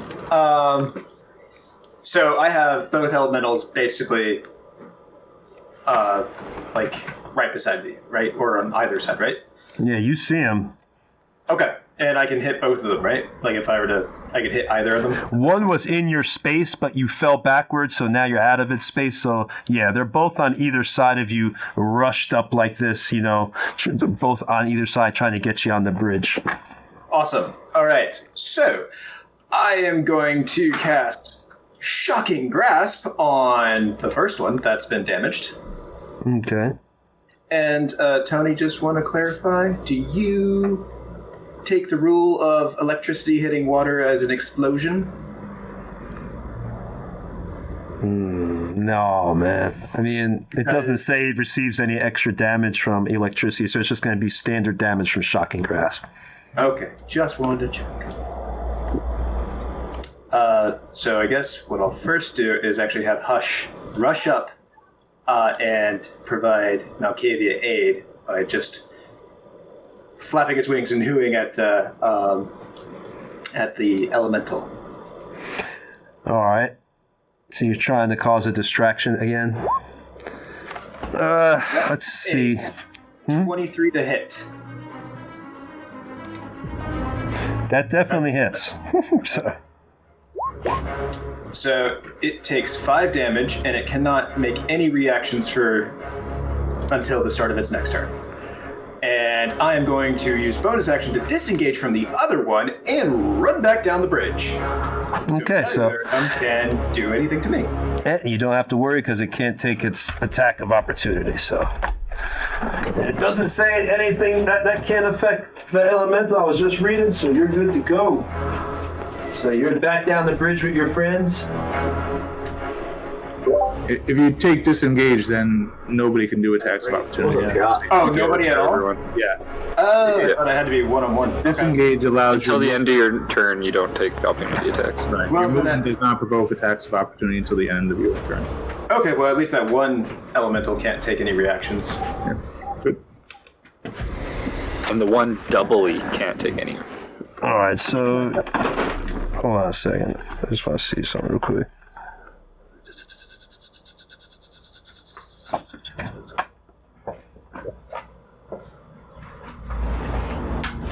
So you, but wait a minute. I'm kind of confused, Malkavia, because you cast the spell, right?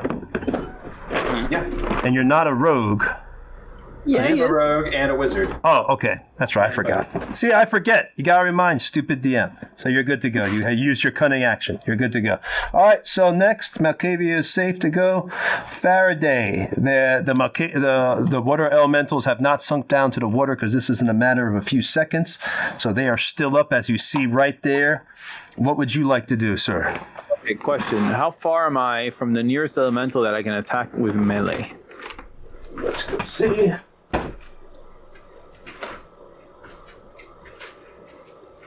You got, because you can move through Malkavia's space, so 1, 2, 3, 4, 5, 6.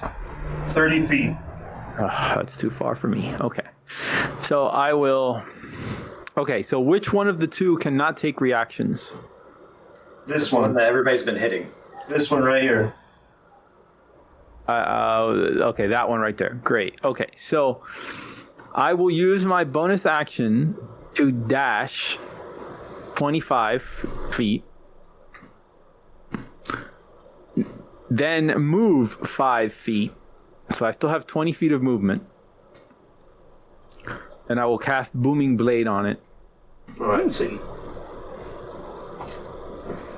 Ah, yes. I was hoping that somebody would do this combination. So Yes. you ran up, you dashed, and then you moved. I didn't think you could attack after you dashed, though, that you could also attack after dash. I'm using Dash it as a bonus. as bonus action. Okay. Bonus action dashing, then moving 5 feet, retaining 20 feet of movement, and then hitting. I'm going to attack with Booming. All right, let's do it then. Go ahead and do the booming blade and see what happens, baby. Here we go.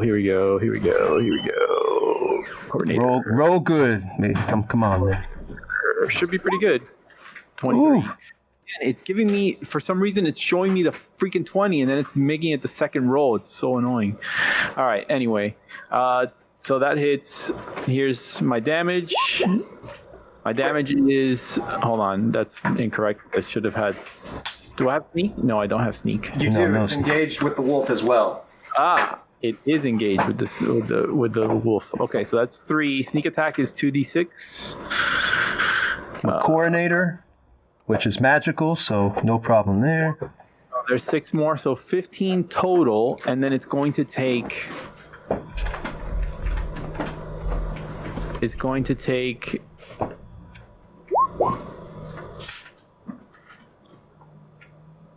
2 points of thunder damage on the next move. And then I will take my remaining 20 feet of movement to back away from it. Well, you didn't disengage, so we got to get the... No, it can't react. Oh, yeah. That's right. That's right. Very smart. Very smart. Okay. That's right. So you are backing away and moving back 1, 2, 3, 4. So you're right there, kind of in front of Malkavian now. All right. So again, for the record, 15 points of damage and 2 on movement, subsequent movement. Yep. I haven't taken that off. Just remind me to take that off, the 2 points, in case I somehow forget, which I probably will. So now it's Jay's turn. Or him. Gang.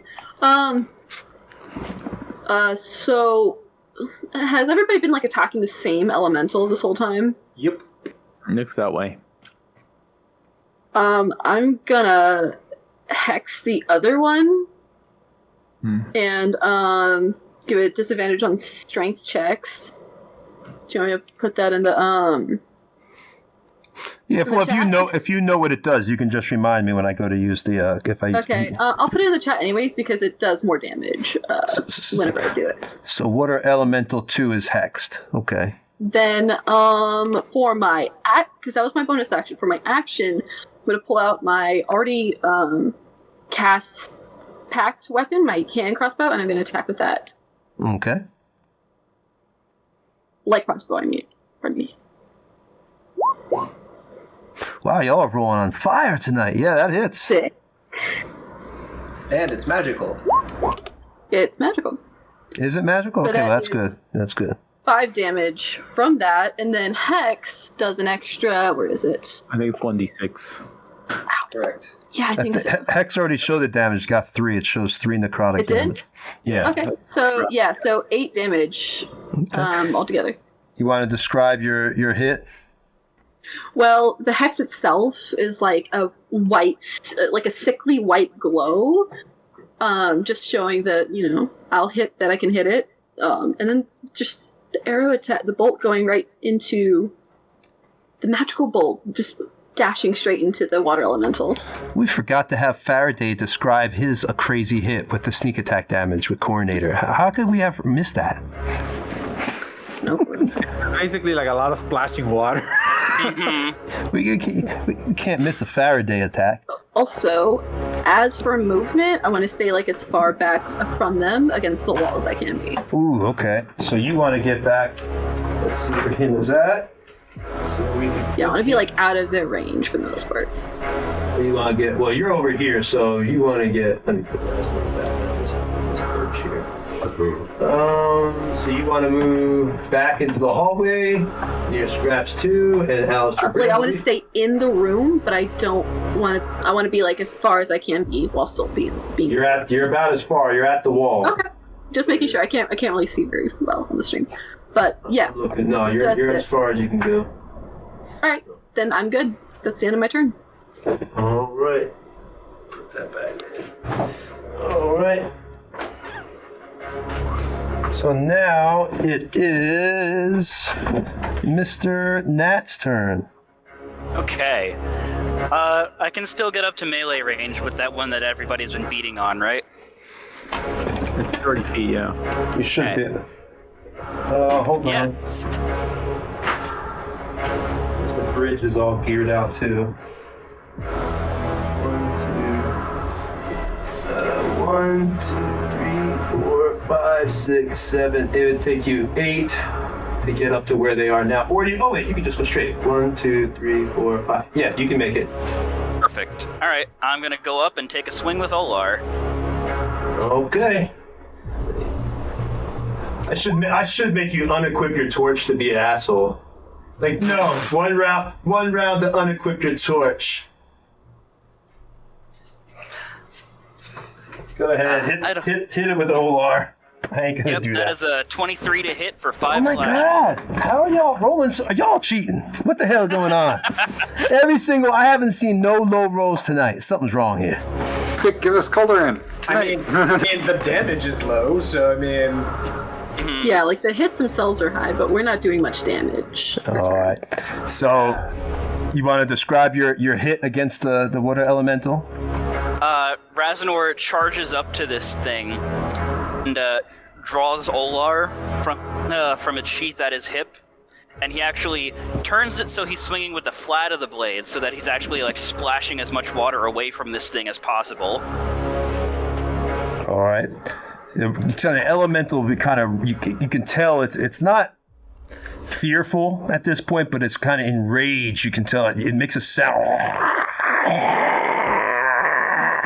and the other one makes the sound. It was a terrible guttural sound. Sorry, and it makes another one makes the same as these. The water is just swishing and moving around these things. It begins to form another arm so it can fix the one it had. But it's gotten a little bit smaller. Like there's just less water for it to be forming its body of. All right. And Nat, is there anything else you want to do, or is that it, Rhett? It's me. All right. And now it's Water Elemental 2. This one. Electric Boogaloo. Yeah. That was. I remember that movie. You're too young to know that. So let's see. We've got 1, 2, 3, 4, 5. Can I make the hint? 5, 6. You can make it. All right. So this one. What? Thanks so much for him moving away. Well, him was just open right now, so the elemental's moving over. Let's see. All right, so this elemental's going to attack him. The first one. Let's see. Normal roll. Miss. That's a miss. So a swish and a miss. All right. Do another one.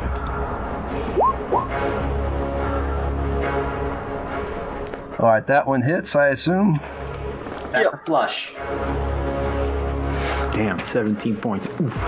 All right, so this water elemental comes up. It slides across the rock. You can see as it's coming out of the actual river itself, and it doesn't have legs, but the movement again, it just seems to like slither across the rock as it gets to him. And when it gets to him, it takes its watery hands, as the waves and everything are flowing through it, and comes down on him, right on his body, and puts both its hands together. You feel a loud, thunderous clap as the chamber itself kind of shakes and echoes go through it, and him gets crushed. You feel your pelvic bone get crushed and pushed on to the other side almost of your hip. So it's almost like you have both sets of your hips. You can still kind of move, but it's like one crushed part is on the other side. And then you also have your arm, the elbow itself got a crack going down the elbow. So when you actually try to move your arm, it's separating the bone even more. The pain is incredibly intense. This is deja vu. Do elementals know any other attack? Oh, now it's Scrap's turn, and it's not in your area, so you don't have to roll for the thingy because it's not in yours. All right, so can I visually see like how bad does him look from that? Oh, bloodied and beat. That was over half my health. Ooh. So I am going to smack Scraps 2 on the back and point towards the water elemental that Faraday was fighting and say, "Go get them!" And then I am going to pull one of the little syringes out of the leather pouch off my chest and run over towards him and stab it into his back. And he turns around to look at me and be like, "Don't worry, it'll help. You usually help us, so I feel like it's best to pay it forward." And I'm going to cast Cure Wounds on you.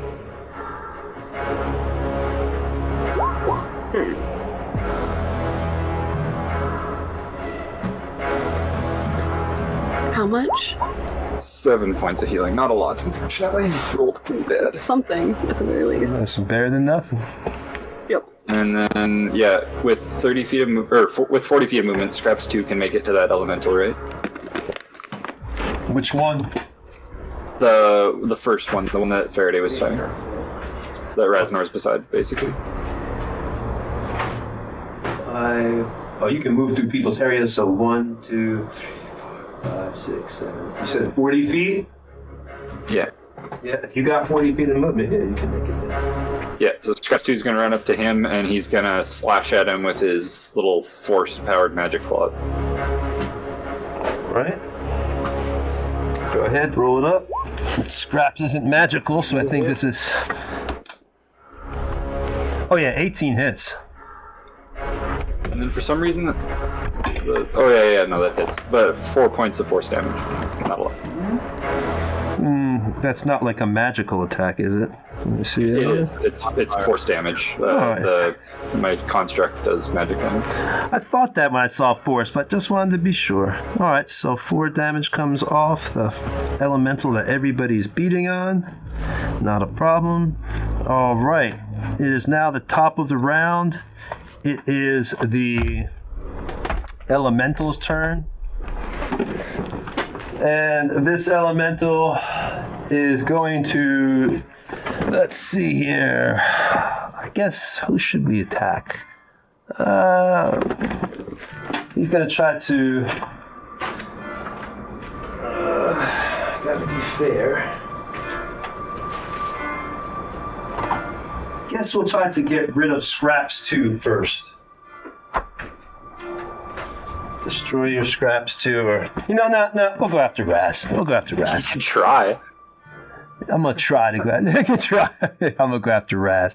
Let's see what happens my multi-attack slam. Scraps 2 is going to use his reaction to impose disadvantage on the attack.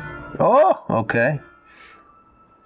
Oh, crap. That was the wrong roll. Hold on.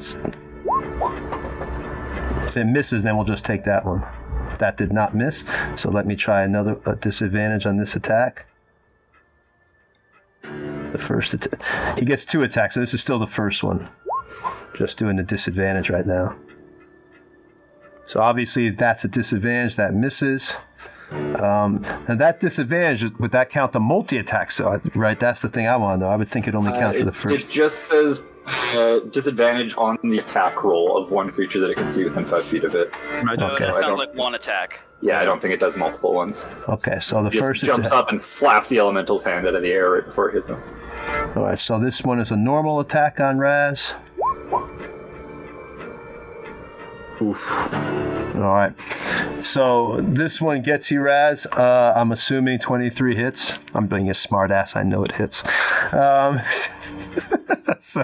You're Faraday mumbling from behind. If you were wearing plate armor. Oh my god, dude! If he wipes, you should make sure you say that. He'd be alive. I know it. I used to. If he wore that plates. It's a good thing. Wait, is Faraday right behind Raznor? It kind of looks like it. Pretty close. He's pretty close. Probably about 10 feet. Raznor just kind of baps him on the top of the head. All right, so this thing comes up to you, and what it does is it gets its arms, it kind of like shrinks its arms down to be thinner, so they're almost wiry, and it puts them in between your legs and pushes your legs apart. You feel one of your legs, now obviously they both can't disjoint at the same time, but you feel your knee crack as it begins to turn, and it begins to rips the tendon that's connecting your hip to your leg. It just rips it right out as it just separates your legs like that, trying to actually not pull your legs, but push them apart in a way that you couldn't have spread them fast enough. You can actually see the beginning of bruising as you look at your leg, like the blood is actually pooling on the inside of your leg. It's horribly painful. Some horrible descriptions for for just you simple stub damage. your toe and the bone from your shin splits through your knee. What can I say, guys? I have a dark imagination, man. I have a violent mind. All right, so it's better than I thought where I thought you were going with it when you were spreading his legs. I'm like, this is gonna be oh no! Super enema. That's just. Even I kind of thought Raz would be speaking at a higher octave for a bit. Yeah, I wasn't gonna do you that bad. I'm not. Even the water elementals have some honor. Raz's higher. Raz's next higher octave is this. Hi. Yeah, no, his next higher octave is just Geralt. Swear to me! Swear to me! All right, it's Alistair Bramblebeard's turn. Okay. I'm going to since I don't see where I am on the camera, am I near the elemental on the? You are in the cave, still not the cave, but you are behind everybody. You're behind Scraps. And your wolf is still on the bridge. Right. You're Okay, about so 10 feet behind Scraps. where's the one that came up on land? I guess I'm going to approach that one, and I'm going to shillelagh that one. Okay, that one's over here. So 1, 2, 3, 4, 5. You could make it right. Yeah, right. Yeah. Whoa, whoa, whoa. Sorry, guys. Camera almost fell there. Oh, gotta push it back to hold it up. I got it. Oh, there we go. That is a miss. Can you move in the same space? Is your guy small enough to be in the... I don't think it'd be small enough to be in the same space as... Well, you know what? Don't worry about that, because that bridge isn't supposed to... Don't worry. Go ahead. Shillelagh, did you hit it? Okay, no, I missed with the shillelagh, and my wolf will attack, since he's still on the bridge, he'll attack the other one. All right. Oh, I think they actually win it. That's actually that plus 6, so it's higher than that. Yeah. So it's AC 22, which is a hit. Yep, that hits. And D8 plus 6, so 10 points total from the wolf. I'm really liking this summon beast thing. That thing's working, man. Working for you. All right, so That's 10, No, this thing's doing work. 10 points. You want to describe your hit?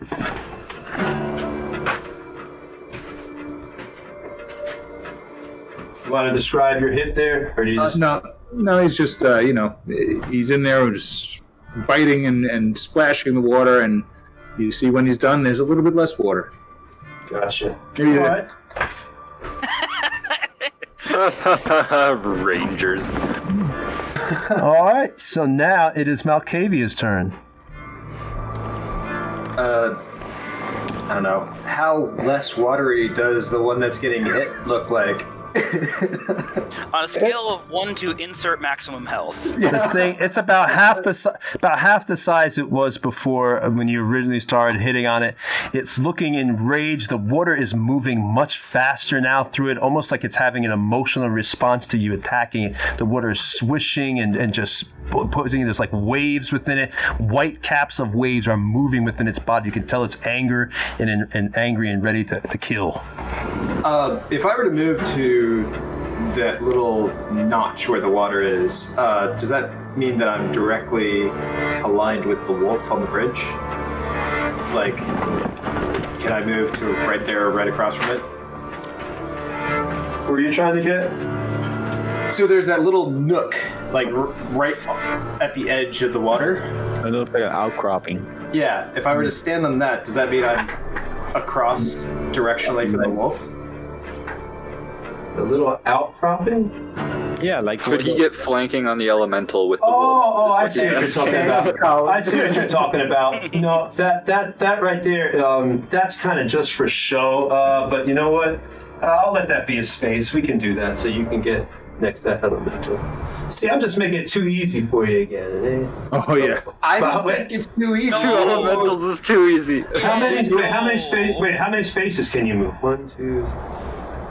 If you want me to make it easier, as a bonus action, I will. Well, I can move 30 feet. How far is it? It's 1, 2, 3, 4, 5, 6. If you count that spot, then it's 6. That's exact 30 feet. Yeah, then we'll just do that. All right, so you're right there, flanking the elemental. And I am going to go ahead and cast. I don't know if we want to do Shocking Grasp again to limit its reactions or not. That wasn't a bad move, because if somebody needs to move, like Raz or somebody out the way, at least that gives you that option. They don't get that attack of opportunity. That is true. I shouldn't be helping you, but I want to see y'all No, move. I know. I'm just trying to think. Yeah, I'll go ahead and do that. So I'm just going to run up, Shocking Grasp again.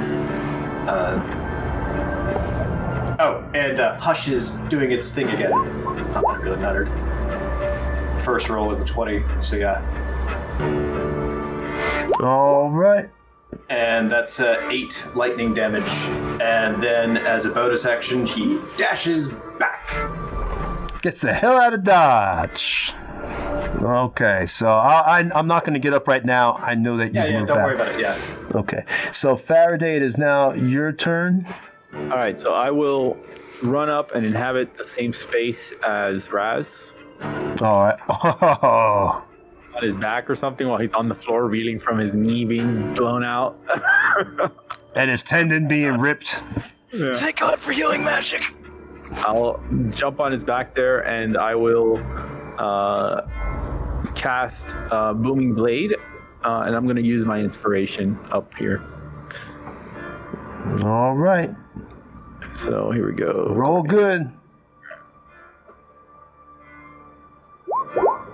21. That definitely hits. All right, glad I used that inspiration there. That worked. All right, and he will now have an additional 2 points if he moves again. So now he's on 4 points now if he moves. Damn. And my damage from Coronator is very decent, 18. Whew, damn. So, and now I will.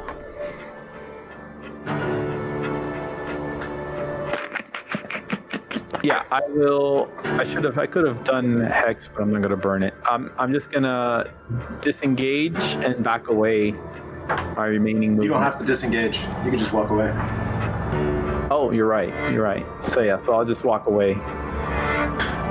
Just whatever remaining movement I have left. So I moved 10 feet up, and then I just moved 10 feet back. So. Well, I might as well. Oh, so you didn't really move any. You did this to dash. Since you Okay. didn't use the disengage. I don't want to get too far away because then I have to get close again. So yeah, just take the 18 points of damage, and that's it. All right. So now it is him's turn. Him's mad. Because this is the second time in like a couple weeks that he's been crushed by elementals. Elementals don't like him, I guess. You're just in the wrong place at the wrong time. Wrong place at the wrong time. How far, like, is it like right on me? Like, is it in my space or? No, it's not in your space. It's right next to you. Okay, so if I moved, I would have to probably take attack of opportunity. Right. You could, as an action, disengage. But I want to do damage because I'm mad. Oh, that's the rub, isn't it? Pissed. Did you have Hellish Rebuke, by the way? No. Okay. Angelic rebuke. Yeah, not that kind of tiefling. Heck. Yeah, I remember old style tieflings got Hellish Rebuke for free. There's like, what is it? Fairies, and they all get different stuff. Yeah. Shit. Is that okay? So I'm just gonna disengage as an action, but I'm gonna heal myself with 2 of my healing lights. So 2d6. All right, so you disengaged and did a little bit of a heal. All right, I'll move you out of there. I'll go back as far as I can.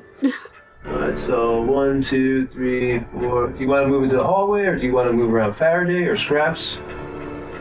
Hold on, let me look. Over towards Scraps, I'd say. I think that's who that is. Alright. The little red guy? Yeah. Yeah, Malkavian would be back there too at this point because you moved up and back. Yeah, I'll move all y'all back to him.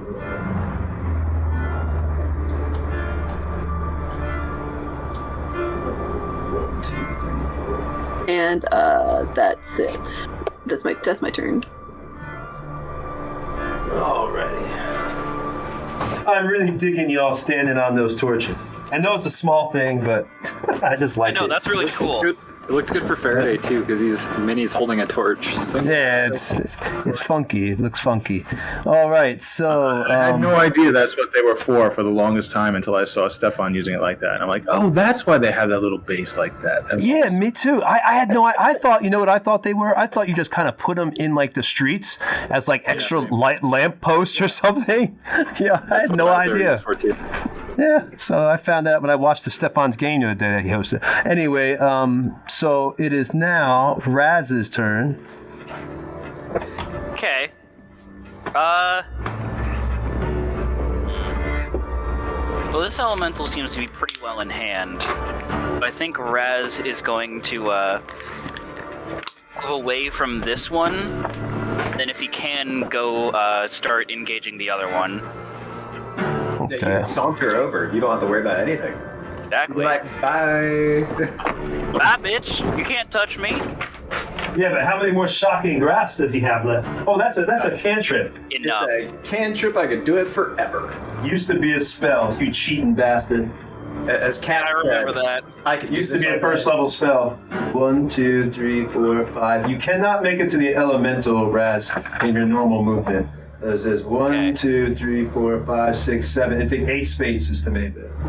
Okay, can I at least interpose myself between that elemental and him, so that him doesn't just immediately get glomped on again? Fuck. You can try. I'm not going to say if you can or you can't. Elemental might find a way around. You can go there, you can go there. Just plenty of space you can go if you really wanted him. Not saying he's going to go after him, but I'm just saying, no one is safe. This is the Walking Dead. There's no safety.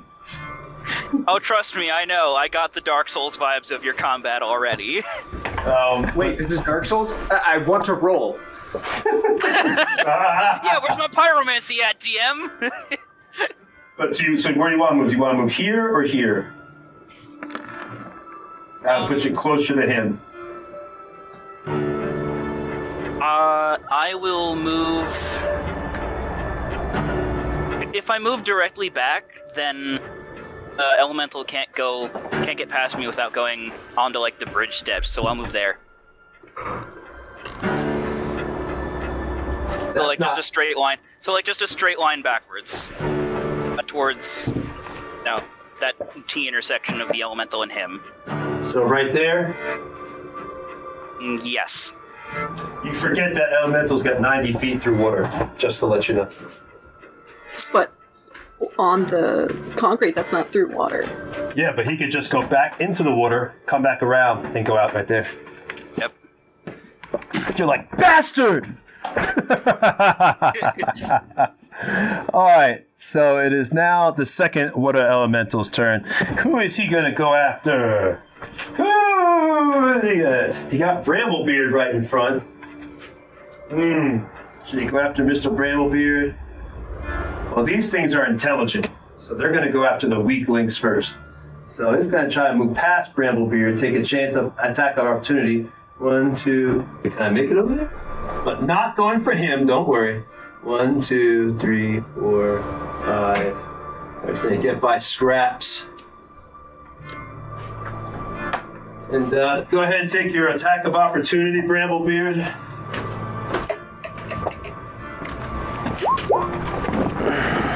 No, I missed. That unfortunately misses. All right. What I'm going to need you to do right now, let's see, Scraps, the first thing is going to try to slam you with his first attack. Your Oh, his dog's on the bridge. Yeah. Heck. Yeah.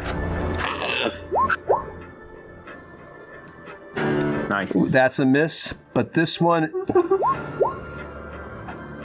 he moves into your space.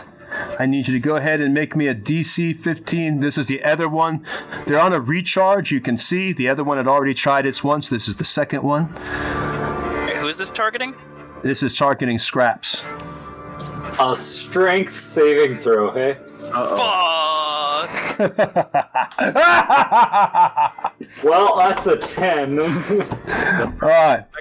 So what happens is DC failure target takes 13, 2 dice, 8 plus 4. I'm actually going to roll the dice. I prefer doing that. 2d8 plus 4. 13. All right. Scraps, how you looking, buddy? Well, actually, it's 2d8 plus. Yeah, well, that still came out. But 2d8 plus 4. So actually, that's a total of. You forgot to add the plus 4 to that. So that's actually 17 damage. So 17 total damage to Scraps, and then also grappled. Escape 14. Until the grapple ends, the target is restrained and unable to breathe unless it can breathe water. At the start of each element, each target grapple takes 2 to say blends out a creature with a fight. So basically, you better hope you can breathe water. You're going to be drowning. I think drowning takes like 3 rounds or something, if I'm not mistaken. It doesn't take very. Totally breathe water. No, I'm. It doesn't. I think it takes like 3 rounds and then you're drowned. Somebody wants to look it up, but if I'm not mistaken, that's the rule. You can hold your breath a number of minutes equal to your Constitution modifier at a minimum of 1. So what do you have? 1. Oh, yes. I need that elemental to make me a Wisdom save, as a strange beam of light seems to fall down upon it. Oh, okay. I'm using my Channel Divinity Rebuke the Violence. Okay. Do you drive the dare car too? And that is absolutely a failure, so it takes its own 17 damage in the form of Radiant. Oh! So instead of it hitting Scraps. Scraps still takes it. On top of it hitting me, it also hits itself. Oh, okay. I thought maybe it didn't. I like to flavor it as like this this beam of divine retribution just settles on top of the thing, and it's like a spotlight for a second before this just rod of radiant energy just slams down on it like a boot from heaven. You see, like the water just kind of like it just like spark and smokes. You actually see it, and the elemental actually shudders, like the water bubbling and hissing like this, boiling away. But the thing about Scraps is he only has a Constitution modifier plus 1, so as he says, he only has 1 round that he can hold his breath, guys, and then he's dead. So you better get it. 1 minute. 1 minute. Oh, 1 minute. Oh, 1 minute? Okay, so that gives you a lot of rounds. You're good to go then. Well, actually, do you have any con modifier at all? Yeah, I do. I have a con modifier of 1. So that gives him 10 rounds. So that's 2 minutes. Yeah. Oh, it's 1. It's 1 plus 1. It's 1 plus your con modifier. Oh, I thought it was con modifier minimum of 1. So he's fine. Actually, it's a minimum of 30 seconds. So Yeah, so if you had no con modifier, it'd be 30 seconds. so you don't. The bottom line is you don't have very long. No. No, but the problem is at the start of every turn, he still takes 2d8 plus 4. Yeah, I was going to say, I'll be dead from the bludgeoning damage long before I drown, so... Or, there's always a backup. Get into your bag. He can't take any action. It says he's restrained. Yep, he's restrained. He can't take any unless somebody pulls him out. So right now, It pops up a lot of blood. What is I the imagine just like when you stick like a bleeding arm in water or something like that, all the blood just kind of like surrounds him because he's surrounded by the water elemental. So well, he you kinda see, starts being surrounded by his own blood. well, even Like becoming a blood elemental at this point. it's worse than God. it's worse than that. You see this thing go to pick up Scraps, and Scraps begins to do his cower and beg, like no, please, no. But it doesn't matter. This thing picks up Scraps and it lifts him up by his arms and crushes the first arm. You see the mangled arm, crushes the second, and takes his body and crushes in the center. You begin to see Scraps, little bits of blood and old food comes up out of his mouth, and you actually see his eyes begin to bulge as the blood is being pushed into his head. So his little tiny eyes are being pushed, and part of his tongue is beginning to flap out with the blood that's coming out of his mouth as he's doing. And you could see all this as the water itself that he's in, because he's inside the elemental. So you see the water itself becoming pink, and the fear in his eyes as he knows he can't hold his breath very long. All right. Well, Scraps, you're restrained, so it's not your turn. So, Wait. Oh, okay, I can't okay. take actions. I can take bonus actions, which means I command Scraps 2 to come running over towards me and fucking attack this elemental. Here's a good question, though. Can you communicate with Scraps without speaking? Yeah. It's like telepathic? Yeah, I technically don't even need to speak with him. Okay, then that works then. As long as you don't need to speak because you're in water, so you wouldn't be able to talk if you would just hear bubbly water. But if it's some kind of a telepathic connection. Let me just double check. I mean, it would also make sense for Scraps 2 to have programming to protect his creator. Yeah. Yeah, that would just be attack the creature. That could make sense. But giving a direct attack trying to pull him out, that would need to be communicated. I would think it'd be default attack, try to save his master. But if it says he's... to pull him out, I think he's just going to attack. Yeah, that's fine. But if it's not telepathic, then it's going to be hard to command Scraps because he's... It just says, so it can move and use its reaction on its own, but it can only take its action on its turn. Or the only action it can take on its turn is the dodge action, unless I take a bonus action on my turn to command it to take another action. It doesn't say anything about speaking, but it also doesn't say anything about telepathy. So, up to you, I guess. So you're restrained, so you can't take actions or reactions. So I can't take actions or reactions, but I can still technically take bonus actions. But I don't know. Speaking is a free action. But I mean, I don't know if I can speak because I'm being drowned or whatever. But I don't know if it's like. I'd have to say. So he protect me, but like I don't know. I have to say that. Yeah. Never mind. Sorry, there's another word here that is totally relevant. If I am incapacitated, the defender can take any action of its choice, not just dodge. So it moves on its own if I'm incapacitated. Gotcha. Okay, perfect. So good. It goes up and attacks. There you go. Awesome. Good. Roll it up. Tell me what you got. Ooh, that hits. That hits. 10 points. Wow, that's a good hit. That is his max damage. He's very upset. Mm-hmm. You want to just creator? Yeah, describe your hit. Describe your hit of your angry bot. So he just like sprints over towards him and kind of takes like a jump right before he gets towards me, and he doesn't like speak or anything, but he just kind of lets out this like mechanical kind of like almost like a horn sound as he just takes both of his claws and just slashes him down through the top of the element. Yeah, the thing gets a little bit small. You see the water come off. All right, so now it is the top of the round. Is Scraps restrained or is he incapacitated? He's restrained. Okay, so you're not incapacitated, so you can use your action on your turn and your bonus action. And with your action, you could attempt to break out of the grapple. It says he can't break. It says another creature has to. Read exactly what it says. It says, until the grapple ends, the target is restrained and unable to breathe unless it can breathe water. If the saving throw is successful. It says somewhere in the monster's description, escape DC. It does. Escape DC 14, and then it says a creature within 5 feet of the elemental can pull a creature or object out of it by taking an action to make a DC 14 strength check. So yes, but he just used that. So now it's the second round though, or whatever. It's the next round. Restrained. It doesn't take away my actions. I thought it did. So you could be able to try to break the grapple. So break it. Try break it. See if we can get you out. I'll give it a shot. do acrobatics. Can you do acrobatics? Can I? I believe it's acrobatics or athletics to escape a grapple. Correct. Try acrobatics then. Try acrobatics. Go ahead. See if you get out. No, you did not. No, that does not get out, unfortunately.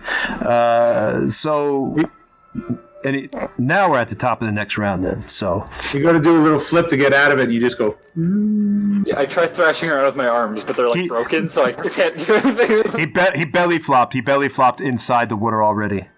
So which one's turn is it? The other one, right? The other one's turn is now. The one that's been damaged the most is it's its turn now. So now this one. Faraday's waiting for it. Waiting for it to move. Get it. All right, so this one is going to move. It's going to take its 4 points of damage. Yep, give it 4 points of damage. It's going to move. It's going to move this way, so it doesn't have to get hit by Scraps 2. It is right now in front of Malkavia and Faraday. It's going to go for Mr. Faraday. Let me put the 4 points of damage off it first, though. I'm going to put the mouse. The wolf gets an AO on it, right? Because it's moving away. Yep, doing that now. Ooh, nice. It does 14 points of damage. Ooh, nice. If AC 16 hits. Does AC 16 hit? Yes, it is. Yes. All right, so basically 20 points of damage because he did 16 and Faraday's 4. Mine is halved, though. Remember. Oh, thank you. I forgot about that. 8. All right, so... 7, rather. 7. And Faraday, how much did you do again? 4 points. And he did... Okay, so... 7 from the wolf. So 11 comes off total, off that one. It is looking quite small now, but it's taking its chance. It's going to attack Faraday now with its multi-attack, and then try to whelm him. It's now been four rounds for its recharge. The first is a slam. Does that hit? Pretty sure it does, but that's not a lot. So 16 is my AC. And then the next one. Things are hitting like trucks. 8. So 8 points of damage. And then what do I got to do? DC 14 strength. 15. 15. Okay, so I'm going to...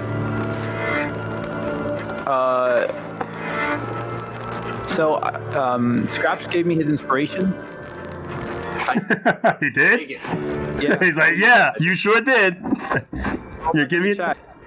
You give me... That's fine. I messaged. That's fine. I'm good. It's good. Fine, guys. It's fine. I'm just messing around. I'm actually going to use that here. Oh, thank God. No. Oh, it's -2. 0. Oh, no. All right. So 2d8 plus 4. Great. I literally rolled a 0. A 0. That does suck ass. All right, so 10 points of damage because it was 2d8 plus 4, so 10 points plus the other points. So you have a total of 18 points taken off you. Yeah. I'm rough. It's rough right now. All right. So, I know the feels, bro. and remember, you're now grappled and restrained, and you can only breathe so many rounds. +1 also, so I got 2 minutes of... It's the bludgeoning damage scares me. Yeah, it's the damage that's the big thing. Yeah. The whelm has what does it mean by recharge 4/6? Yeah. At the beginning of its turns, it rolls a d6, and if it rolls a 4, 5, or 6, it gets it back. Okay. All right, so now we're moving on to... I'm sorry, that just got me off track. Now we're moving on to the next person, which is Alistair Bramblebeard. Me again. So I'm on the one... Is Scraps in the one that I'm next to, or is Faraday in the one that I'm next to? Or Scraps is in the one that you're next to. Let's see. Hold on. They're both. Yeah, Scraps is in the one that you're next to. Faraday is in the one that next to Raz and Malkavia are near, or kind of close to. Well. All right. I'm gonna try to pull Scraps out of it. That's a good idea because I think Scraps is gonna run out of oxygen this round, wasn't he? So. No, you still got a while. He was gonna get fucking pulverized this round. Yeah, I was gonna say, I'm just gonna get bludgeoned to death. That's totally fine. I won't drown. Don't worry. He's not gonna drown. Drowning is painless. You pass out. I think I got it. 16. That's a decent roll. Is that enough? 16? Yeah, that is DC 14. You pull him out. All right, so you go into Scraps. You see Scraps gurgling, going at his throat for air, desperately trying to need air. Fear in his eyes as he can see the end is closing in. And, Alistair Bramblebeard puts his hand right into the water, grabs Scraps by the tuft of his neck, and rips him out of the water. An explosive bit of water comes out the back of the elemental and drips as Scraps falls to the ground, coughing.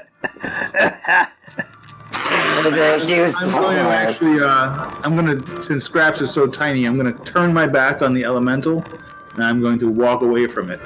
So I will take an attack of opportunity. Cool guys don't look at explosions. All right. So, and you didn't do any damage to him that round. So Bramblebeard's turn. It is now Malkavia's turn. Oh, I'm gonna move though. So if it gets an attack of opportunity, I want to get Scraps away from it. So I'm gonna do a full, 20 feet away from the elemental, carrying Scraps. You're back in the hallway. Oh. Yeah. I just far enough back so he's not in direct danger. So 15 feet, I guess, to carry. Yeah, you can't move into the hallway. It's not blocking the hallway. These things are large enough, but you can move back. It'll take an attack of opportunity on you, but it does. Okay. You can move back to here. We'll say can get your full movement. So 1, 2, 3, 4, 5. Catching. So you've And then carried. place scraps down on the ground. Well, give me a strength thing. I want you to be able to carry him. So go ahead and give me a strength roll I of weigh 10. 25 pounds. I don't care. Give me a goddamn strength roll of 8. Give me a strength. Pass an 8. Maybe it slipped out of your hand. All right, so you carry him. Finger. It may fall out of your hand like a weight at the gym. It happens. All right, so you're able to carry him just fine. You're tough, man. You carried him just fine up there, and now it's Malky. Oh, me too. Attack of opportunity though. Looks up at you, all soaking wet and half dead, and says, "Ferris Bueller, you're my hero." All right, you take. I assume a 24 hits you, so you take 12 points of bludgeoning damage carrying Scraps away. So as you grab Scraps in this heroic moment, Scraps, like he said, he's looking at your eyes. You saved his life. He's so happy. He thought Faraday and all them were cool, but now you're gonna be cool. So you save him, but the elemental knows what you did, and it whirls around and catches your ankle and does a whole misery thing to you, where it like hobbles your ankle, and you actually see your ankle like go up and your leg go up to the side as it hobbles you and does that whole thing like again misery with the hammer, and you see it. The pain is crazy. You actually see a little bit of your ankle bone stick out of the skin, and blood begins to pour from a cut artery that was in your foot. Artery. You're bleeding out now. You're dead. It's a special dwarf artery. It takes longer. Don't worry. Just heal him. He'll be fine. All right, but you take 12 points of damage. Where does that put you at? 16 out of 33. All right, so you're good to go. Okay, Malkavia, it is. I'm going to use, after I place him down, I still have a bonus action. I'm going to use that action to turn into a brown bear. Woo! So now I have 34 hit points plus my original 16. You're a brown. Okay, so you become a bear.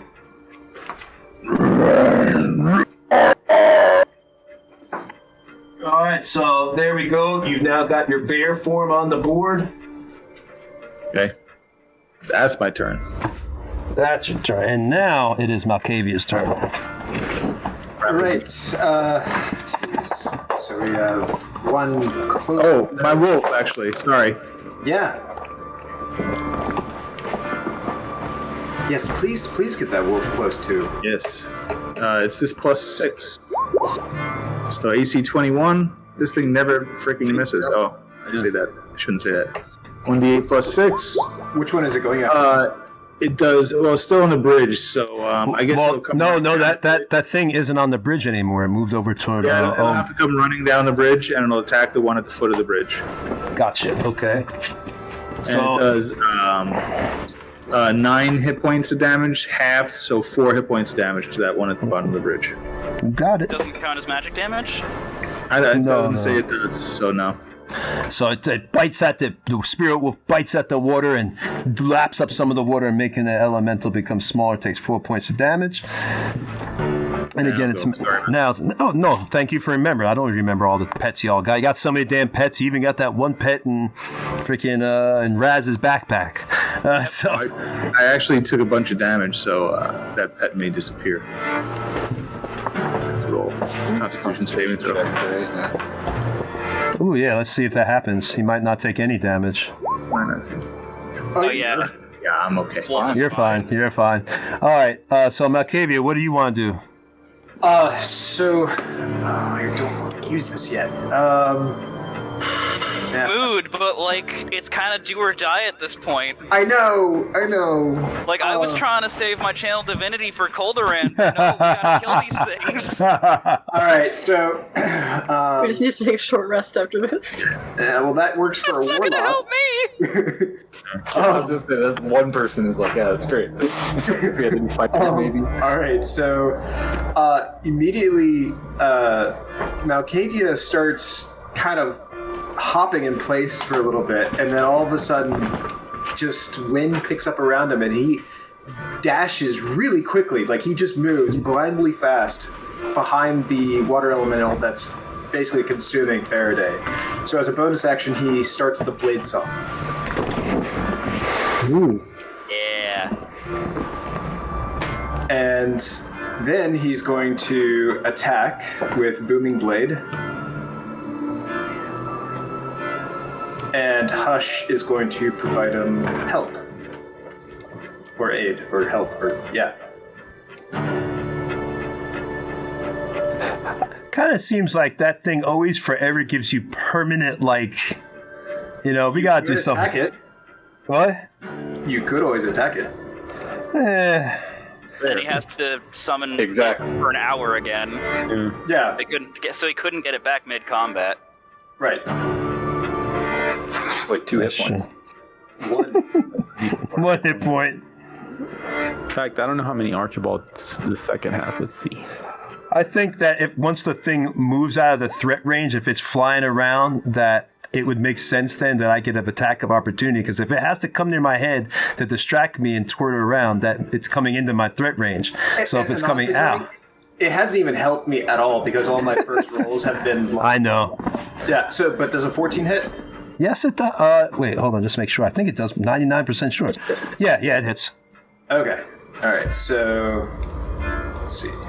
And it didn't help you again. Yeah, it didn't help anyway. So that's 7 damage from the blade, and then Booming Blade. It'll take.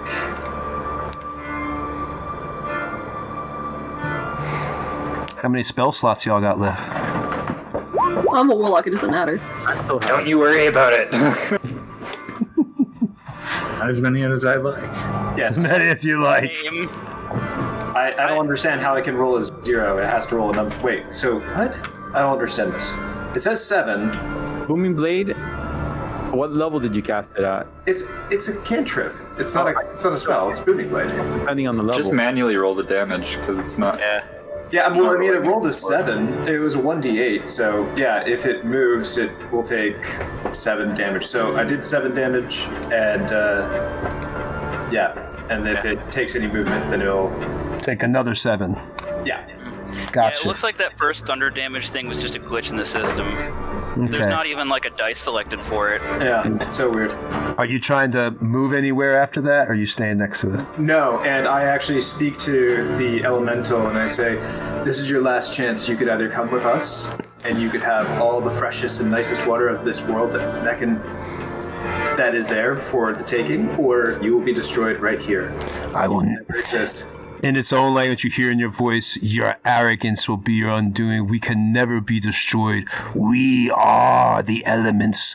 We are eternal. I will smash your bones and leave your body buried in the water where no one will find you. Then I tell him, fine, drop the halfling and take on a bigger target. Immediately goes for Raz. He looks at you. So you care about the halfling then? I'll make you suffer it more. And it kind of like tries to clench itself to make the water have more pressure on Faraday. Faraday, don't take any more damage, but from an RP point, you feel pain, like more pain. The elemental flexes his abs. Yeah, he's flexing. He flexes his abs and crushes Faraday more.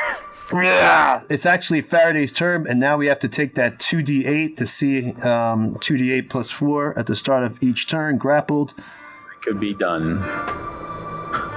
Roll low. 13. Oh, I'm out.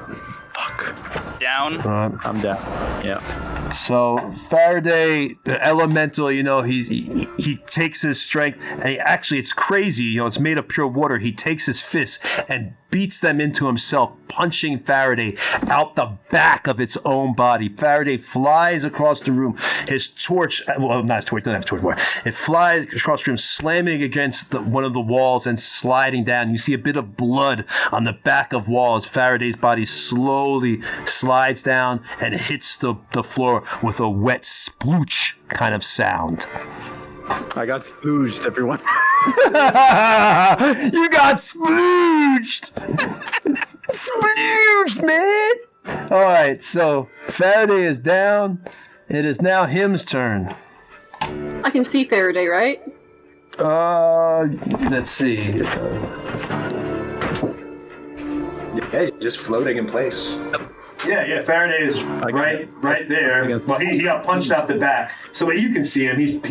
behind now the elemental. We'll put Faraday's body. Oh, okay. He got crushed and ejected. Yeah. So he takes 11 healing, Okay. Oh, Tony, I said that I had moved to the backside of the element. and then am I like right? I'm close enough to Scraps to just get to him, right? You're close enough to what? The elemental? To get to Scraps. Scraps is over here. What? Where am I? I thought I was over by Scraps. No, you moved over away when the elemental attacked you. You ran away over here as far as you could away from the I elemental. ran into the corner with Scraps and Malkavia. Yeah, but then- she said that she was moving closer to the hallway that we came down. Yeah, and she did. But what happened is the elemental took Scraps into his body, and then Bramblebeard took him out and moved with him. He carried Scraps all the way over here, away from the elemental. Right. Remember? So that was Scraps. So where am I? I can't. You're in the corner. You have You're the right little here. You're right here where Scraps was before, like right in the area where Scraps was. Can you see the laser pointer? Yeah. Yeah, You're right there. So you're surrounded. of course I am. I was gonna use my action to heal Scraps. Well, but you weren't surrounded before. Malkavia moved out the way, and Faraday got killed. So you weren't surrounded until now. I was conscious. Faraday was the one that was unconscious. So Yeah, which is why I wanted to heal Faraday. In which case, I'm gonna disengage and get out of there. Okay. Where are you moving to? It's towards everybody else, because if I can, I'm gonna try to heal Scraps next round. All right, so 1, 2, 3, 4. I'll let you move all over here behind Malkavia and Scraps too. How does that sound? Yeah. All right. Oh, I get the shot here. Thingy. All right, there you go. Okay, And yeah, that's my turn. there you go. Faraday, are you back? You're back up, Faraday? I'm up. Yes. Okay. And those guys are on their recharge, so now it is Raz's turn. Okay.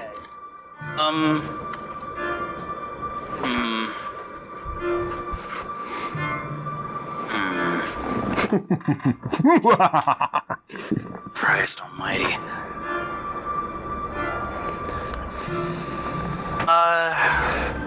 Aznor will turn and take a swing at elemental. So, did I lose my turn? I'm sorry to interrupt you. Did I lose my turn, Tony? Yeah, you died. Okay, because even though him and I have the same initiative. You went, well, usually go... Malkavia, him, and Faraday all had the same initiative. Right, and you never specified which one was going first. Well, you went first, obviously, before, because I rolled the damage for you at the top of the round. Whoever, because it doesn't go by your turn. It goes by, if you read it on the elemental, it says, at the start of each of the elemental's turns, each target grappled takes, so what happened was, on my turn, you died. So then, him healed you.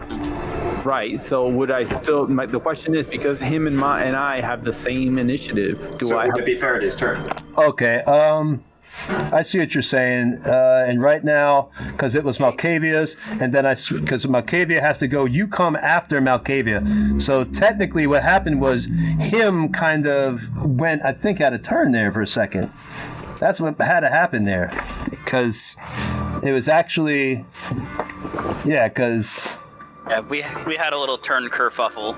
Yeah, somebody, So you said at the beginning of Faraday's turn, he take like when it got to when it would be his turn, you said he would take the damage then. So is it that the elementals only do damage on their turn?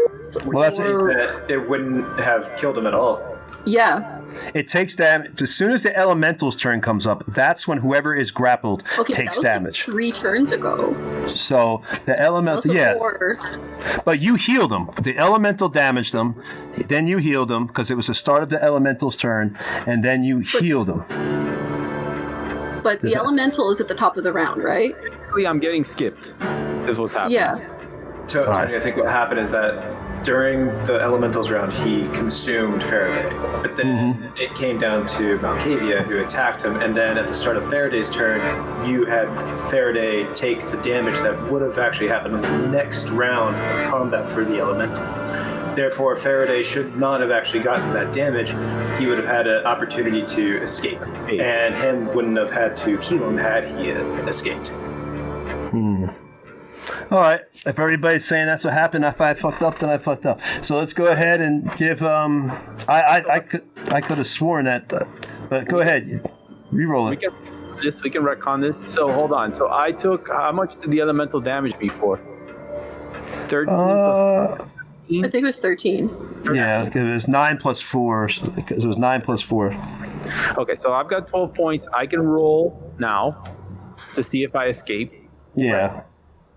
I'm sorry if I did that, guys. I got confused there. That's fine. You got a lot of stuff to manage. All right. Well, you didn't escape anyway, so either which way. I'm still likely going to die, but that's fine. But if Him's rolls still healed you for her turn or his turn, then that means that you're now buffed with that much extra health. Oh, okay. Yes, you still have 11 more healing. Got it. So then more health to the heals. Okay, Yeah. so then I'm all right. I'm alive, but still grappled. Got it. Okay. Okay. So him, and then him went, she healed. So now it's Raz's turn. Then Raz. Okay. Hey. Still stuck. Okay. So Raz, you go, and Raz went, and I think Raz already went. Hold on. Did you go, Raz? I did not. Okay. Go ahead then, Raz. So it goes the elemental, then who?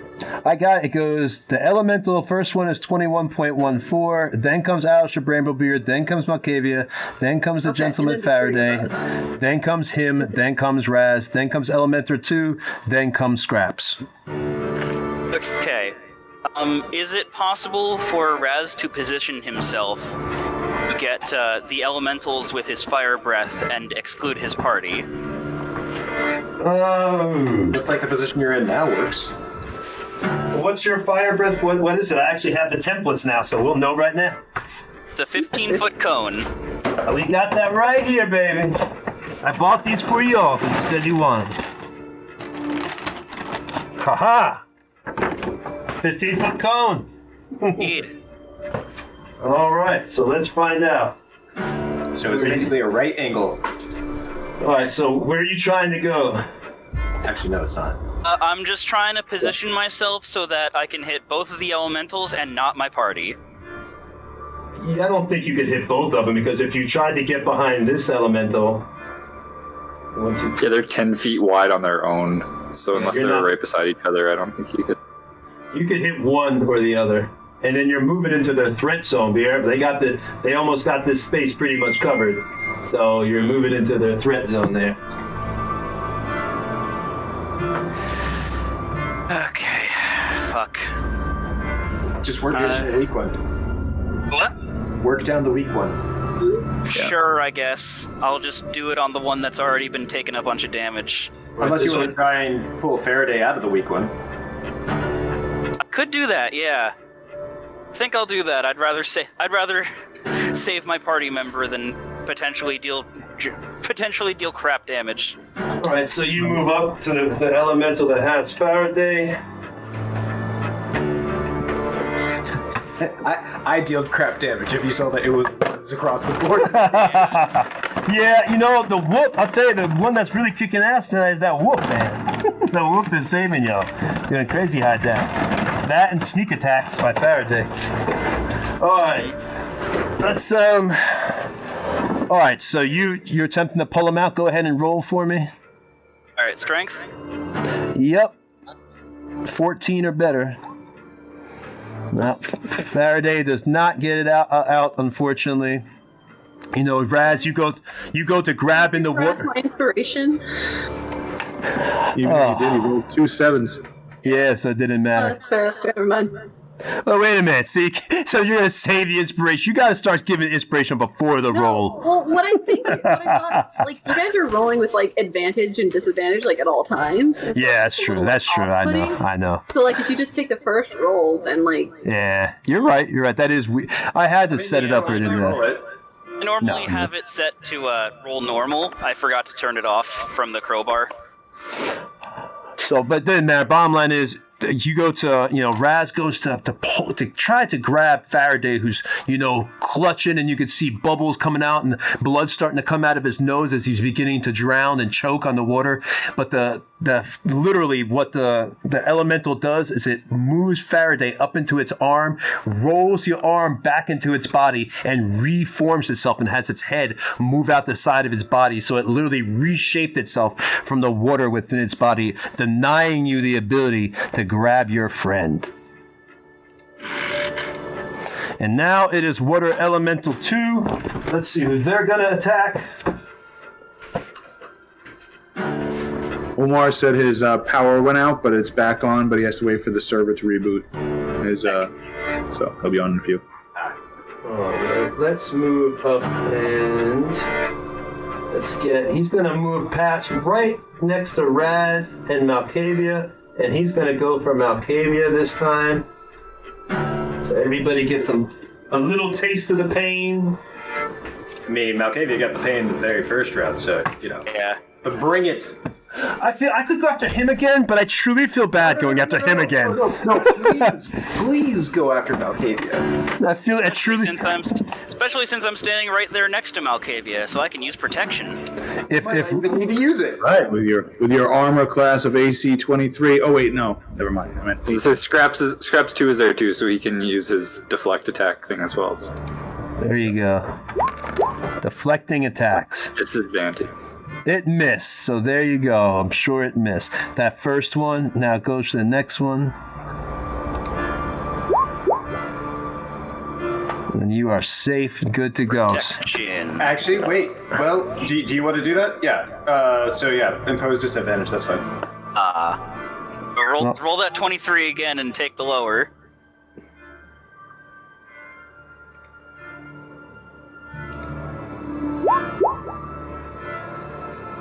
Hey, there you go. There you go.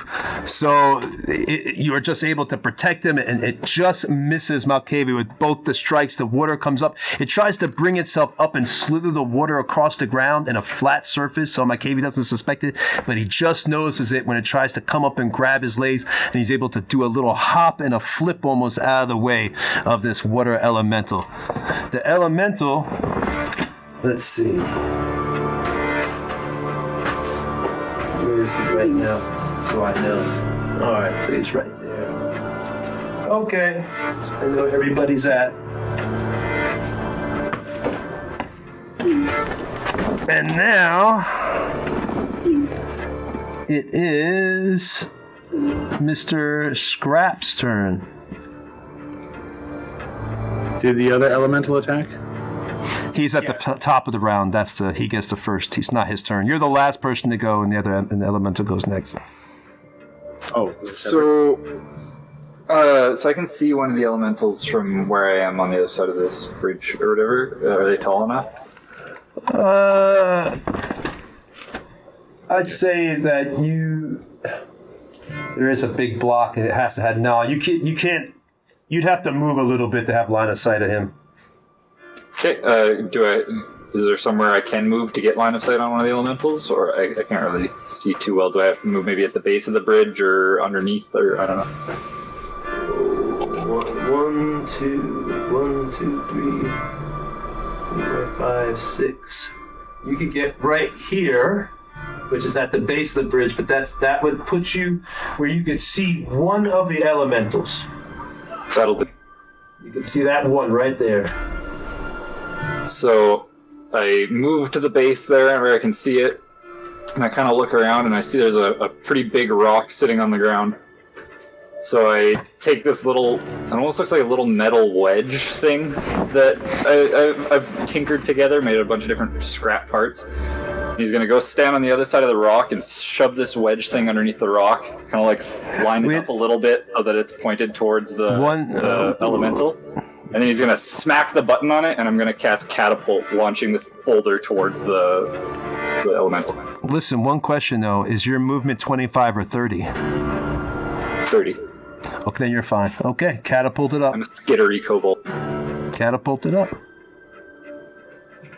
So, I think I have to. let me double check because I haven't used it in a while. He has to make a or a dexterity saving. My spell DC is 15. That worked out. That worked out really good on the bridge. So let's see if it works here. Unfortunately, no. Damn. Okay, so you go to cast your catapult, and you go to have this rock, but the rock the elemental literally opens a hole within itself, like a whirlpool, and then it opens up to the other side, so you can see what's on the other side of it, and it just goes right through and actually hits one of your characters. Doesn't do any damage, don't worry, just R-piecing, but it dinks off one of your own people. We'll say it dinks off Mr. Faraday is in there. So it's a big boulder. Big boulder. All right, so is there anything else you want to do, Scraps? I'm going to bonus action command Scraps to attack the weakest one that had just dropped, or that had Faraday, or the weakest one, the one that we've been attacking. Elemental. Okay. Yep, go for it. Oh, you already did. No, that does not. Sorry, no, that was me rolling to see what the catapult would have done. I just but no, it was 10 to hit with Scraps too, so I don't think he does. Unfortunately, that misses as well. Scraps goes to use, but it does not go. Scraps goes to use his about power to hit this thing, running up, trying to rend it and uses force damage, but nope.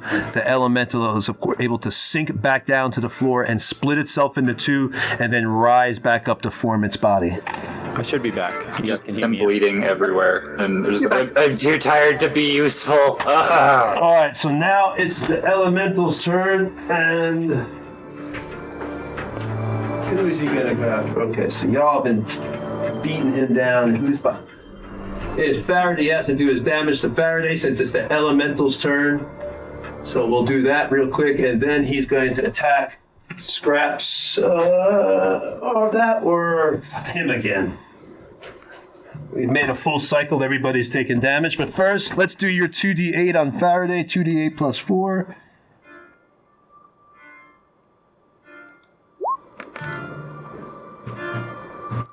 Oh! 17 points of damage. Good thing you got that heal. Yeah, I'm weak, but I'm still up. Okay, so yeah, you take I don't know how you're up. You took a total of 17 points. That's amazing. All right, so you must just be teetering on the edge of existence, Mr. Faraday, with 17 points of damage taken. So the elemental, once again, you see it flex its side, and this time it takes the water into a smaller volume and just pushes on the sides of Faraday. You see his arm break and a compound fracture, except this time it's in his wrist. So you see his wrist bone pop out, and his hand kind of turns and crushed to the side like that as he's being crushed by this elemental and takes 17 points of damage. How much more you got left, Faraday? He just said another power spike, but he said he had 22 hit points before. He just took 17. Yep, so 17. 5 points. All right, so, and now he's going to attack him with a slam. Scraps 2 is going to impose disadvantage. Jump up and try and smack his hand out of the way. Does that elemental have to move at least close enough to hit him? I wouldn't think so. Him looks like it's right there. Yeah, him's right beside. So, hold on a second. And you're imposing disadvantage? Yep. Okay. For this slam. Actually gets 2 slam attacks, excuse me.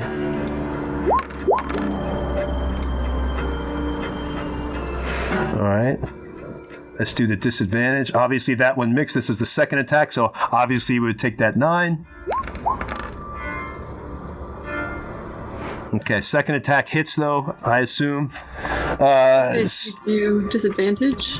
I don't think on the second attack, only on the first one. So the first... Did you roll again for the first one? He didn't do the other roll because a 9 would have missed anyways, technically, so... Yeah, so no but need you still need to roll twice. I would assume. Well, if you want me to, sure. Hold on a second. I mean, I guess I just used the 9 to guarantee I wouldn't hit you. Well, it's like when you do advantage, you want to roll twice to see if you get a 20. That's worse. So there's the second roll then. Either the 19 or the 21 would hit. I was just, making sure. No problem. No problem. I want you to be fair. Y'all be happy. So, 20. It's still hit either which way. I got that second hit. So the 21, yeah, we took the 9, and then the 19, or Well, you just say the 9 or the 19, or yeah, we can just go with the 21 to be less damage for you, make it easier. So there you go, 21, and him should still be up, I assume. what damage was that? 13. Yep, 13. Yeah.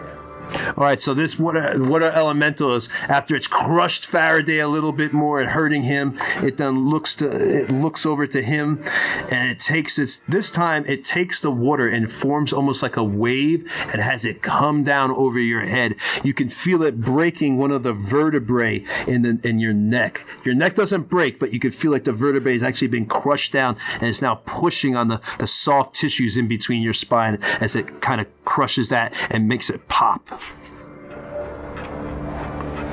And you take 13 points of damage. All right.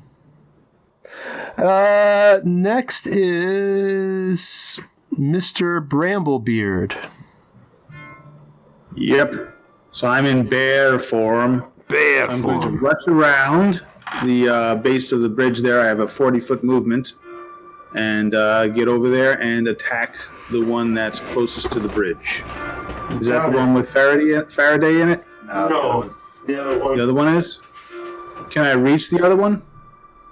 5, 10, 15, 20, 25, 30, 35, 40. 40 barely even brings you to that one. I'm just letting you do it because you're skirting underneath the bridge. So 40 would not make 5, 10, 15, 20, 25, 30, 35. Oh, yeah, it does just make you to Faraday. It does. Just gets you to Faraday. Okay. Can I try to pull him out as a bear? I mean, I have claws and stuff. I don't see why not. I mean, you can still grab things. It doesn't say that you can't. So I don't see why you couldn't try to grab him out with your bear claws. Give that a try then. 24. So I reach in, pull him out, and I lick his face. Oh, how nice. So... No need to add insult to injury. When he opens his mouth to talk, I lick his face again. Oh, God.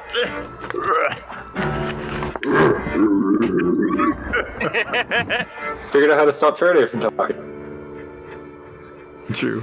My wolf cannot attack because I have to actually verbally command it, so it automatically takes the dodge action if I don't command it. All right. So I'm done. All right, so now it is Malkavia's turn. All right. So let's see.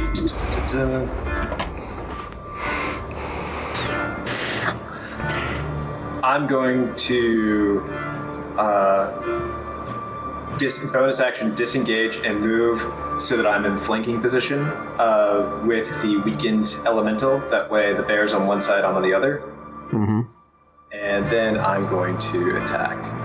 Okay, go for it. Bring this thing down, for Christ's sake. Come on. And since it's flanked, it's at advantage. Eh. Just remember, y'all are flanked now, too, for these guys. I should have remembered that, but it doesn't matter. That's why I moved out of the way. So that's a 24. You hit? Definitely hits. Yeah. Oh! Damage of 9, and then it'll take an additional... Doesn't matter. That one, describe how you want to do it. That one's down. So as I cut right through the water, I just look back at it, and I say, you could have come with us. And then I look to the other elemental, and I say, the opportunity is still yours if you want to stop this now. It screams, avenge me, we'll be back! And then I want to move as much as I can up into the other elemental's area and block it from getting closer to him. So basically try to interpose myself in between the elemental and him. I don't see a space for you to do that right now. So you can see, because him is right there. And you got Scraps 2 right here. You don't need to move. You already have the other elemental on the side of you, but you moved around to get, so you actually moved, you disengaged, so you could flank it. So that would have put you right about there, because it takes up 10 spots, or 10 feet, so that would have put you there. So now there's that space right there. Yeah, but I want to move back up. Oh, you want to? Okay. Yeah. Well. Okay, there you go. So just moving back up into that elemental as close as possible, and then Hush is actually going. Who's next? Is it Faraday or is it Faraday? Yeah. It's Faraday. Hush is actually going to come and provide help to Faraday. Help Faraday. Attack is at advantage. Wonderful. In that case, I will step into the same space. Is Razanor within melee range of... So I'm going to take half my movement to stand up. And then I am going to step into melee range so long as I'm in the space of somebody else who's bigger than me. So preferably Raz. Do it. Okay, I'm going to do that. And then I'm going to attack with Booming Blade. And that's going to be at advantage. It must be weird for Raz to constantly have you attacking from in between his legs. His legs have been stretched out a bit. I'm messing with my stance, Faraday. It looks like Faraday really has the answer to the question, what do Dragonborns win in the kill? 22. And there's 22 damage, and then Booming Blade is going to do an additional 8 points when it moves. I love how you basically have like a pseudo smite. Yeah, it's great. So 22 points of damage, and then an additional 8. And then I will stay in the space with Raz and just cower and be like, I'm quite weak, chap. How many times can you use Booming Blade? I'm just curious. Is it a skill or every single cantrip? That's a powerful cantrip. Yeah, 5e just like blasts y'all with power, boy.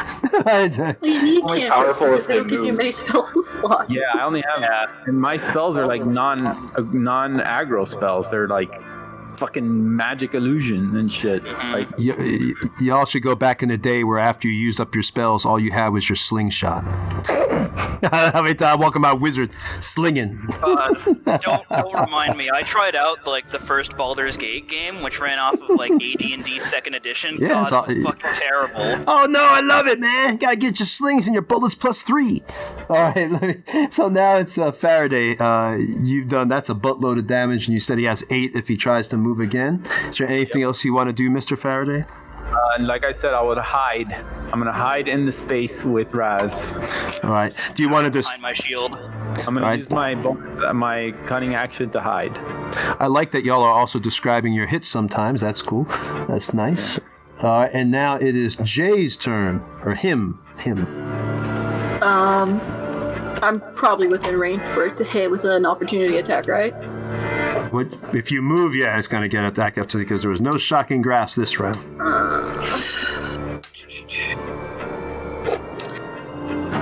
Is anybody around me? Yeah, everybody. Yeah, Everybody? Strapped to Faraday and Malkavia. we're all crowded around this thing, Okay. although the protection reactions have been used. Understandable. In that case, By the way, Malkadia is really, really, really tanky right now, so if you want to hide behind him, go for it. really Dude, just that would require me leaving its range, I think. Adjacent to you, so technically you haven't left if you just move adjacent. Oh, you can't inhabit the same space. Never mind. Yeah. I'm thinking We're not like, halflings. Yeah. No shooting between people's legs. I want to place Shatter somewhere that I can't hit any of us, but I'm only hitting it. No, I can't do that because it's going to probably break the bridge. yeah.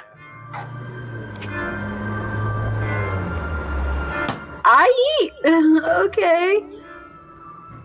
I'm going to disengage and just get up against the wall because I don't want to be here.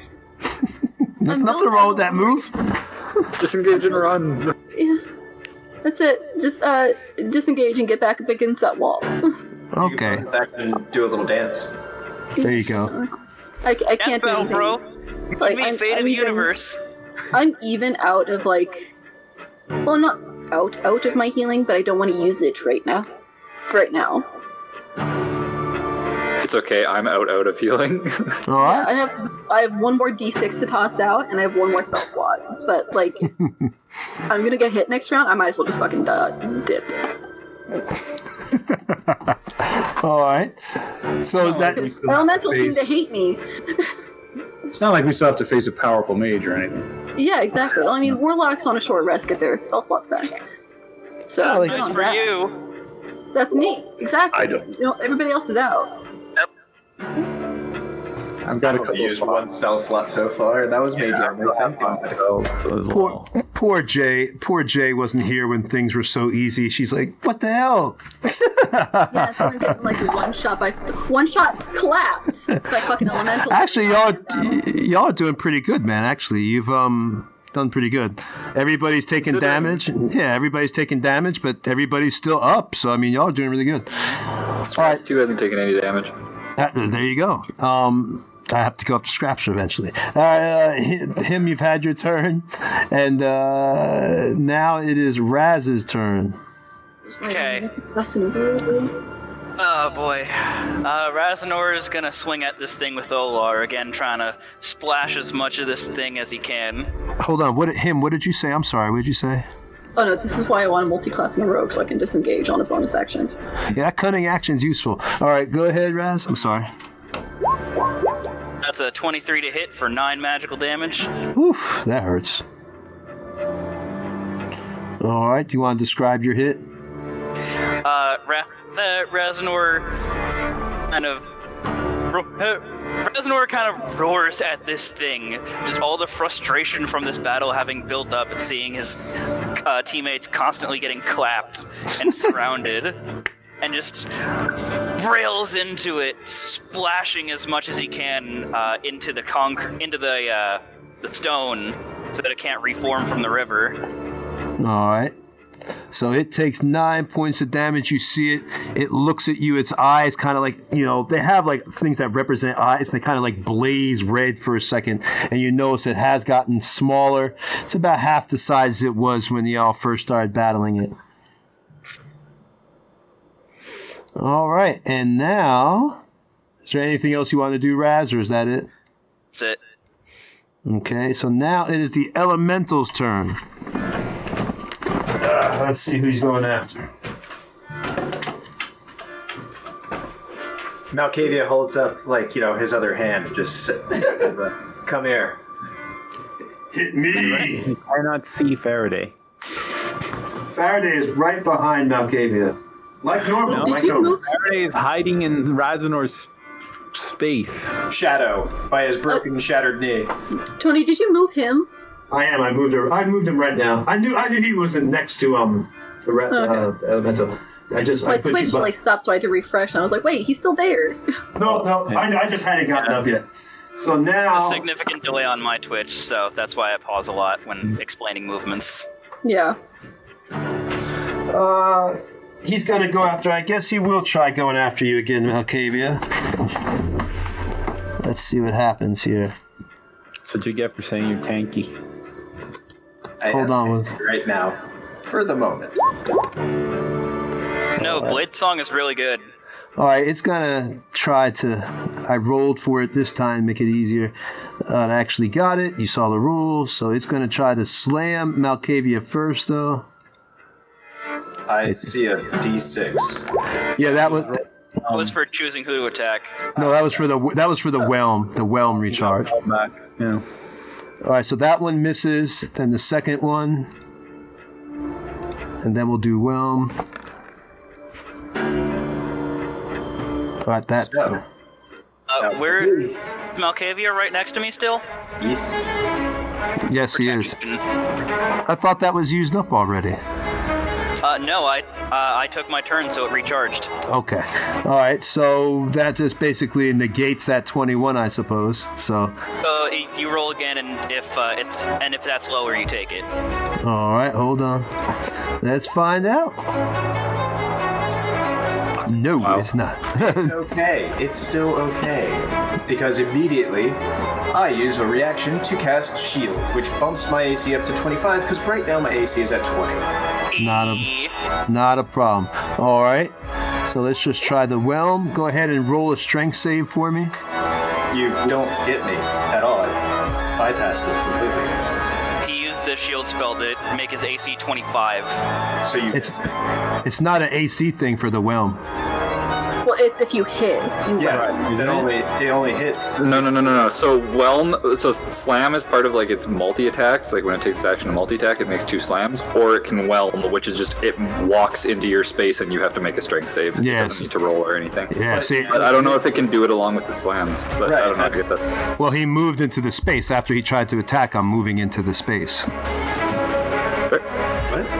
Okay. So he moved. So he's also taking damage just from the movement. Yeah, that's fine. He takes 8 points. 8, isn't it 8 points? Oh no. Oh yeah, 8 points. Okay, so 8 points. Wait, is it 2 slams or a whelm? It doesn't say. Whelm is his movement. Yep. So just your whelm is his movement. So roll it up for me, Malkavia. Whelm is an action as well. It's either the multi-attack or the And then once you're caught up in the whelm, then it's automatic at the beginning of the elemental's turn. You take additional damage. All right. Well, If I remember correctly, but pretty sure because I did the elemental campaign, so we fought a lot of elementals. I'll tell you what. I'll let it. I'll tell you, this time then, if it. All right. I want to look it up, but I don't like looking at monsters when I'm playing. Let's see. Because it looks like it says moving into an area. It says each creature in the elemental space must make a DC. Is it under the actions section of the monster card book? That is under actions, yes. Okay, so all right, then yeah, all right. If that's the case, then yes. All right, well then scratch that, Will. Scratch that one. All right, so you're safe. It goes after Malkavia twice. It misses because your AC is crazy high. Your reaction to get a shield prevented it from actually getting you either which way. Only had a 21. So it goes now. This time when it goes to attack Malkavia, it tries to actually take the water and make it to a hard spray to actually try to cut you, like making the water makes like kind of like a fire hose, but you're able to get out the way of each time as the water tries to come towards you. And it's now Scrap's turn. I'm gonna move on to the bridge, I guess, to kind of get like up above where the elemental is, but not within like melee of it, I guess. All right. Just a little closer, and then I'm just gonna firebolt it. Firebolt. All right, we'll put you right there. So you're far enough away that you're not going to hit it, but close enough to see it and firebolt it. So firebolt away. 17 to hit. That hits.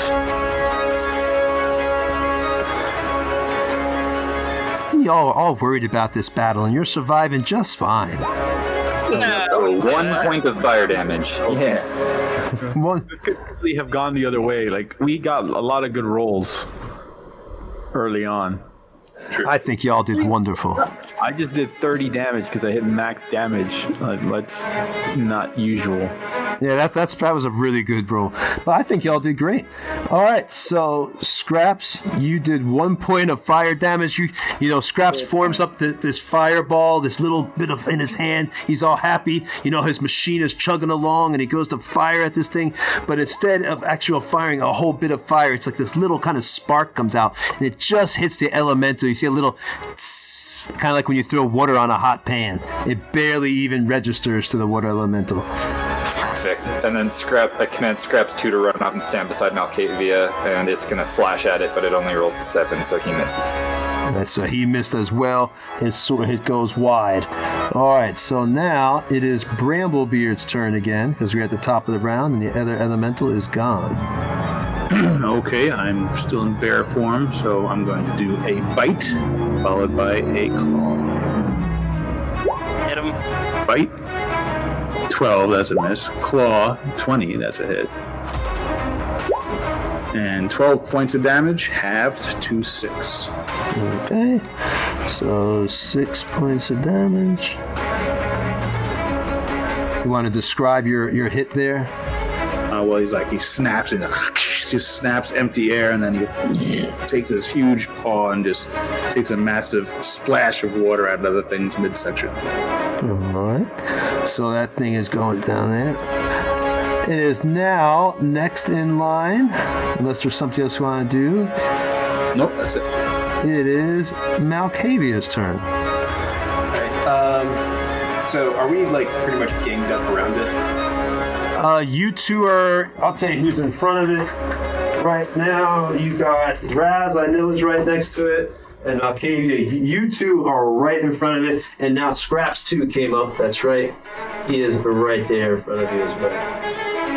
And then Faraday is right behind you. He's within 10 feet. The bear just came running up, so we'll put him up here. So basically, you almost got it completely surrounded. And him is back there. Are we imposing flanking at this point or not? Well, its back is to the bridge, but the dog is back here at this point. So I would say that you would have flanking because the spirit. Oh wait, no, the spirit dog. Is the spirit dog still on the bridge? I thought it had moved off the bridge. Yeah, it did. Okay, so then you do not have flanking though. Okay, no worries. Then Hush is going to again start squawking and. God, I hate that goddamn bird. I hate that fucking bird. Use one of the massive slams to hit the bird instead of us, then. I always forget that the bird is around and squawking, and I forget to do the attack of opportunity, and y'all don't remind me, you lucky bat. I'm gonna remember now. Go ahead. All right. Well, if it uses this attack of opportunity against the bird, then it can't use it against us. This is true. So 24.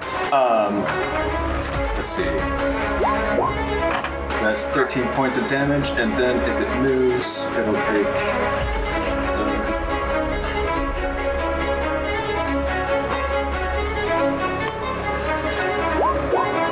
Nice. It'll take 8 damage. It did the 0 thing again. That's Yeah, I did it with 2. I think it's just a bug with Booming Blade. Now I'm gonna kill that goddamn bird. you know. Alex, the reason it's doing it is because Booming Blade at 5th level, you do 1d8 on the hit and then 2d8 after it moves. So I think that first 0 is the damage on the hit, so it automatically defaults to 0. I miss the bird. Unless it's what's the AC on the bird? I think it's just 10. Yeah. Oh well, okay. Birds down. It's not the elemental's turn. It's still hymns and Faraday's. Well, I thought attack of opportunity because the bird's flying away. The bird isn't staying. It doesn't fly past him ever. It just stays right beside his head. Yeah. It's right by me. So the whole battle, this thing just flies right around. But what about the times it goes back and forth to the other elemental? That doesn't matter. It doesn't. I mean, it just stays with Malkavia. But the other thing is that the owl doesn't provoke opportunity attacks when it flies out of an enemy's reach because it has flyby. Oh, so. Well, there you go. That solves that problem. So there we go. Yeah, I think it's kind of busted. You know what? Thank you for reminding me, Tony. So the owl flies back 10 feet.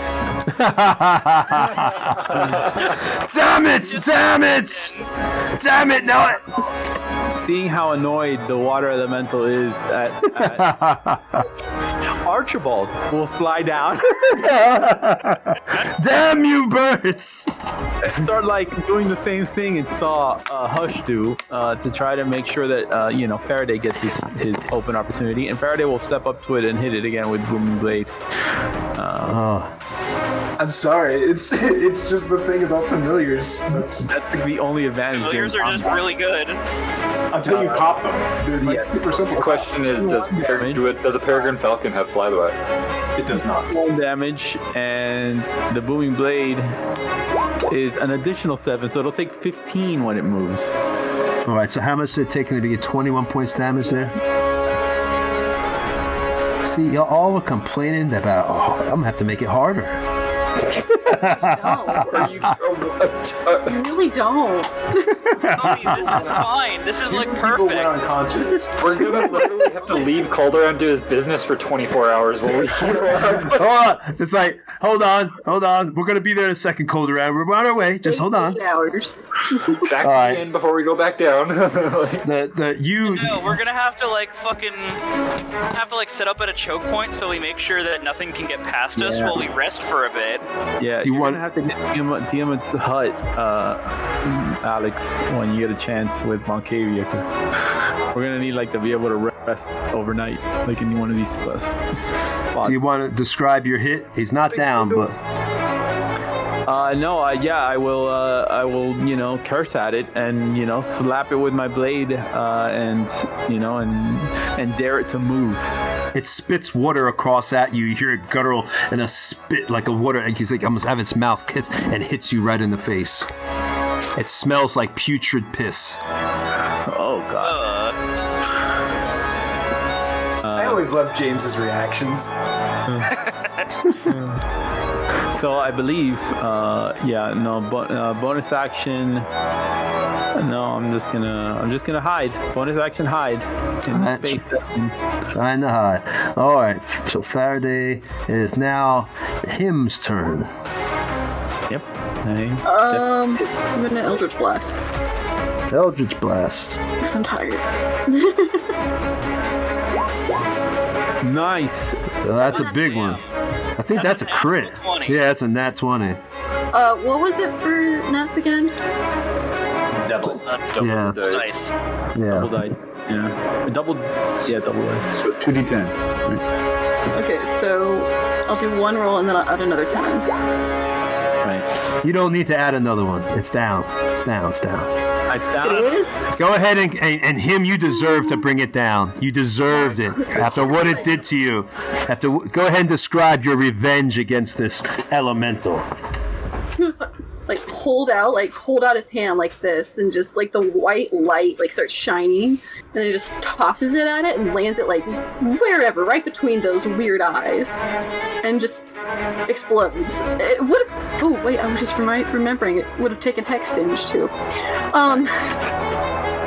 Yeah, it just lands right between the eyes and just burns and fizzles it away, I guess. And you see it as it's going back into its own, being forced back into its own elemental plane. It's hissing and yelling, and it can't really hear it because it's guttural. The water, but you can tell there's a rage because the little bit of water that's seeping back is shaking violently as it's hissing, and the smoke and the steam is coming off it as it goes banished back into its own plane. And that is it. You have brought it down. I can't kill y'all, see? Y'all are unkillable party. I don't know. Listen, I put that into the D&D encounter builder, right? That tells you to figure out how dangerous, and that was a deadly encounter, and y'all still survived. Yeah, It was deadly, yeah. Because We we have, almost all died. We have We were healing one or people. two rolls away from a TDK there for sure. I'm certain. And I was down to 5 hit points at one. and then down to 5 after that again. That was an awesome battle, though, man. That was really, really cool. And I heard somebody say they liked those minis, so thanks, guys. I did. Those water elements. They are cool. Yeah, I love. It's just gone. Him's gonna be yelling in infernal. You should see the fire elementals. I got some of those too. At the same company, and I'd those really fire. rather not. Well, no. Well, now that I know you like them, I mean, wouldn't you like me to bring them out? Maybe just to show, but not to actually play. Send a Please picture to don't the hold on. Discord. Let's just leave it at that. Well, I mean, what's the point of having all these awesome minis if we never get to see them? But I want to thank real quick. I'm gonna exit. We're gonna say shut down the stream. But thank you for all the people. If anybody who was watching, appreciate you coming. Please check us out on social media. You can also look at our previous videos on YouTube as well, or you can come up here and join our Discord channel if you just want to talk to us. And we'll be having a game this coming Friday. Thank you guys. We're gonna go ahead and say bye. Bye bye. Bye bye.